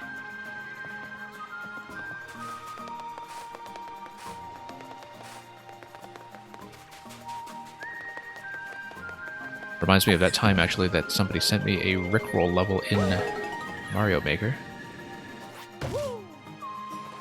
We did attempt to sing along at the time, but synchronization with my capture card is sometimes a bit of an issue when it comes to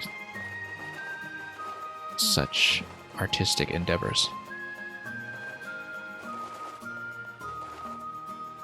Yeah, let's see here. Certainly, the Invisible Tower is fair game when you think about the fact that you can jump all the way back. Colosseum might be worth a further look, although we had already checked the gates.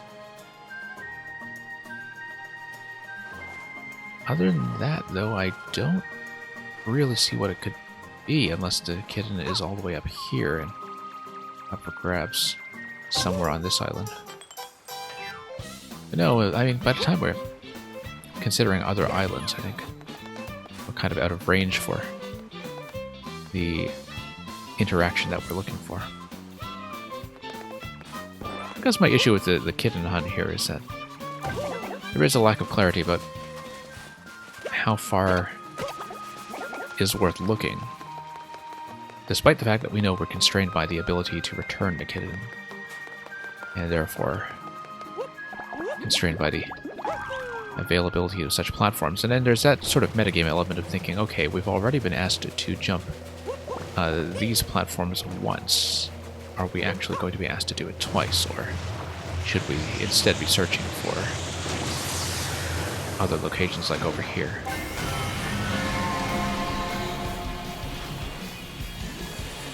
Well, anyway, that's going to be academic in a moment when we spend our time evading Bowser instead.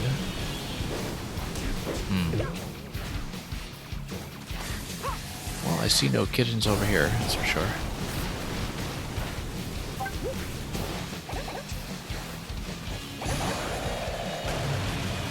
This base area might be worth a look.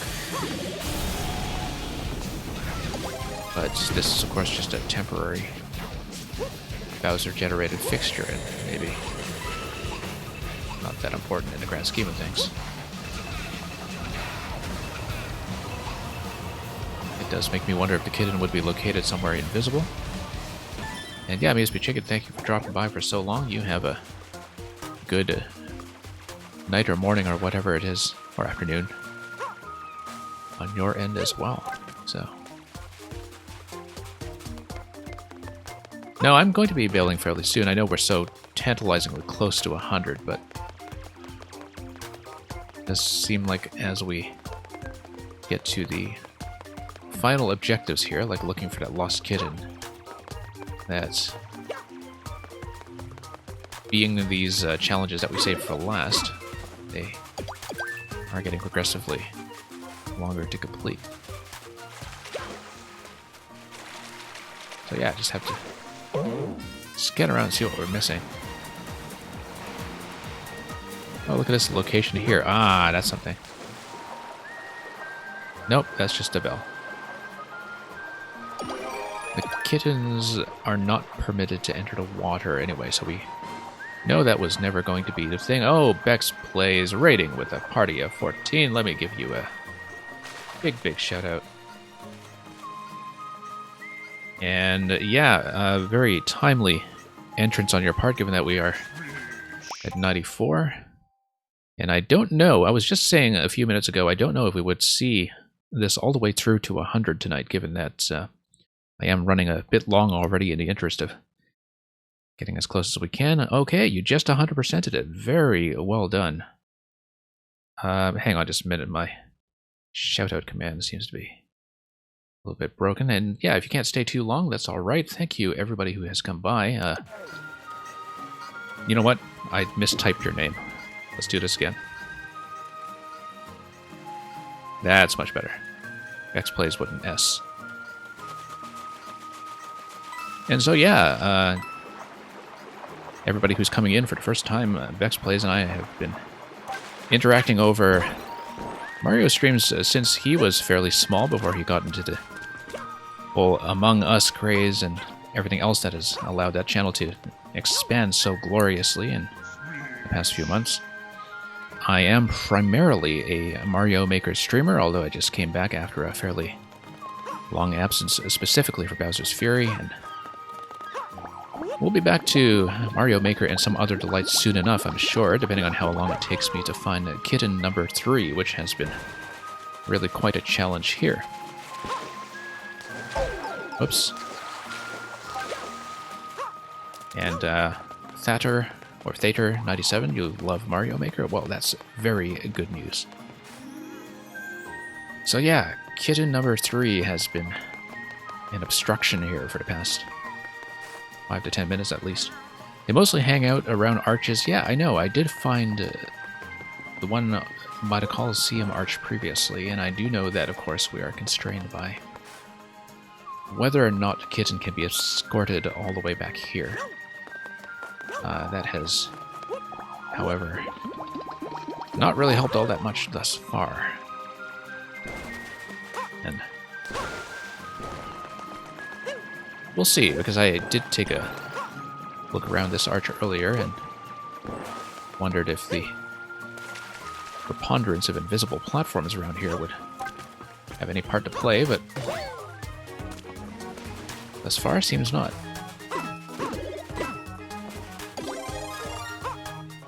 Everything is cats, yeah. Even compared to the original game, you just have so many newly introduced cat enemies, cat bullies, cat fire bros, cat boom boom.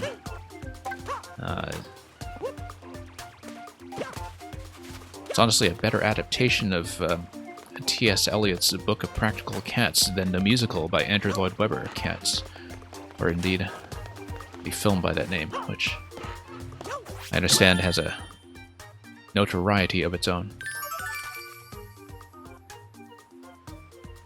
Anyway, sea cat, cat gull, yeah, cats all over the place.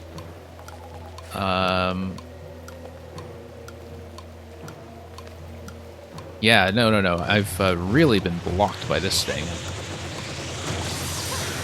All while sitting at 94. I don't know what you found to be the most time-consuming thing on the road to 100, but this definitely has been one of the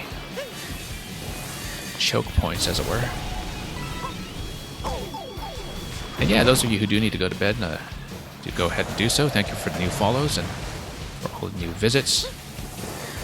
And like I said, we're going to wrap up fairly soon regardless, because I might not be able to stay and get to 100 in this session, despite how close we are. But, you know, we'll see if we can stick this out. And yeah, you have a good night, those of you who do need to go. And look at that, even the friendly kittens become evil when Bowser is evil. Despite all the help that you have brought them. Despite everything you've done for them. And also, I probably didn't want to activate this, given that I don't want to engage Bowser for the final fight just yet. So let's maybe climb around and get out of this mode, and oh, I can't activate the map either when I'm in Super Kitty mode, but that's okay. I may just have to roam around. Yeah, I don't tend to look things up. That's something that people who watch me play puzzles especially do find out with time, and that we occasionally have some very aimless dead space from a stubborn refusal to take outside information. So, resorting to hints, not something you need to worry about here. Running out of time on the stream, something you do need to worry about from time to time. So yeah, we'll just take the hit. I do want to reset this so I can get out of Bowser's zone.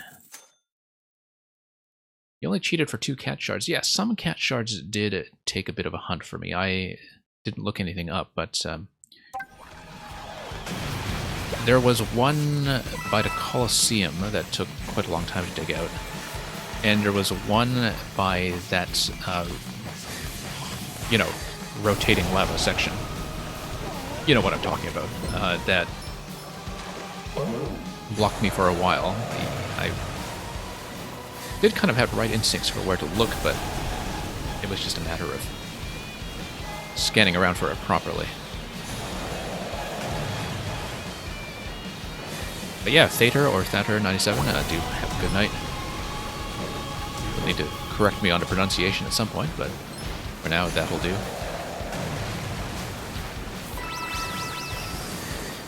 But yeah, okay, since we still have access to the map, we know that's the kitty. So that's what we're currently missing. We have some of these islands that are out of the way. This one, I think, was obstructed by goop. This is just fairly close to the wasteland bell, so we'll find out what that is. Oh, maybe this was the goopy one. One of them was not that accessible anyway, but lighthouses have been done for a while. We've just been working on all of the other remainders. And we might as well do that just to get Bowser out of the way. Power up for safety. Really is interesting to see just how many transformations there are to the level layouts when Bowser is active. Oh, I see. Okay, this is just the kitchen fork thing. I keep thinking of these, despite the fact that they're coils, I keep thinking of them as kitchen forks because of the equivalent mechanic in Odyssey. Don't know if you have had that same habit. Whoa, that's not nearly enough of a fling. Let's tap into this for just a moment to cheese our way across. Cheese our way across. Once more. Oh hey, more kitties. That's maybe not the most auspicious sign, but we are going to find the last of the Toad Brigade.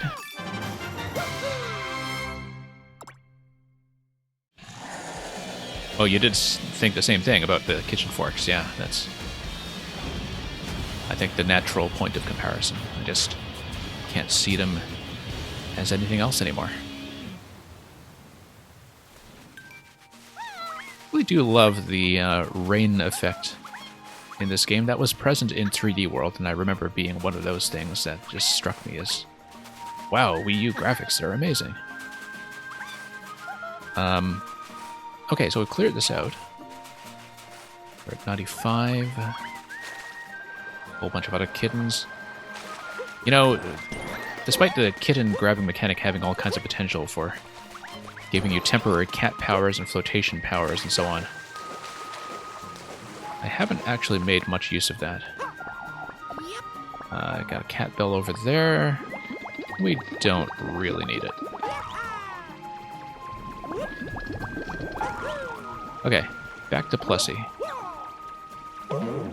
I have been absolutely loving this, but as you know, I'm also very much a 3D World evangelist. And so to see it... really, so you know, people keep saying, oh, this is kind of like if you took 3D World and put it back in a 64 or Sunshine or Odyssey open format. While I can see where that comparison is coming from, especially to Sunshine, I think the thing it's closest to is actually some of the structure of Galaxy 1. In that Galaxy 1 also has these very open and free-form lobby areas, combined with a lot of the area-based state changes that you see in 64, etc., but with that kind of narrowing sense of linearity as you get up to some of the platforming obstacles. And I think that's the thing that this is actually closest to. And yes, it does feel like, pacing-wise, this is a very satisfying experience for Mario veterans, because you kind of skip that whole slow ramp-up phase where you're, you know, doing tutorial content for the kids, and you just get straight into mid-game. And it's just mid-game all the way through.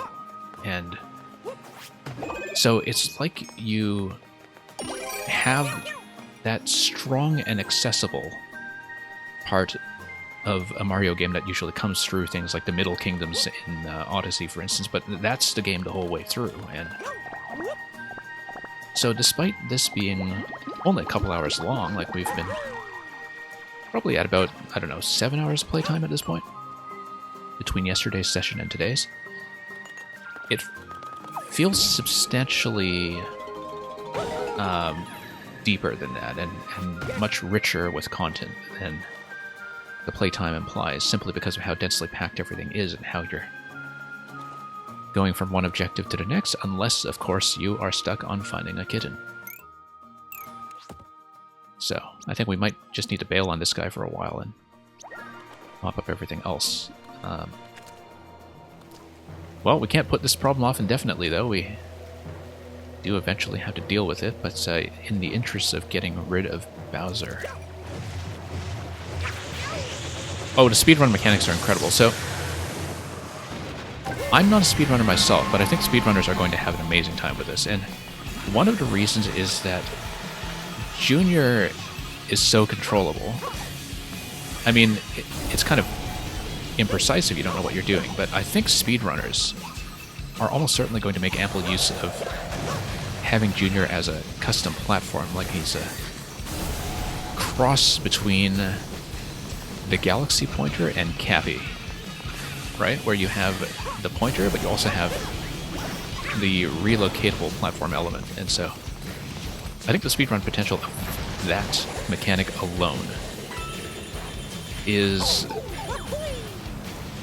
going to create a pretty incredible skill cap, I think, for people who know how to use that properly. And that's on top of the freedom you get from the item selection in terms of what that can do for routing. You know, just in terms of item choice. And plus the additional mechanics, like, you know, being able to leap off Plessy, or being able to do the mid-air roll that has been introduced. Being able to combo some of that stuff together? No, not really. Never mind.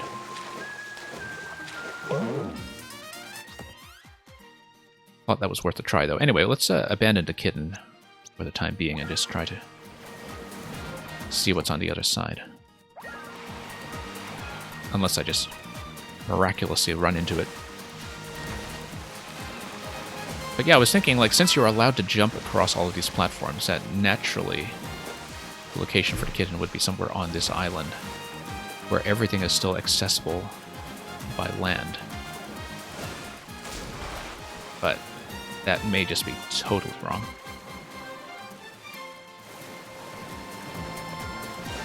Yeah, the first time we've really had a freeform item selection like this since SMB3. That's the thing that came to mind. It's funny, because in 3D World proper, I never really used the item selection, or never really used items as much of a crutch. And now there is an item selection. I think it's actually a pretty significant nerf to some of the late-game content, now that you are given an extra item bank in 3D World. From what I've seen anyway, I haven't actually played 3D World proper in the new port. I've just heard or seen from other footage that that's something that has been newly introduced.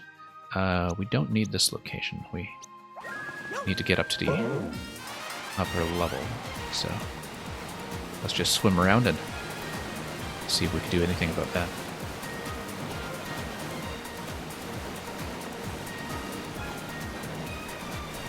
But yeah, I think this has been a magnificent experience. And, yeah, very satisfied with it. Okay, so back here, let's see what we're doing with the map. Yeah, so there's a shrine at the end of one of the Plessy routes. Can't really read the map very accurately, unfortunately, while everything else is going on, so... Yeah, so we do have a question mark at the end of the Plessy route. That's going to be forward and hang right. Okay.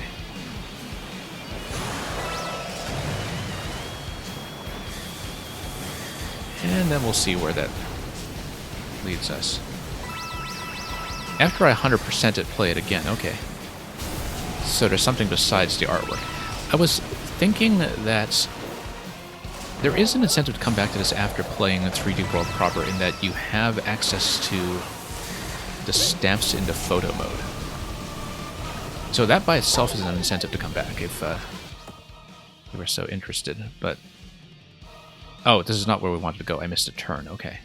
There is something here, though. Don't remember if I ever cranked this up. But I thought I had done this one. Oh, we need a cat. Okay.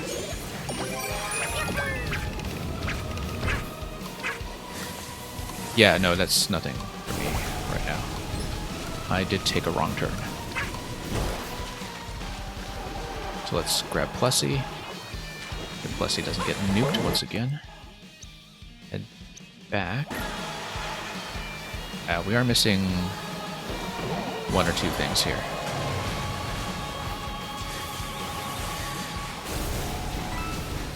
Okay.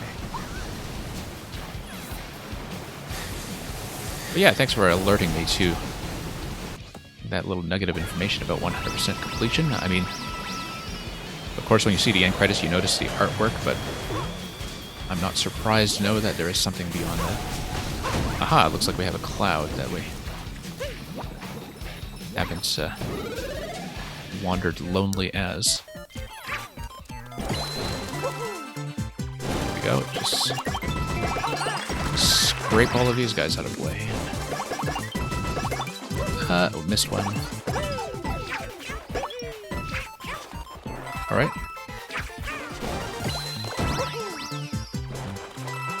Could have my fair share of Mario Maker-induced control confusion when it comes to Catsuit.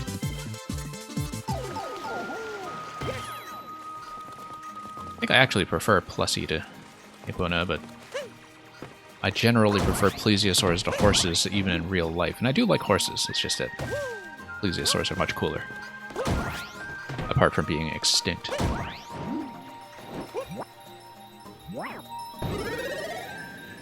It took me quite a while in yesterday's stream to remember Plessy's name actually was Plessy, because I used to get a number of the Mario swimmers mixed up, like Plessy and Nessie and Bessie and so on. But no, I did remember correctly that this was Plessy.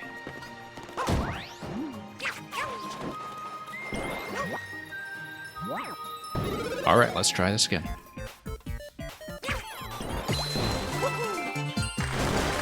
And back we go.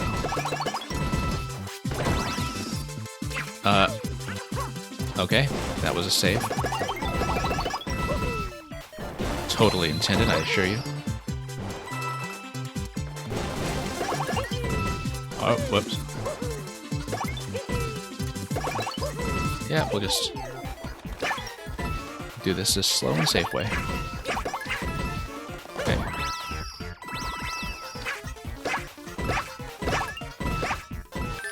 Here we go. Alright. Getting closer as we jump and thump in the clouds. 96. Yeah, I guess at this stage I may as well just try to stick it through to 100. The issue is that I may actually have to go. I do, in fact, have a potential time limit here, so we'll see if we can make it happen. But no guarantees. It would be really nice to make it happen.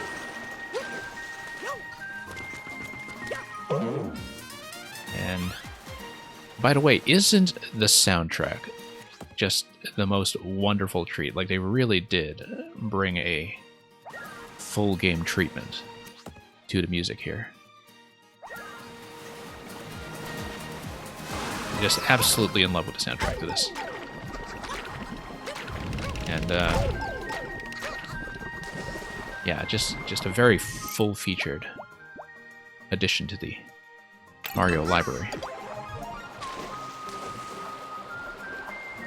Anyway, I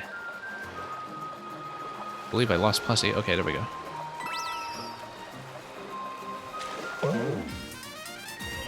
And yeah, okay, let's take a look at this. Yeah, Fury Bowser.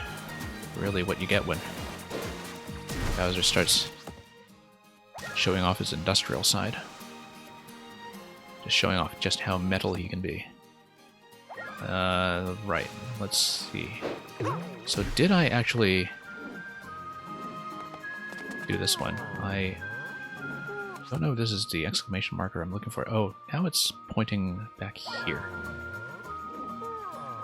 I'd better just crank up the cat and see what I'm missing here, because sometimes the map markers don't make much sense. I didn't really even use the map at all until I was, you know, past 90 or so, I think, when I started having to do a bit of the cat and toad cleanup. So I don't know if I just need to collect things or... The indicator is moving, which tells me that I am looking for some kind of moving target. Oh, it's that island that's floating about up top. Okay, yeah, I see. Presumably, I need to get back on top of Mount Mag Meow here to properly mount that island. Because that seems like it's the closest approach that is actually accessible to me, unless I can kitchen fork my way up from one of the lighthouses. So, yeah, no, I do see where that is now, and why I was unable to locate it on the map earlier. And it really does seem like I only have one plausible point of entry, which is on top of the mount. Unless, of course, there's just something I'm completely missing, but instinctively, I think this should be the way. Let's just get back up top, unless there's a shortcut I unlocked that I'm completely forgetting about. Oh, yeah, no, it's the glass pipe. Yeah, no, that's something we'll just keep in mind for when we get back to the appropriate location. World gradually opening up, yeah, and opening up in a fashion that's going to be a little different for every player. I think it really does complete a lot of the original ambition of the 64 format that way, in terms of giving the player a lot of flexibility when it comes to progression. And I think the difficulty tuning of the whole experience as being something that, you know, as I was saying, is just kind of 100% mid-game, is something that makes that work in a way that is much clearer than it would be in a sort of standard Mario experience that wants to have a more controlled pace going from easy to hard. And yeah, there we go.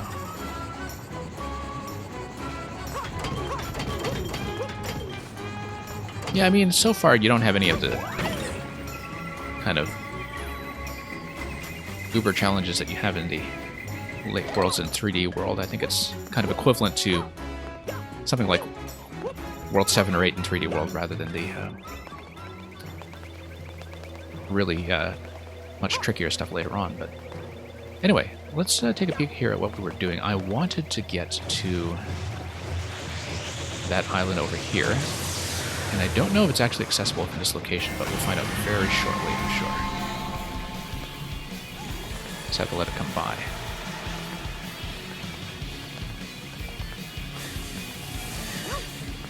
And just grab some coins in the meantime, perhaps? Yeah, just duck around.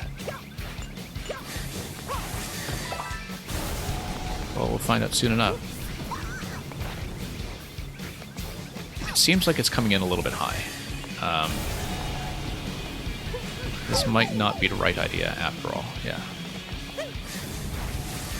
Or, oh, maybe it is. It's just that I need something like the cat, or perhaps even a propeller.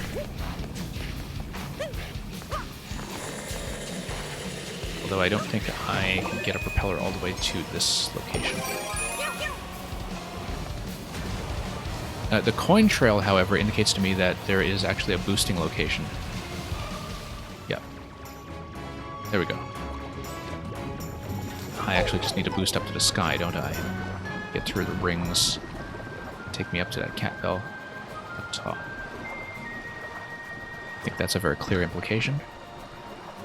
Glad we made that climb anyway, because it does just clue me into what to expect. Oh, I had the right idea before. Like, go up the mountain? Okay. Never mind. Oh, I see, because there is a climbing platform on the left side. Yeah, I didn't see it. Alright, back up we go.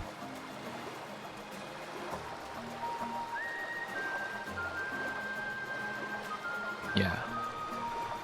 Yeah, no, I see the climbing platform on the far side now. That was not so obvious.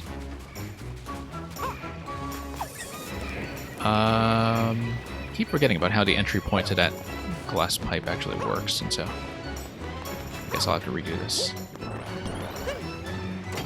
And pay a little more attention this time so I know what I do need to redo and what I don't.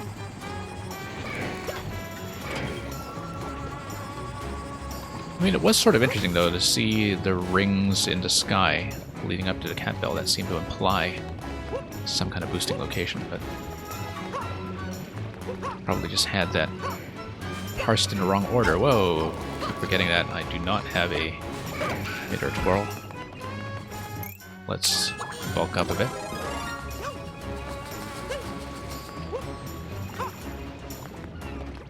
Keep forgetting, too, that I can't just jump off my own boomerang like I can off Cappy. I think that's just something I came to expect after spending all of Odyssey tossing Cappy around. Redox, Happy New Year to you, too, belatedly. It's going very well. It's very good to be back and to see so many familiar names and faces. Well, I mean, mostly just the names. Nope, bad idea.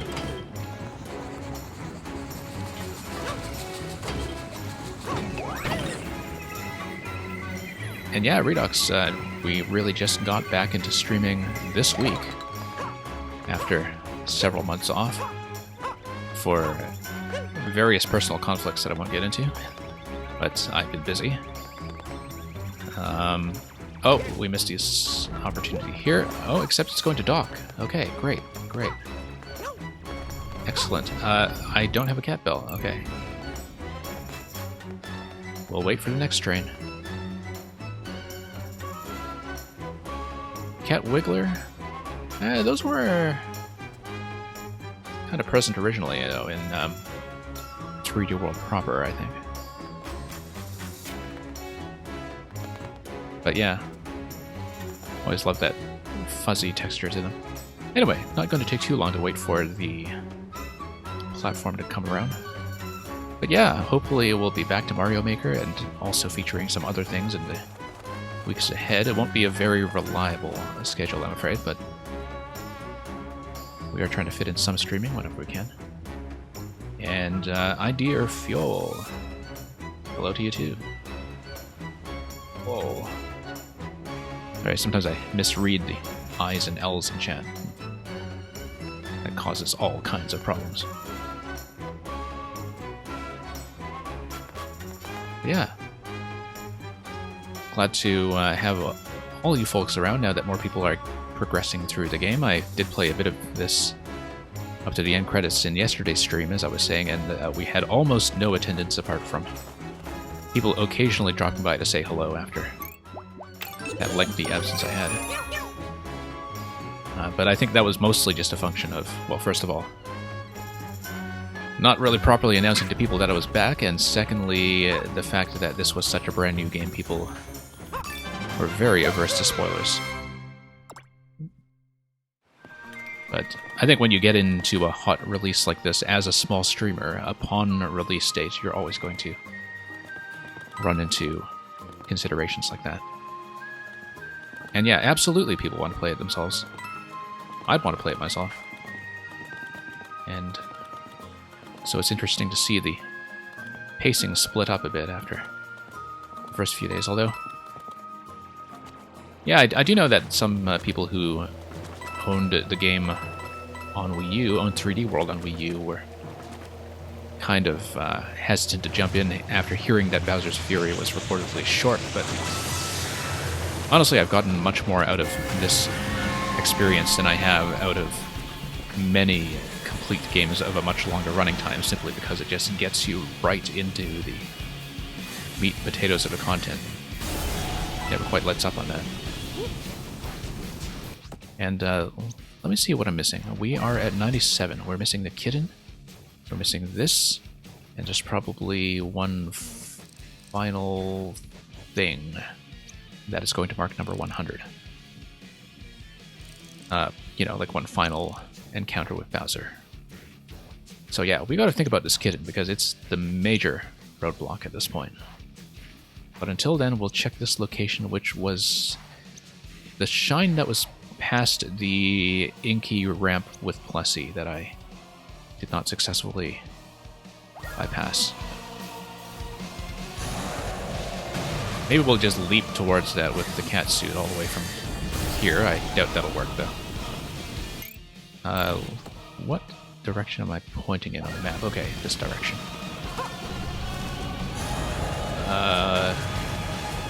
Golden Island's still glowing, even though there's seemingly nothing on it. But, yeah, let's just take a dive. Get aboard Plessy and get back into position. Oh, watch this, watch this, watch this. No, no, no. Go, go, go. Yes! That was extremely satisfying.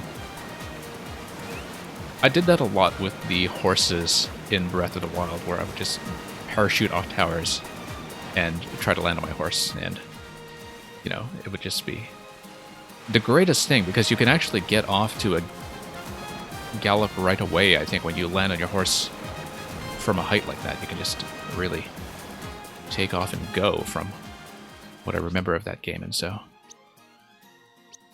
I was just doing that all the time for its own sake. But I like a minor hint. Not yet. Maybe if I'm really kind of jammed. You never played Mario 3D World? If you never played Mario 3D World, I don't know what you're waiting for, because Mario 3D World, even the base game, is fantastic. And, you know, a lot of people missed it just because of, I think, a lot of series fatigue at the time, back in 2012 and 2013, with lots of new soup content coming out at the time, and a certain perception that the Wii U wasn't reaching beyond a traditional Nintendo base. That was not how to do it. Wait. Let's try to cheese it. Nope. No cheese here. Okay. Bad idea. We probably... Oh, could have powered up and just cheesed it that way. But...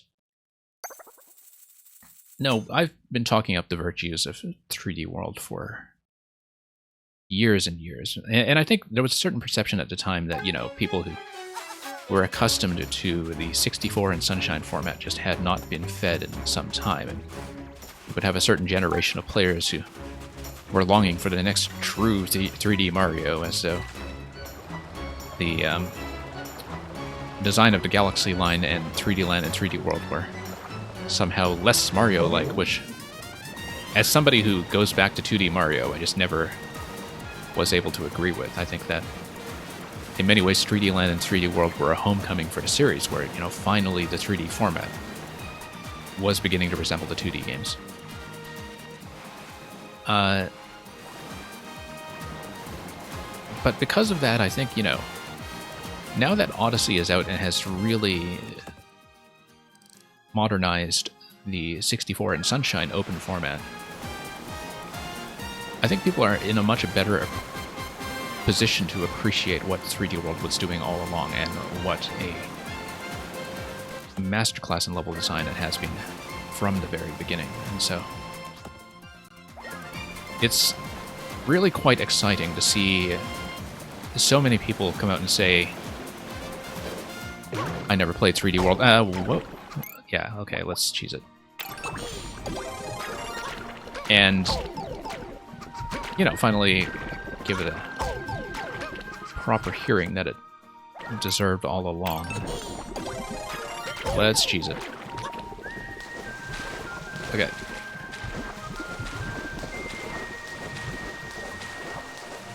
So, appropriately, we are going to save the kitten for last, because it is the hardest thing in the game. Shining on a hidden isle.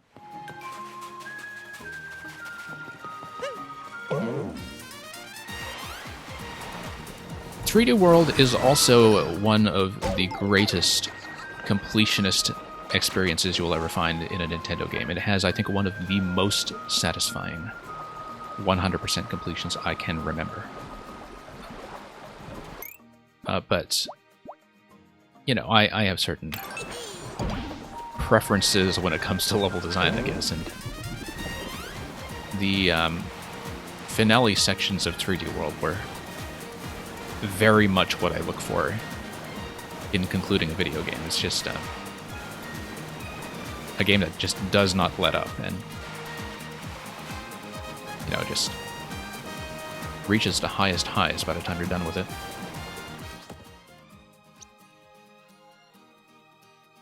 Okay, back to the kitten. And we'll see if we need some kind of hint. Because, you know, Bex, I do trust you to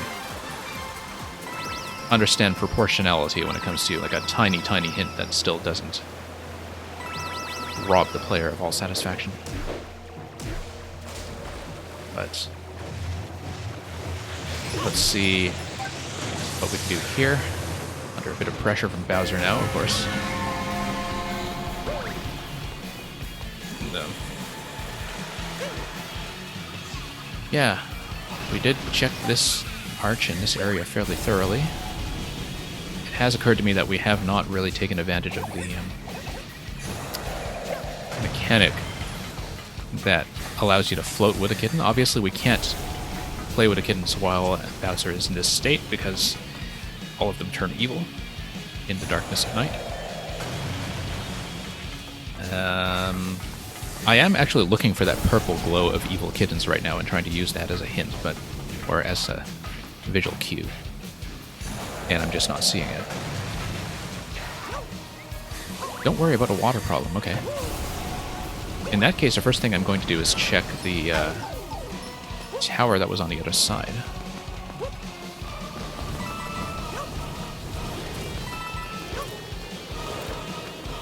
Yeah, I guess if you're in an appropriately high location, you can just fall back in. But I think the thing that was throwing me off the kitten objective here was that it was difficult to determine what the search radius should be. That, you know, usually with all of these islands, you know that the play space is generally confined to that island. With the kittens, not so obvious. And maybe, yeah. Don't worry about the water constraint. Okay, so there's this spot here. There's... yeah. Very clever when I do find it. Oh yeah, I can imagine, which is why I don't really want to spoil it outright.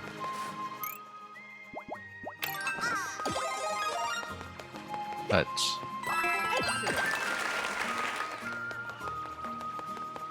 yeah, we'll have to think about this. To get a decent vantage point. That looks like a bird on that tower, not a kitten. And... yeah, not seeing that really at all.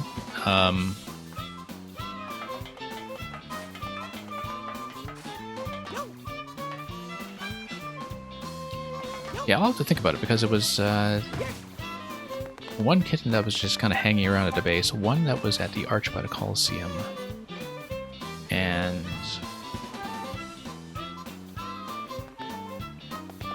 Let's go back to that cloud, maybe? No, the cloud just kind of shoots you back up to coin heaven, right? So that's not likely to be it. There is that location that I'm looking at in that direction now that I don't think I had properly explored unless it was an objective that I had already exhausted. No, actually, no, that is the map location indicated here. And I haven't done anything there yet, so by map logic, there is something that... Oh no, that's just the forks, isn't it? Okay, never mind. No. Oh, this area, yes, okay. I remember coming here and not knowing what this was for, really. Alright. I gotta try this. No, that's just coins, okay.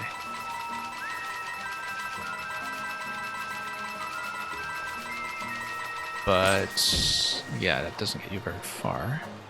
It's not like it's hiding a kitten, or you wouldn't be able to enter the shell, logically. But yeah, no, I do remember coming to this section much earlier, and really not seeing what it was other than a bonus objective where you just bounce everything around indefinitely, so... And maybe it is just a bonus area of no particular import.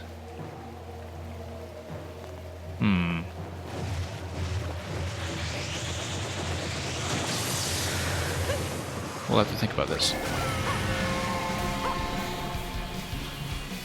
Don't see anything evil here.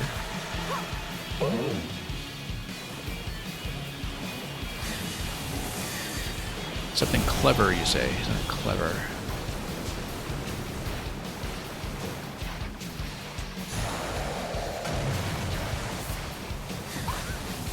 Well, have this little slot here. No, that was just a shine from much earlier. I did check in here before. That's just a power-up.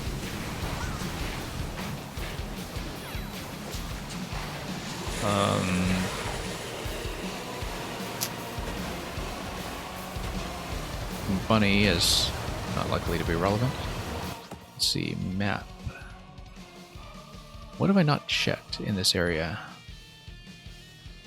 That's quite a ways off from where we would want to go. There's this area here that I don't think I had trapped.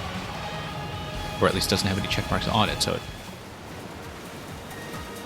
might require me to give it a second look just to see what it was for. Yeah, the map scale has thrown me off sometimes in that I don't have a good idea of how far I'm traveling on the map, but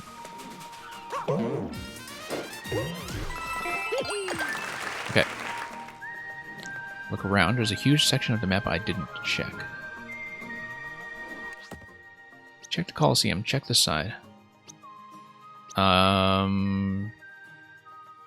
did look at this area earlier in terms of the area by the tower. 3 unlockable sections.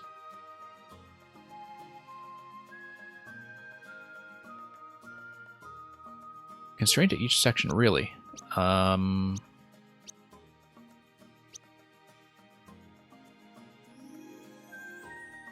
Well, yes. In that this area is where I've been looking generally. Looked at a Coliseum, looked at... Oh, maybe the tower all the way over there. I don't know. Because I have been trying to work backwards from this and think about how to get the kitten back to the cat bell, right? Which is why I assumed that we would be constrained by land routes, but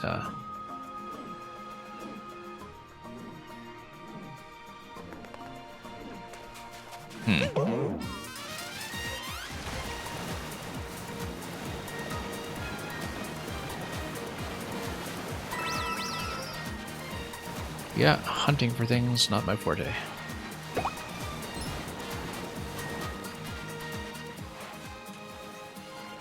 Okay, so looking at that floating platform up there,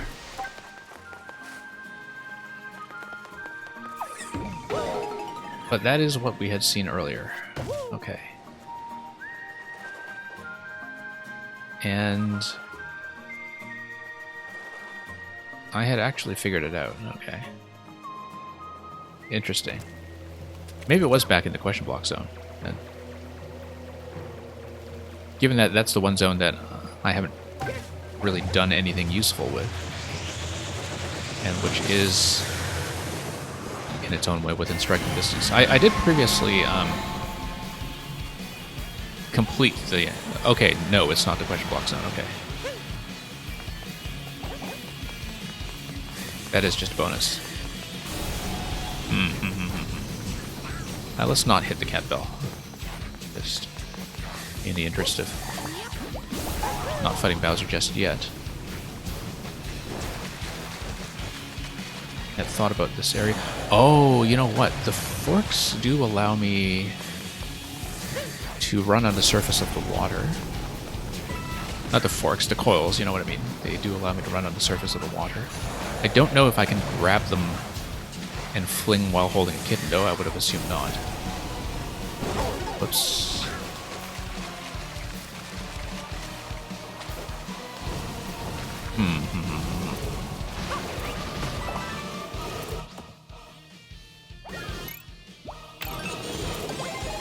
While I was mulling it over, yeah.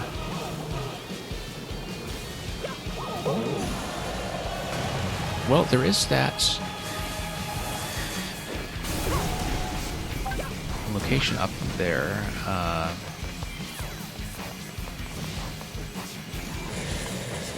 Let's check the cloud. Let's check the cloud. I thought that this was a coin heaven location I had previously accessed, but...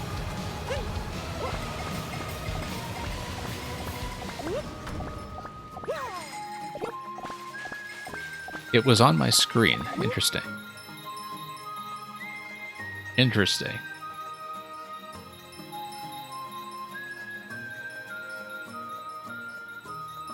One moment.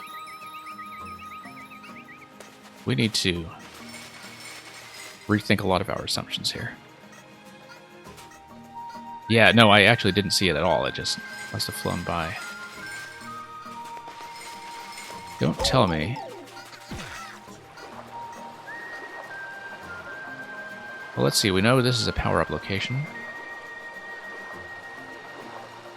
You didn't see it either? Well, yeah, that's because you didn't know the solution in advance the way that Bex Plays does, because he completed 100% earlier tonight.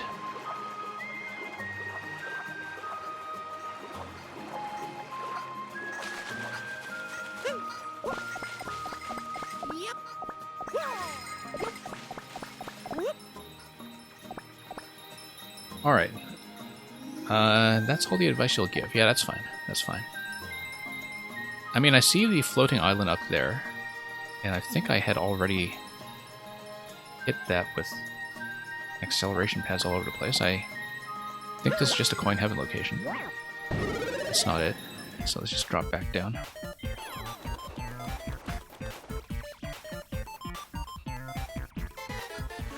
Well, at least I know it's somewhere I've already traversed. But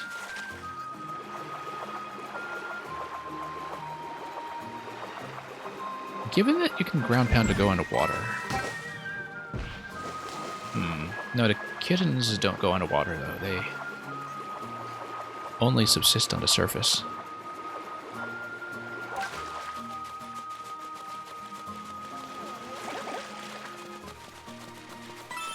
Okay. Hiding in one of these, maybe? In the bushes? No.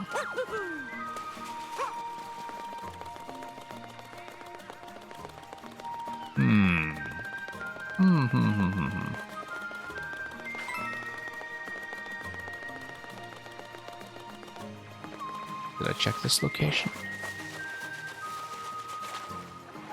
Question block.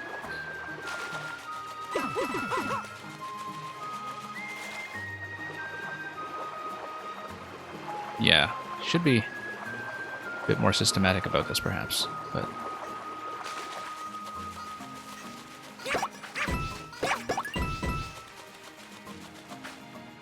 Don't really have a good idea at this point.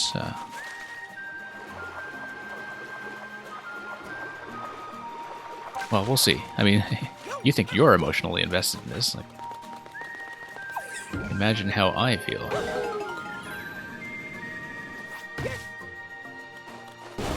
Yeah, we've checked this a few times already. It's not going to be it.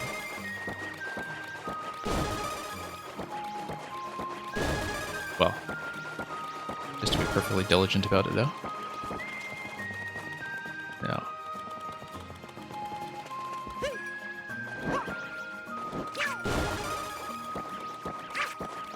Yeah, unfortunately, we don't have a kitty radar.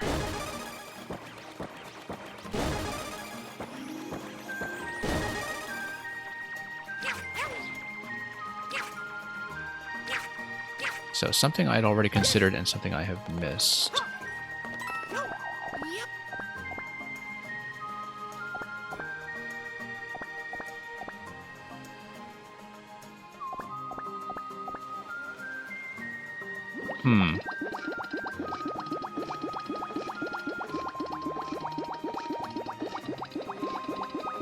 Just have to scan this whole area quite carefully. Really don't see it. Have I checked the tree? I have checked the tree. And regardless, that's quite close to the arch. That's not going to be it.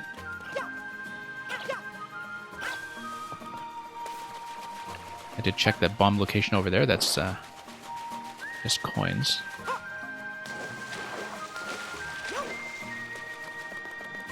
Middle location here.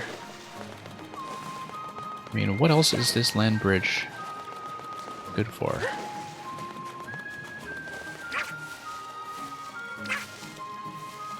It really is tricky, yeah. So it's not just a matter of, you know, spotting it in an open space. There is some kind of thinking involved, some kind of active solution. But let me think about this.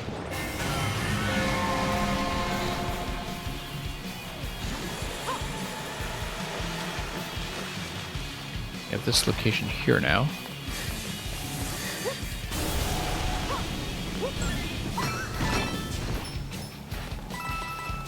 And I keep forgetting that it was the golden cat. I don't think I'd ever used the golden cat in the main game.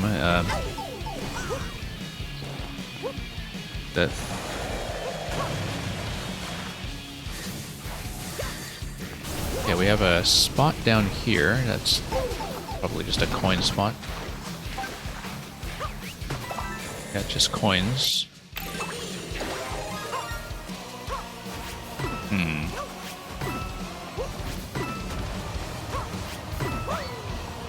This truly is the hardest shine in the game.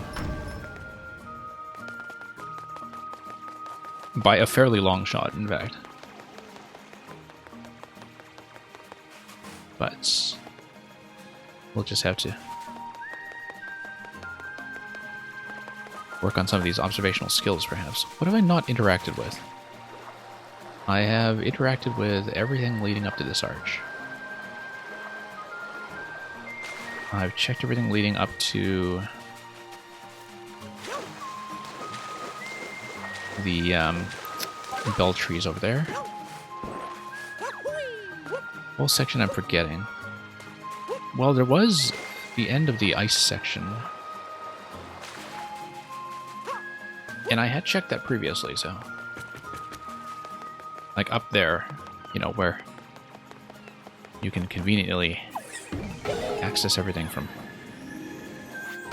up top. I had checked this.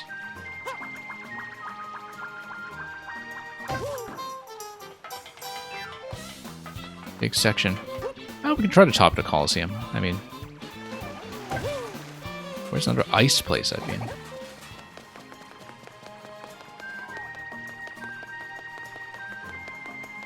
Oh, you mean the windmill section? Oh, that far away, really? Okay. Would not have thought to go that far. That's not somewhere I would have checked previously, though, so...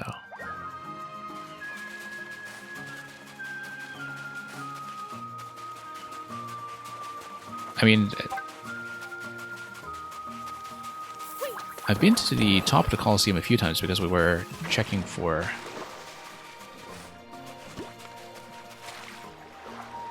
the shards there earlier, but... Alright, let's grab Plessy and let's have a bit of a joyride over to the other side.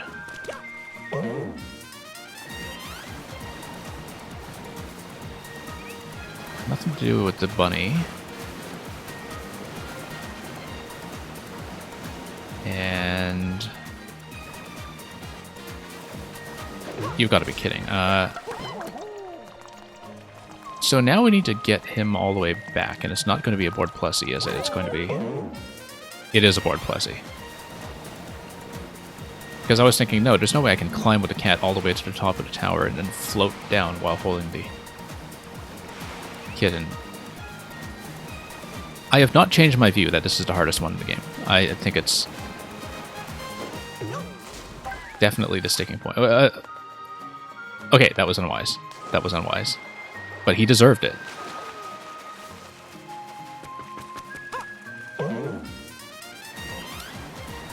After all that this kitten put me through, he deserved it.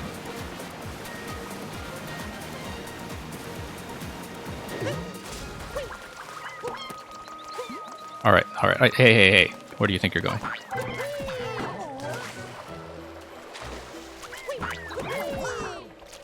This is really a slapstick cartoon into making. Kind of like the cat came back, but in reverse.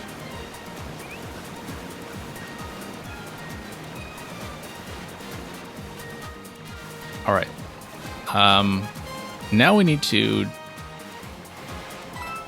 dismount with the cat somehow. Okay.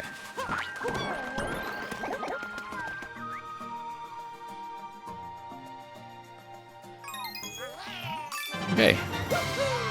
Now that we've picked up the litter.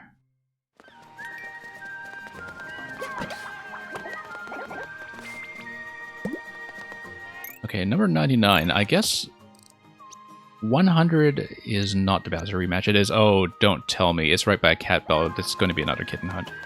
It's going to be a kitten hunt, and we're going to need 5 or something.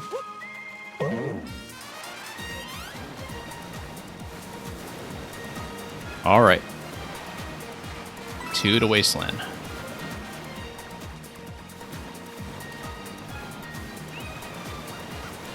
After going through T.S. Eliot's Book of Practical Cats, it's back to T.S. Eliot's Wasteland.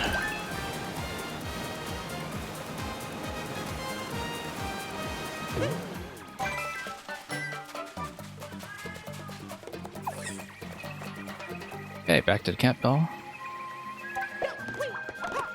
Alright, let's add another hour to the playtime. Where's the destination, kitty? Where's the kitty that's going to receive all the other kitties? Oh, there's the big one. And there's a little one. No, they're evil now. They just need to wait out their temper.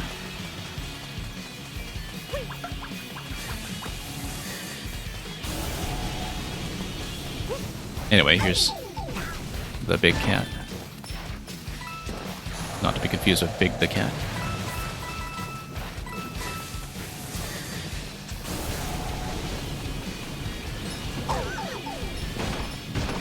And nope. Just gotta dawdle around here until... let's maybe suit up a bit.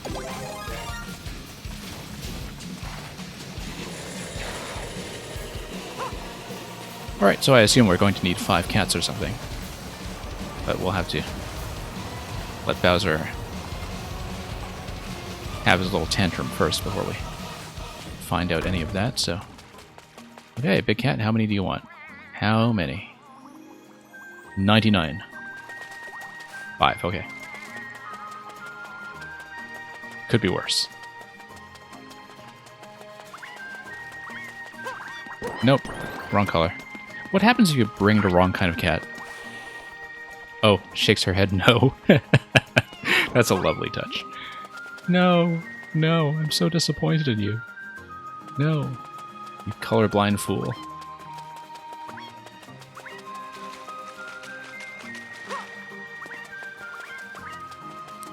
Alright, there's one.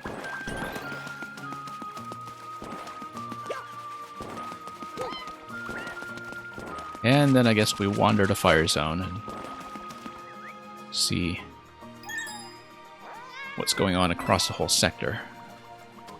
No, I didn't know that this was a sector-wide thing simply because I didn't even approach the first kitten quest until I had unlocked the whole map. I didn't really look at any of those until fairly late in this session, so... Initially, from the first bell, I just assumed that the kitten quest would be, you know, fairly proximate, simply because we didn't have to escort any of them aboard Plessy previously, but let's just grab this one here.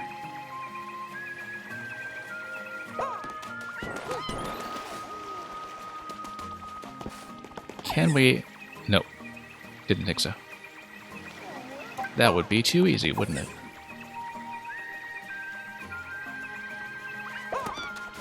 Now I can walk the pipe, or I can just try to ride Plessy. No, except the wasteland is fairly high, right? So do I want to... It probably is easier to ride Plessy, but, you know, whoever heard of doing things the easy way. This is such a bad idea. It's a terrible idea. It's a terrible idea. I'm going to slip. Whoa. There we go. Yeah. I'm glad we have shared taste in terrible ideas when it comes to platforming obstacles. Well, that's a meow. 2 out of 5. So, what have we checked so far? We checked the one that is at the bottom of the pipe.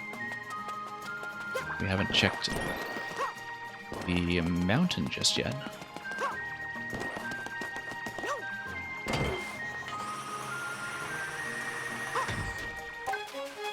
This one so far... Well, I mean, we're only 2 kittens in. I don't want to prematurely judge how the rest of it is going to go. Oh, it looks like it's... not visible on top of the arch as far as I can tell, but maybe it's somewhere around here.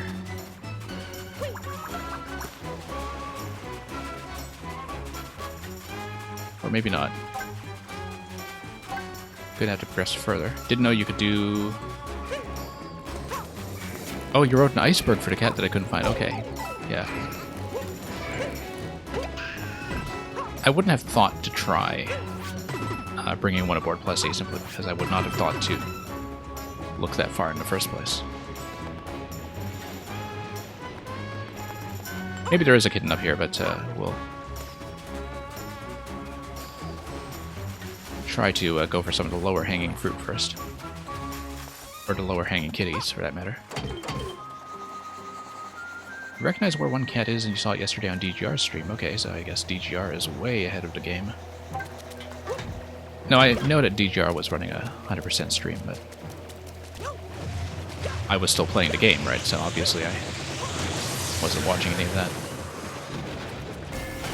Nope. Don't want that yet, but we can take advantage of this to try to spot patches of darkness like the one over there, you see? That actually makes it slightly easier to locate some of the ones that are coming. I don't know that I would have found this without that bit of assistance from our friend Bowser. From CEO Doug Bowser over there. President, I should say.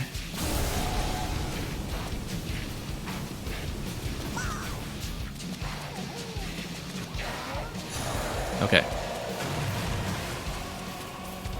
Well, I know where this one is. I may as well take the time to try to locate some of the other ones by looking for black and purple, but...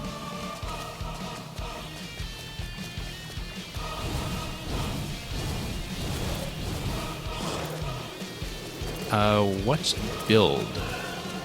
I'm sorry, I think I lost a thread of conversation there. In terms of what you are responding to.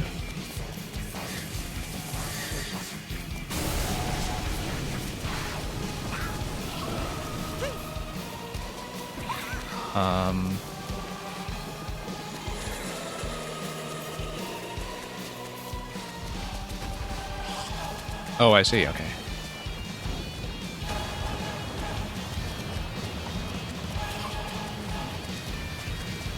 I was very late to Skyrim. I played it on the Switch for the first time, actually. I missed it on PC originally. And I don't think I ever did the main quest, because that's just not how I play games. So I just remember building heavily for speech. Because of course I would. You know, just to unlock more dialogue options and such. And went for speech and conjuring, as I recall. Just roamed the map, summoning things and talking to them. Let's dock over here. Okay, there we go. Yeah, I've never been too close in following a lot of the big Western PC RPGs, like in that style. I did play... I mean, getting away from Bethesda for a minute, I did play Cyberpunk 2077, though. I think I talked to you about that when you were streaming it close to launch. I did spend a fairly substantial amount of time with that, but it's fairly unusual for me to really sink into the big Western RPGs like that. Yeah, I enjoyed Cyberpunk a lot, so I was quite happy with it. And so yeah, Skyrim, I should probably go back and play the main quest at some point in my life, but I had already played Breath of the Wild by that point, and so like I was kind of accustomed to knowing what I always knew about my own playstyle, which is that if you give me the opportunity to do anything other than the main quest, I will do it first. And of course, with something like Skyrim, that is most of the game. I really hope I can wrap this up before I have to wrap up the stream, because like I do actually have a time constraint. And I'm pushing quite hard against it. There is... Is that a kitty? I think that might be a kitty.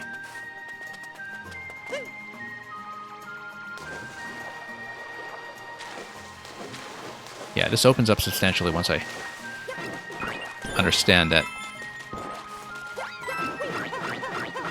picking them up and carrying them across with Plessy is something you can do.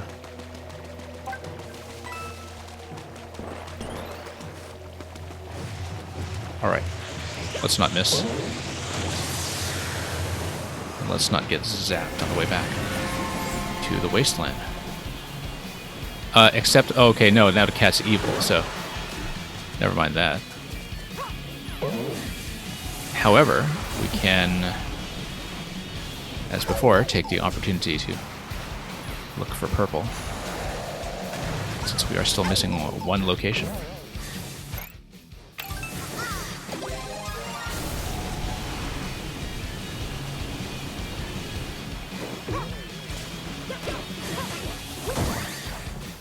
Okay.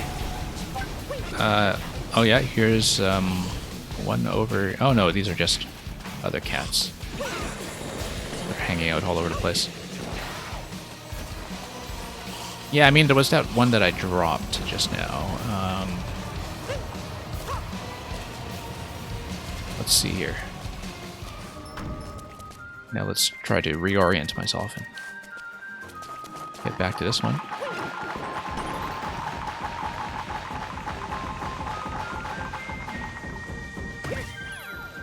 Okay, there we go.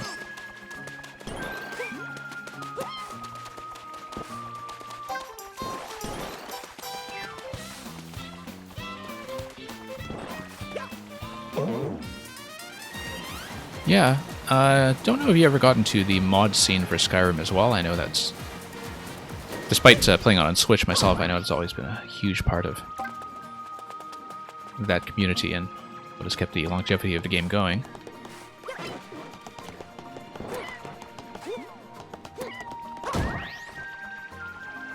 Okay, let's get back to Mother Kitty.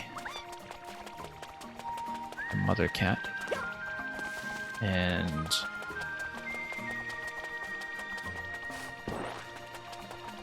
let's see. There we go. Well, almost picked up all the litter one last time. And she's very pleased with that result. I still love this expression when you bring her to wrong cat. It's like, no, no, not this one. Well, she's not doing it anymore, but yeah, she is now. No, no, you're not my child. Okay. Alright, one more. As I said, we hadn't really checked the Mount Mag Meow. At least not very thoroughly. I had caught that one. I caught one here. Might just need to wait for Bowser to do another color highlight for us, given that we can't pick anything up in that state anyway.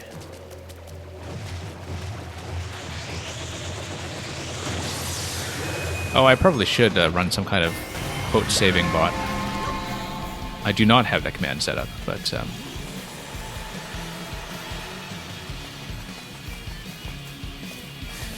okay.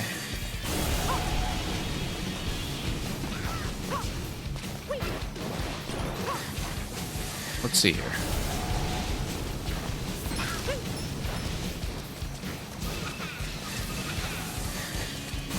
Yeah, Bowser Jr. here, after having been initially raised to believe that Peach was his mother, his mama, he's seen it all. He's not fazed in the least.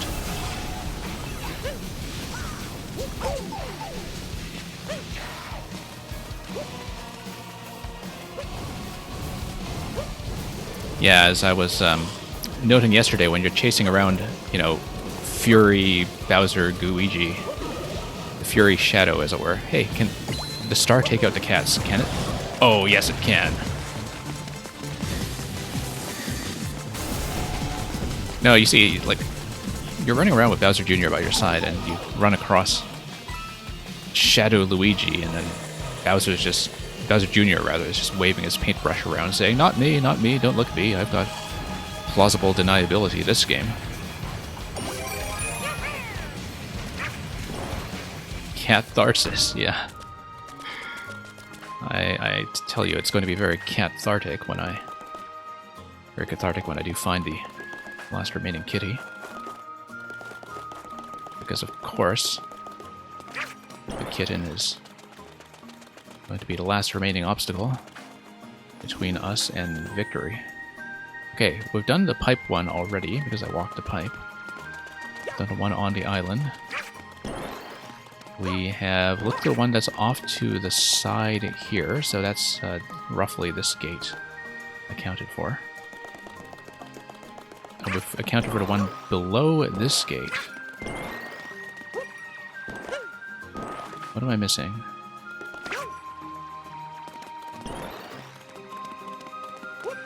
And thank you, Nightbot. Actually, caught something accurately for a change. Right. Let's take a look at the map. Oh, these kittens think I'm their daddy. They could not be more mistaken.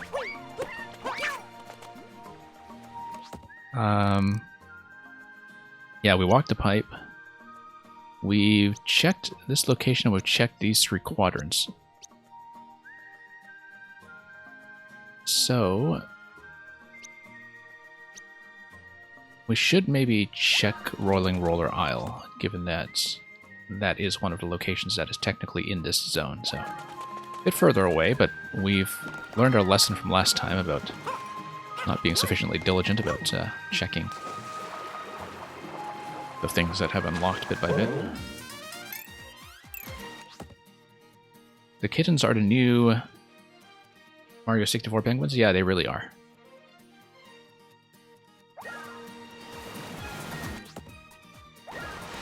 Okay.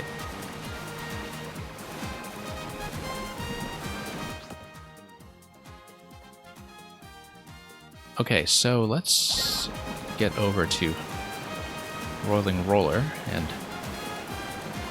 see if there's anything we can do about that. And do we have a kitty? I do not see a kitty.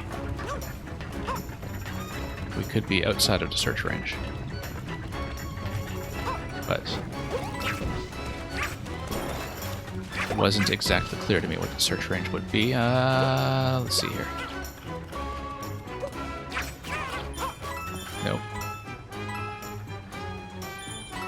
Remember when I passed a cat I'm now looking for? Well, of course I did.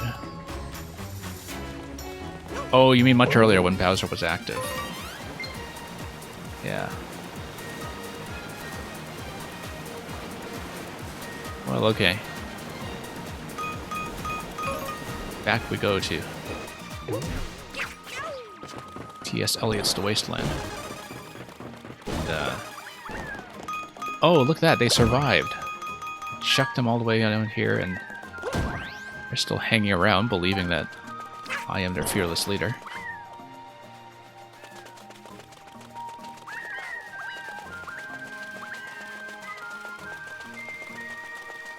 Alright then.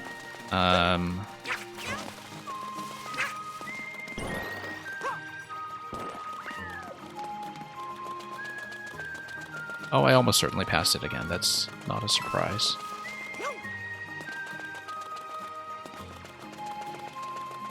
Did I check that middle section there? I think I did.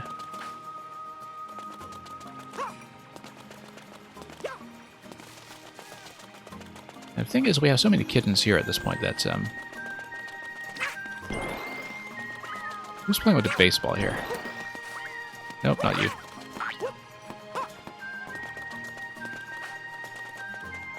Yeah, we have so many kittens hanging around.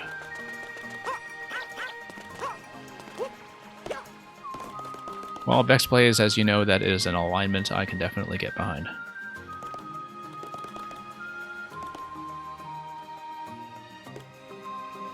We haven't checked some of these middle sections here.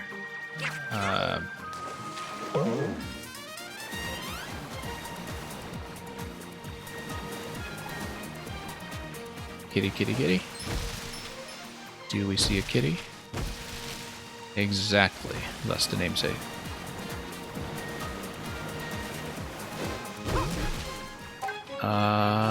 That's a bunny. That's not a kitty. The stream will probably end by the time you come back. Yeah, well, thank you for hanging out and chatting with us about your Skyrim builds and everything else. Really glad to have you around to go through the agony of looking for cats. So, you have a good day or a good night or whatever your time zone is telling you about the passage of time.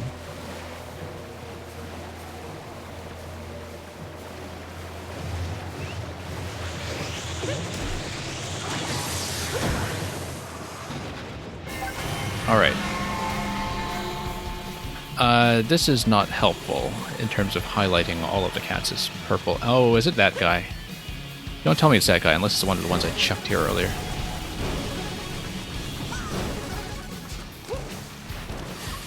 Maybe it is that guy, I can't actually tell.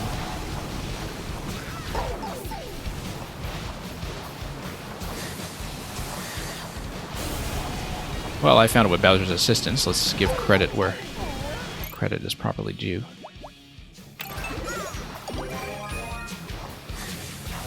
And we'll just let Bowser do his thing. Was trying to ground pound out of that to safety, but not really that effective, I'm afraid. Hey, Bowser's just going to lose interest. That's right, Bowser, lose interest. Lose interest. There we go.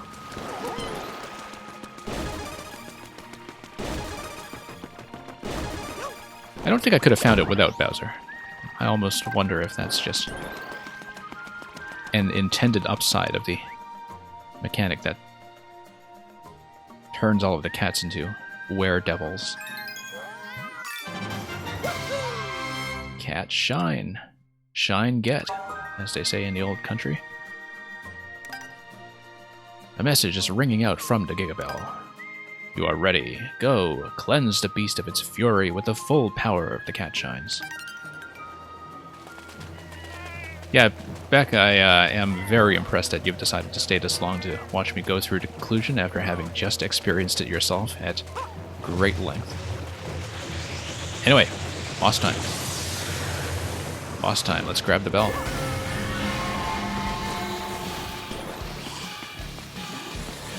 Okay. I'm way past time myself, but, you know, hopefully we'll avoid all of the consequent cascading disasters from the things I'm neglecting in order to finish out this adventure. Oh, thank you. I'm glad you enjoyed a commentary, as always. He has a blue health bar now. It's going to be, you know, like one of those things you see in a platinum game where you have to deplete the bars one color at a time until they finally get down into the red. Oh, that was a disaster.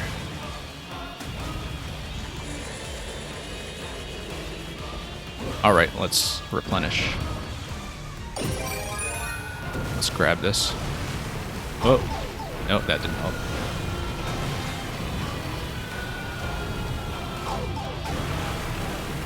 Okay, ground pound. And let's amble over to the next cat bell before things get really hairy.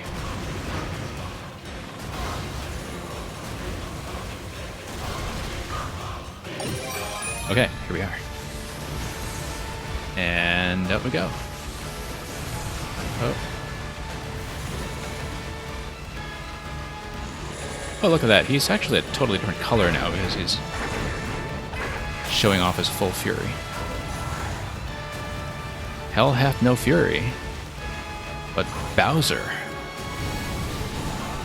That's a different story.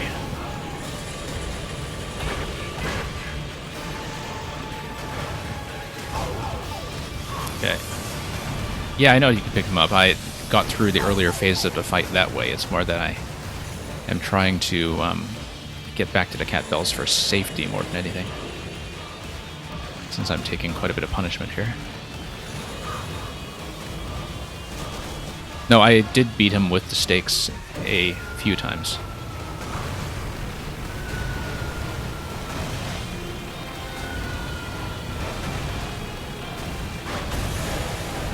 But,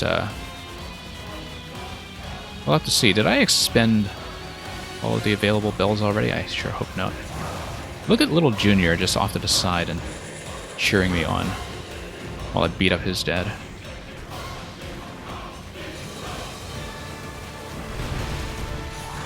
Okay. Yeah, something tells me I'm out of bells, which, you know, is not a problem I planned around having. Okay, so much for that. Let's try this again.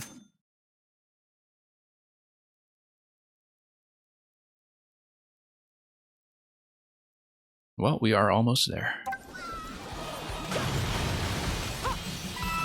Let's play this a little more cleanly.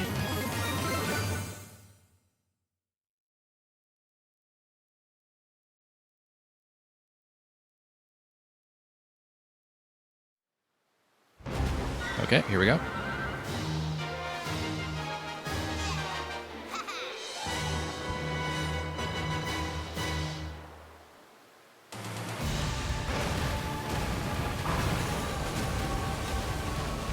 Alright, let's try not to get hit. I say as I get hit. Wow. I feel like I was previously better at dodging those, but, you know, we'll nuke them like this and go for a quick ground pound if I can. And we'll run off to the next bell. These do come in a limited supply, by the looks of it. Oh, I know he's harder now. Of course he would be. I would expect nothing less of 100%.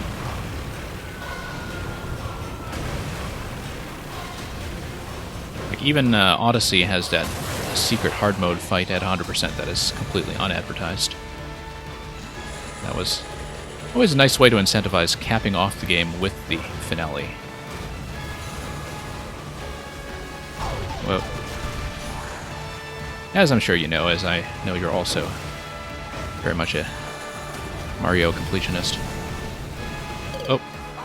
Okay, that was not great.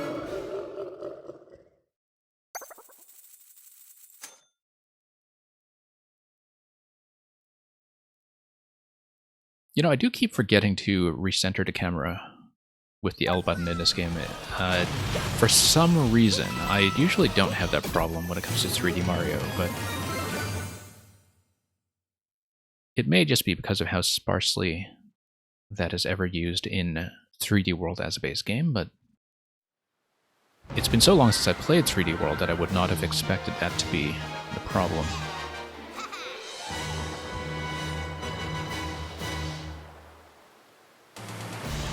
Okay. I should probably not get in close to claw him. I think that causes more problems than it's worth. Also need to use the cat dash a little bit more often just to avoid being hit. I have not been dashing nearly enough. That's also been a bit of a mitigating factor.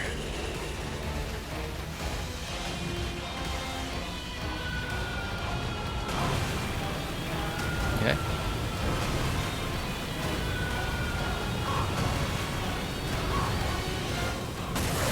That's a little cleaner. That's about a quarter in, I think. Let's maybe not get stuck in the goop.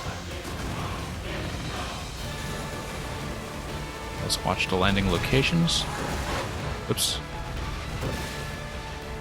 Ah, there's the life bar. He's quite a ways over.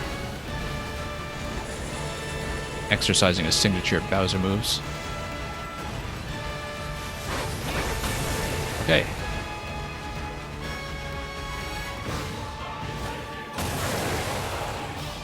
Getting there. Yeah, probably best if I just stay safely at range rather than trying to swat him like I was doing in so many earlier phases.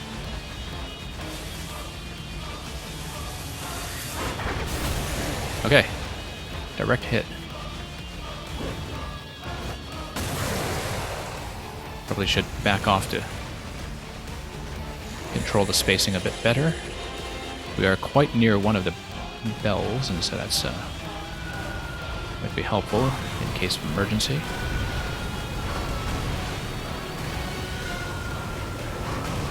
Okay. Getting comfy with the pattern.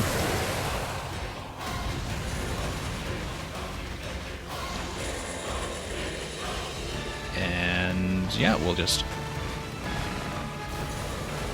let him do his thing. Oh, trying to go for a direct counter. That was maybe not smart. But I feel at least somewhat vindicated. Now that we've finally landed that shot. Oh. He's just gonna bounce.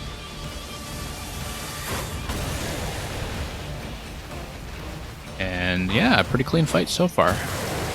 Don't want to jinx it on the last hit point, but seems like we've improved the spatial control quite a bit.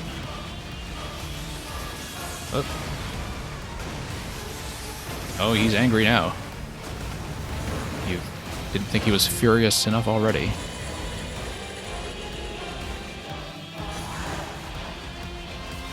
He has fury.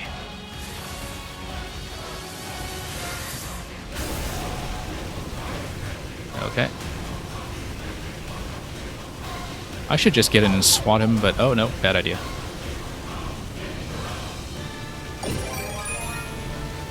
Let's maintain our existing methods.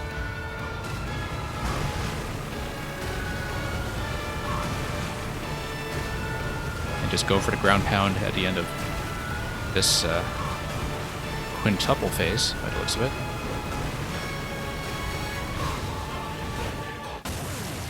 Kind of thought that Nintendo would count up from 3 to 5 in a final phase like that. I think it's been a somewhat familiar feature of how they elaborate on the 3-hit bosses. But anyway, that is 100%, if I'm not mistaken. And yeah, I mean, we did sit through the credits yesterday, but I don't mind doing so again just to see if anything is different. And as you say, there is some reason to get back into the save file afterwards, isn't there? So maybe we can take a look at that. Oh yeah, there is this phase. The chase phase, that's right. Maybe this has been somewhat modified as well. I had a great deal of trouble with this both times that I've done it. I mean, it's such a simple concept. It is a bonus phase in a way that a lot of the Ganon fights in Zelda games tend to be. Just a flashy cinematic spectacle, but at the same time, I got hit a lot when I was trying to chase him down. Alright, let's do it. Let's do it.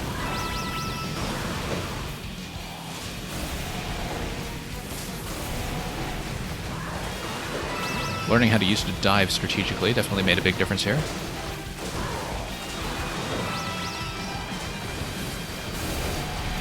Oh, whoops.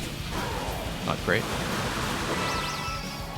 Yeah, I think I burned a lot of power-ups every time I ran this.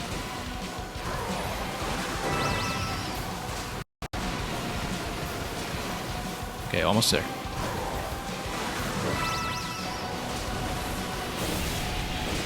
Nope. Should have gone for the dive. I am running surprisingly low on power-ups. I know there are cat bells that are available openly when we're doing this phase, but like this one over here. Nope.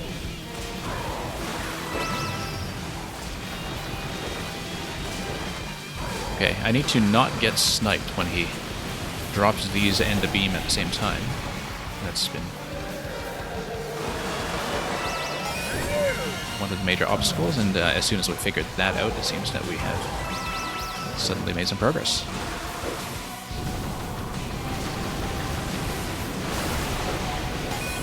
Okay, that was actually a fairly quick second shot.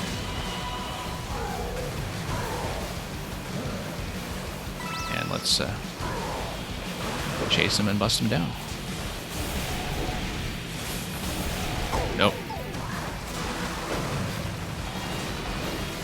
Oh, that's new. Oh, forgot to replenish. That was a mistake. Didn't realize that I'd forgotten to load up at the very end there, but... Whoa, that was a miss. Alright.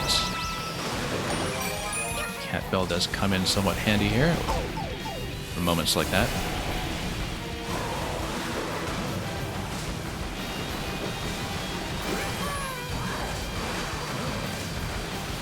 Alright.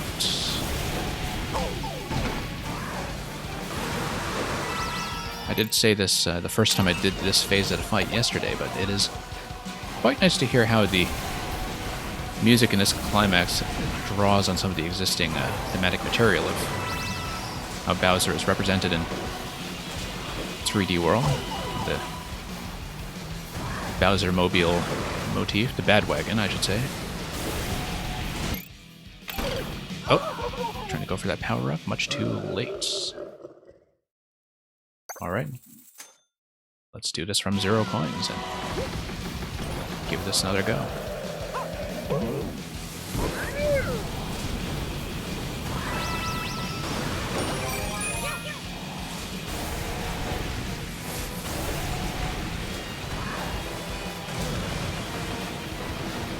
Almost there.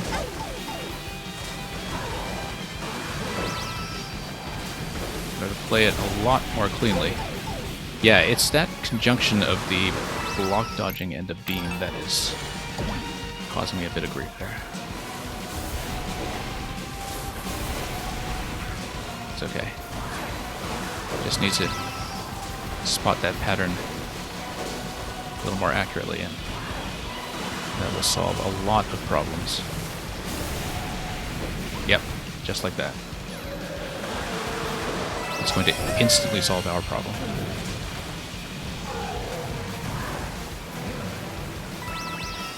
Alright, getting there.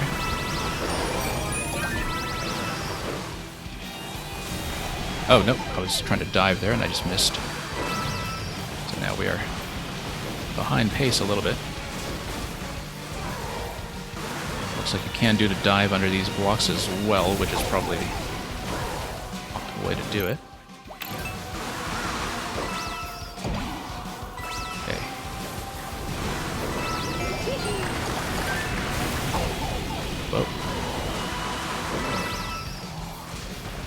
Really kind of getting smacked all over in this fight, but we'll just need to dodge and dodge and dodge. That's not what we're doing, so...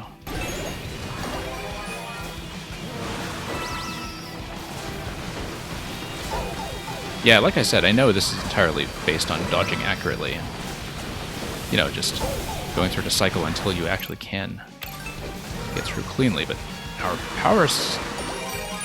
power-up supply is quite severely depleted now, and that's going to be a potential issue unless I clean this up quickly.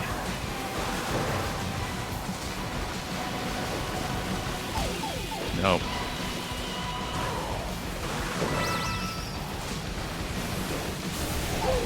Nope. Yeah, this is becoming a problem. But, oh, I missed. That was available and I missed, so...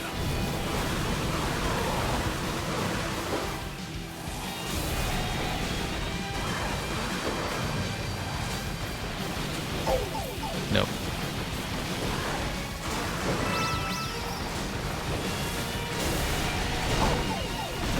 Yeah, it's... That third one, I really do need to remember to dive after that. Am I small? I am small. Okay.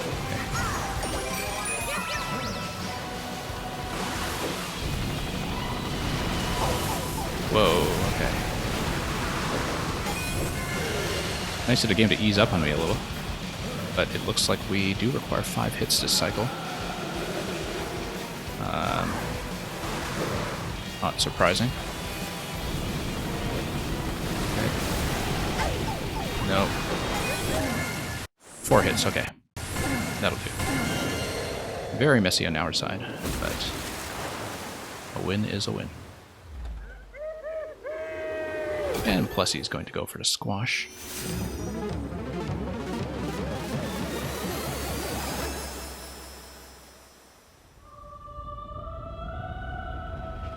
Sploosh. Or alternatively, kaboom.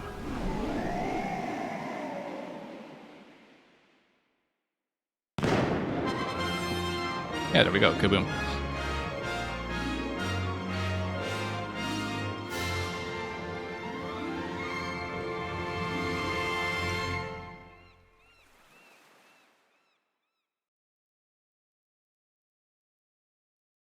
Took me a moment to dig out my own emote there, but there we go.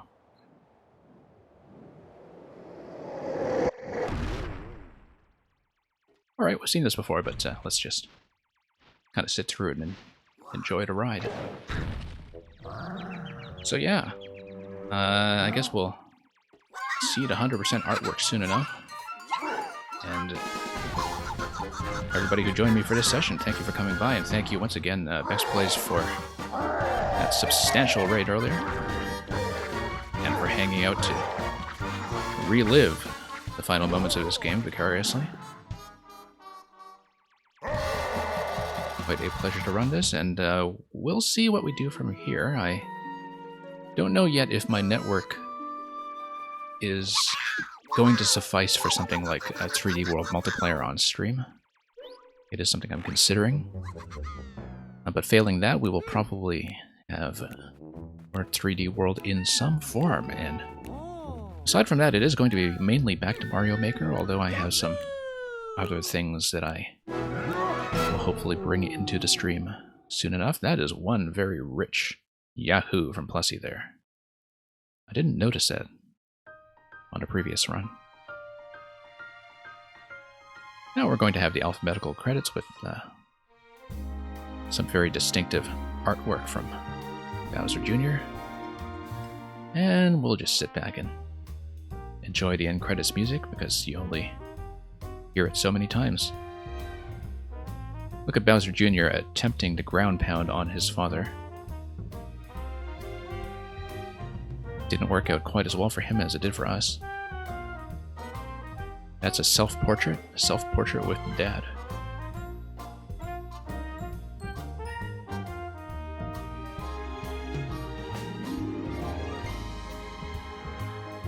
I was remarking to no audience in particular yesterday that some of Bowser Jr.'s renditions of Inky Bowser here feel like they could be something out of the black paintings of Francisco Goya.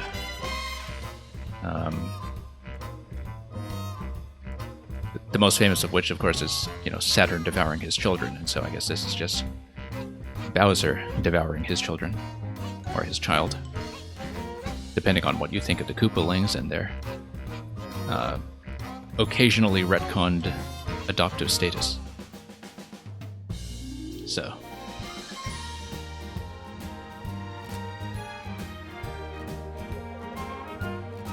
really do love his rendition of the Conkdor, the cat Conkdor.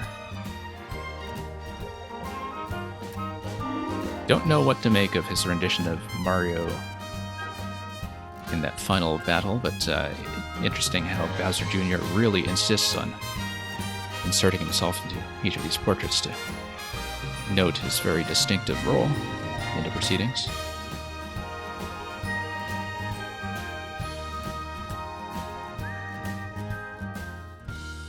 Thank you for playing, and we have the artwork at last, so of course I'm going to screenshot that. And so you said there is some reason to get back into your file, right? We can take a look at that very briefly, just to see if there's a message. But apart from that, we are going to log off shortly afterwards, I'm sure. Unless there's some wealth of playable content that...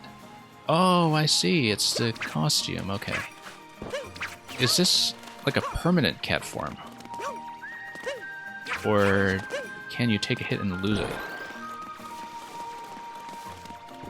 Oh, look, and Captain Toad and Toadette have been reunited, along with the rest of the Toad Brigade. And look at Junior, yeah. Yeah, he is... reiterating that this isn't even his final form. And we take a hit. Oh, yes, we can. Okay, we're no longer a cat. What do I put on one of these cat bells? Do I get the super cat suit? Yes, I do. Wow, that's brilliant. I'm sure I'll run around with some of this when I poke around with the photo mode, which I'm hoping to do after I do 3D World proper, because then we'll have access to the full range of stamps. And as you know, pretty much all of the, well, most of the artwork I use for, you know, interstitial cards and such on my stream come from spending way too much time in Odyssey's photo mode, and so it'll be nice to just kind of, you know, farm for stream assets by roaming around in the catsuit. It's a very nice bonus. I always love cosmetic things like this, you know, like the pajamas in Wind Waker. And other such post-game collectibles that just give you a reason to run around. So yeah, I really depleted that power-up supply, but other than that, I think that was a really solid run. And, yep, total playtime on this was probably about 9 hours for me, given a lot of itinerant wandering. But yeah. Since we're going to log off, I might as well sit here by all these farewell noises and groans and grunts from Toadette and Toad and company. And that's probably an appropriate window at which to bid farewell. So, everybody, thanks for watching. Thanks for joining me for this all night. I really must run off. I may scan around briefly to see if there is anybody who is conveniently rateable, given that we do have a bit of a viewership to bring over, but I do know that some of you are absolutely going to call it at this point, and for that matter, so am I. So, Bex Blaze, I will have to go back over your VOD later to see how you closed it out, and how you managed to kid and hunt in particular. But, until then, thanks for watching. We might scan around for a raid, so stick around for just a minute if you can. If not, good night, good morning, good afternoon, fare thee well.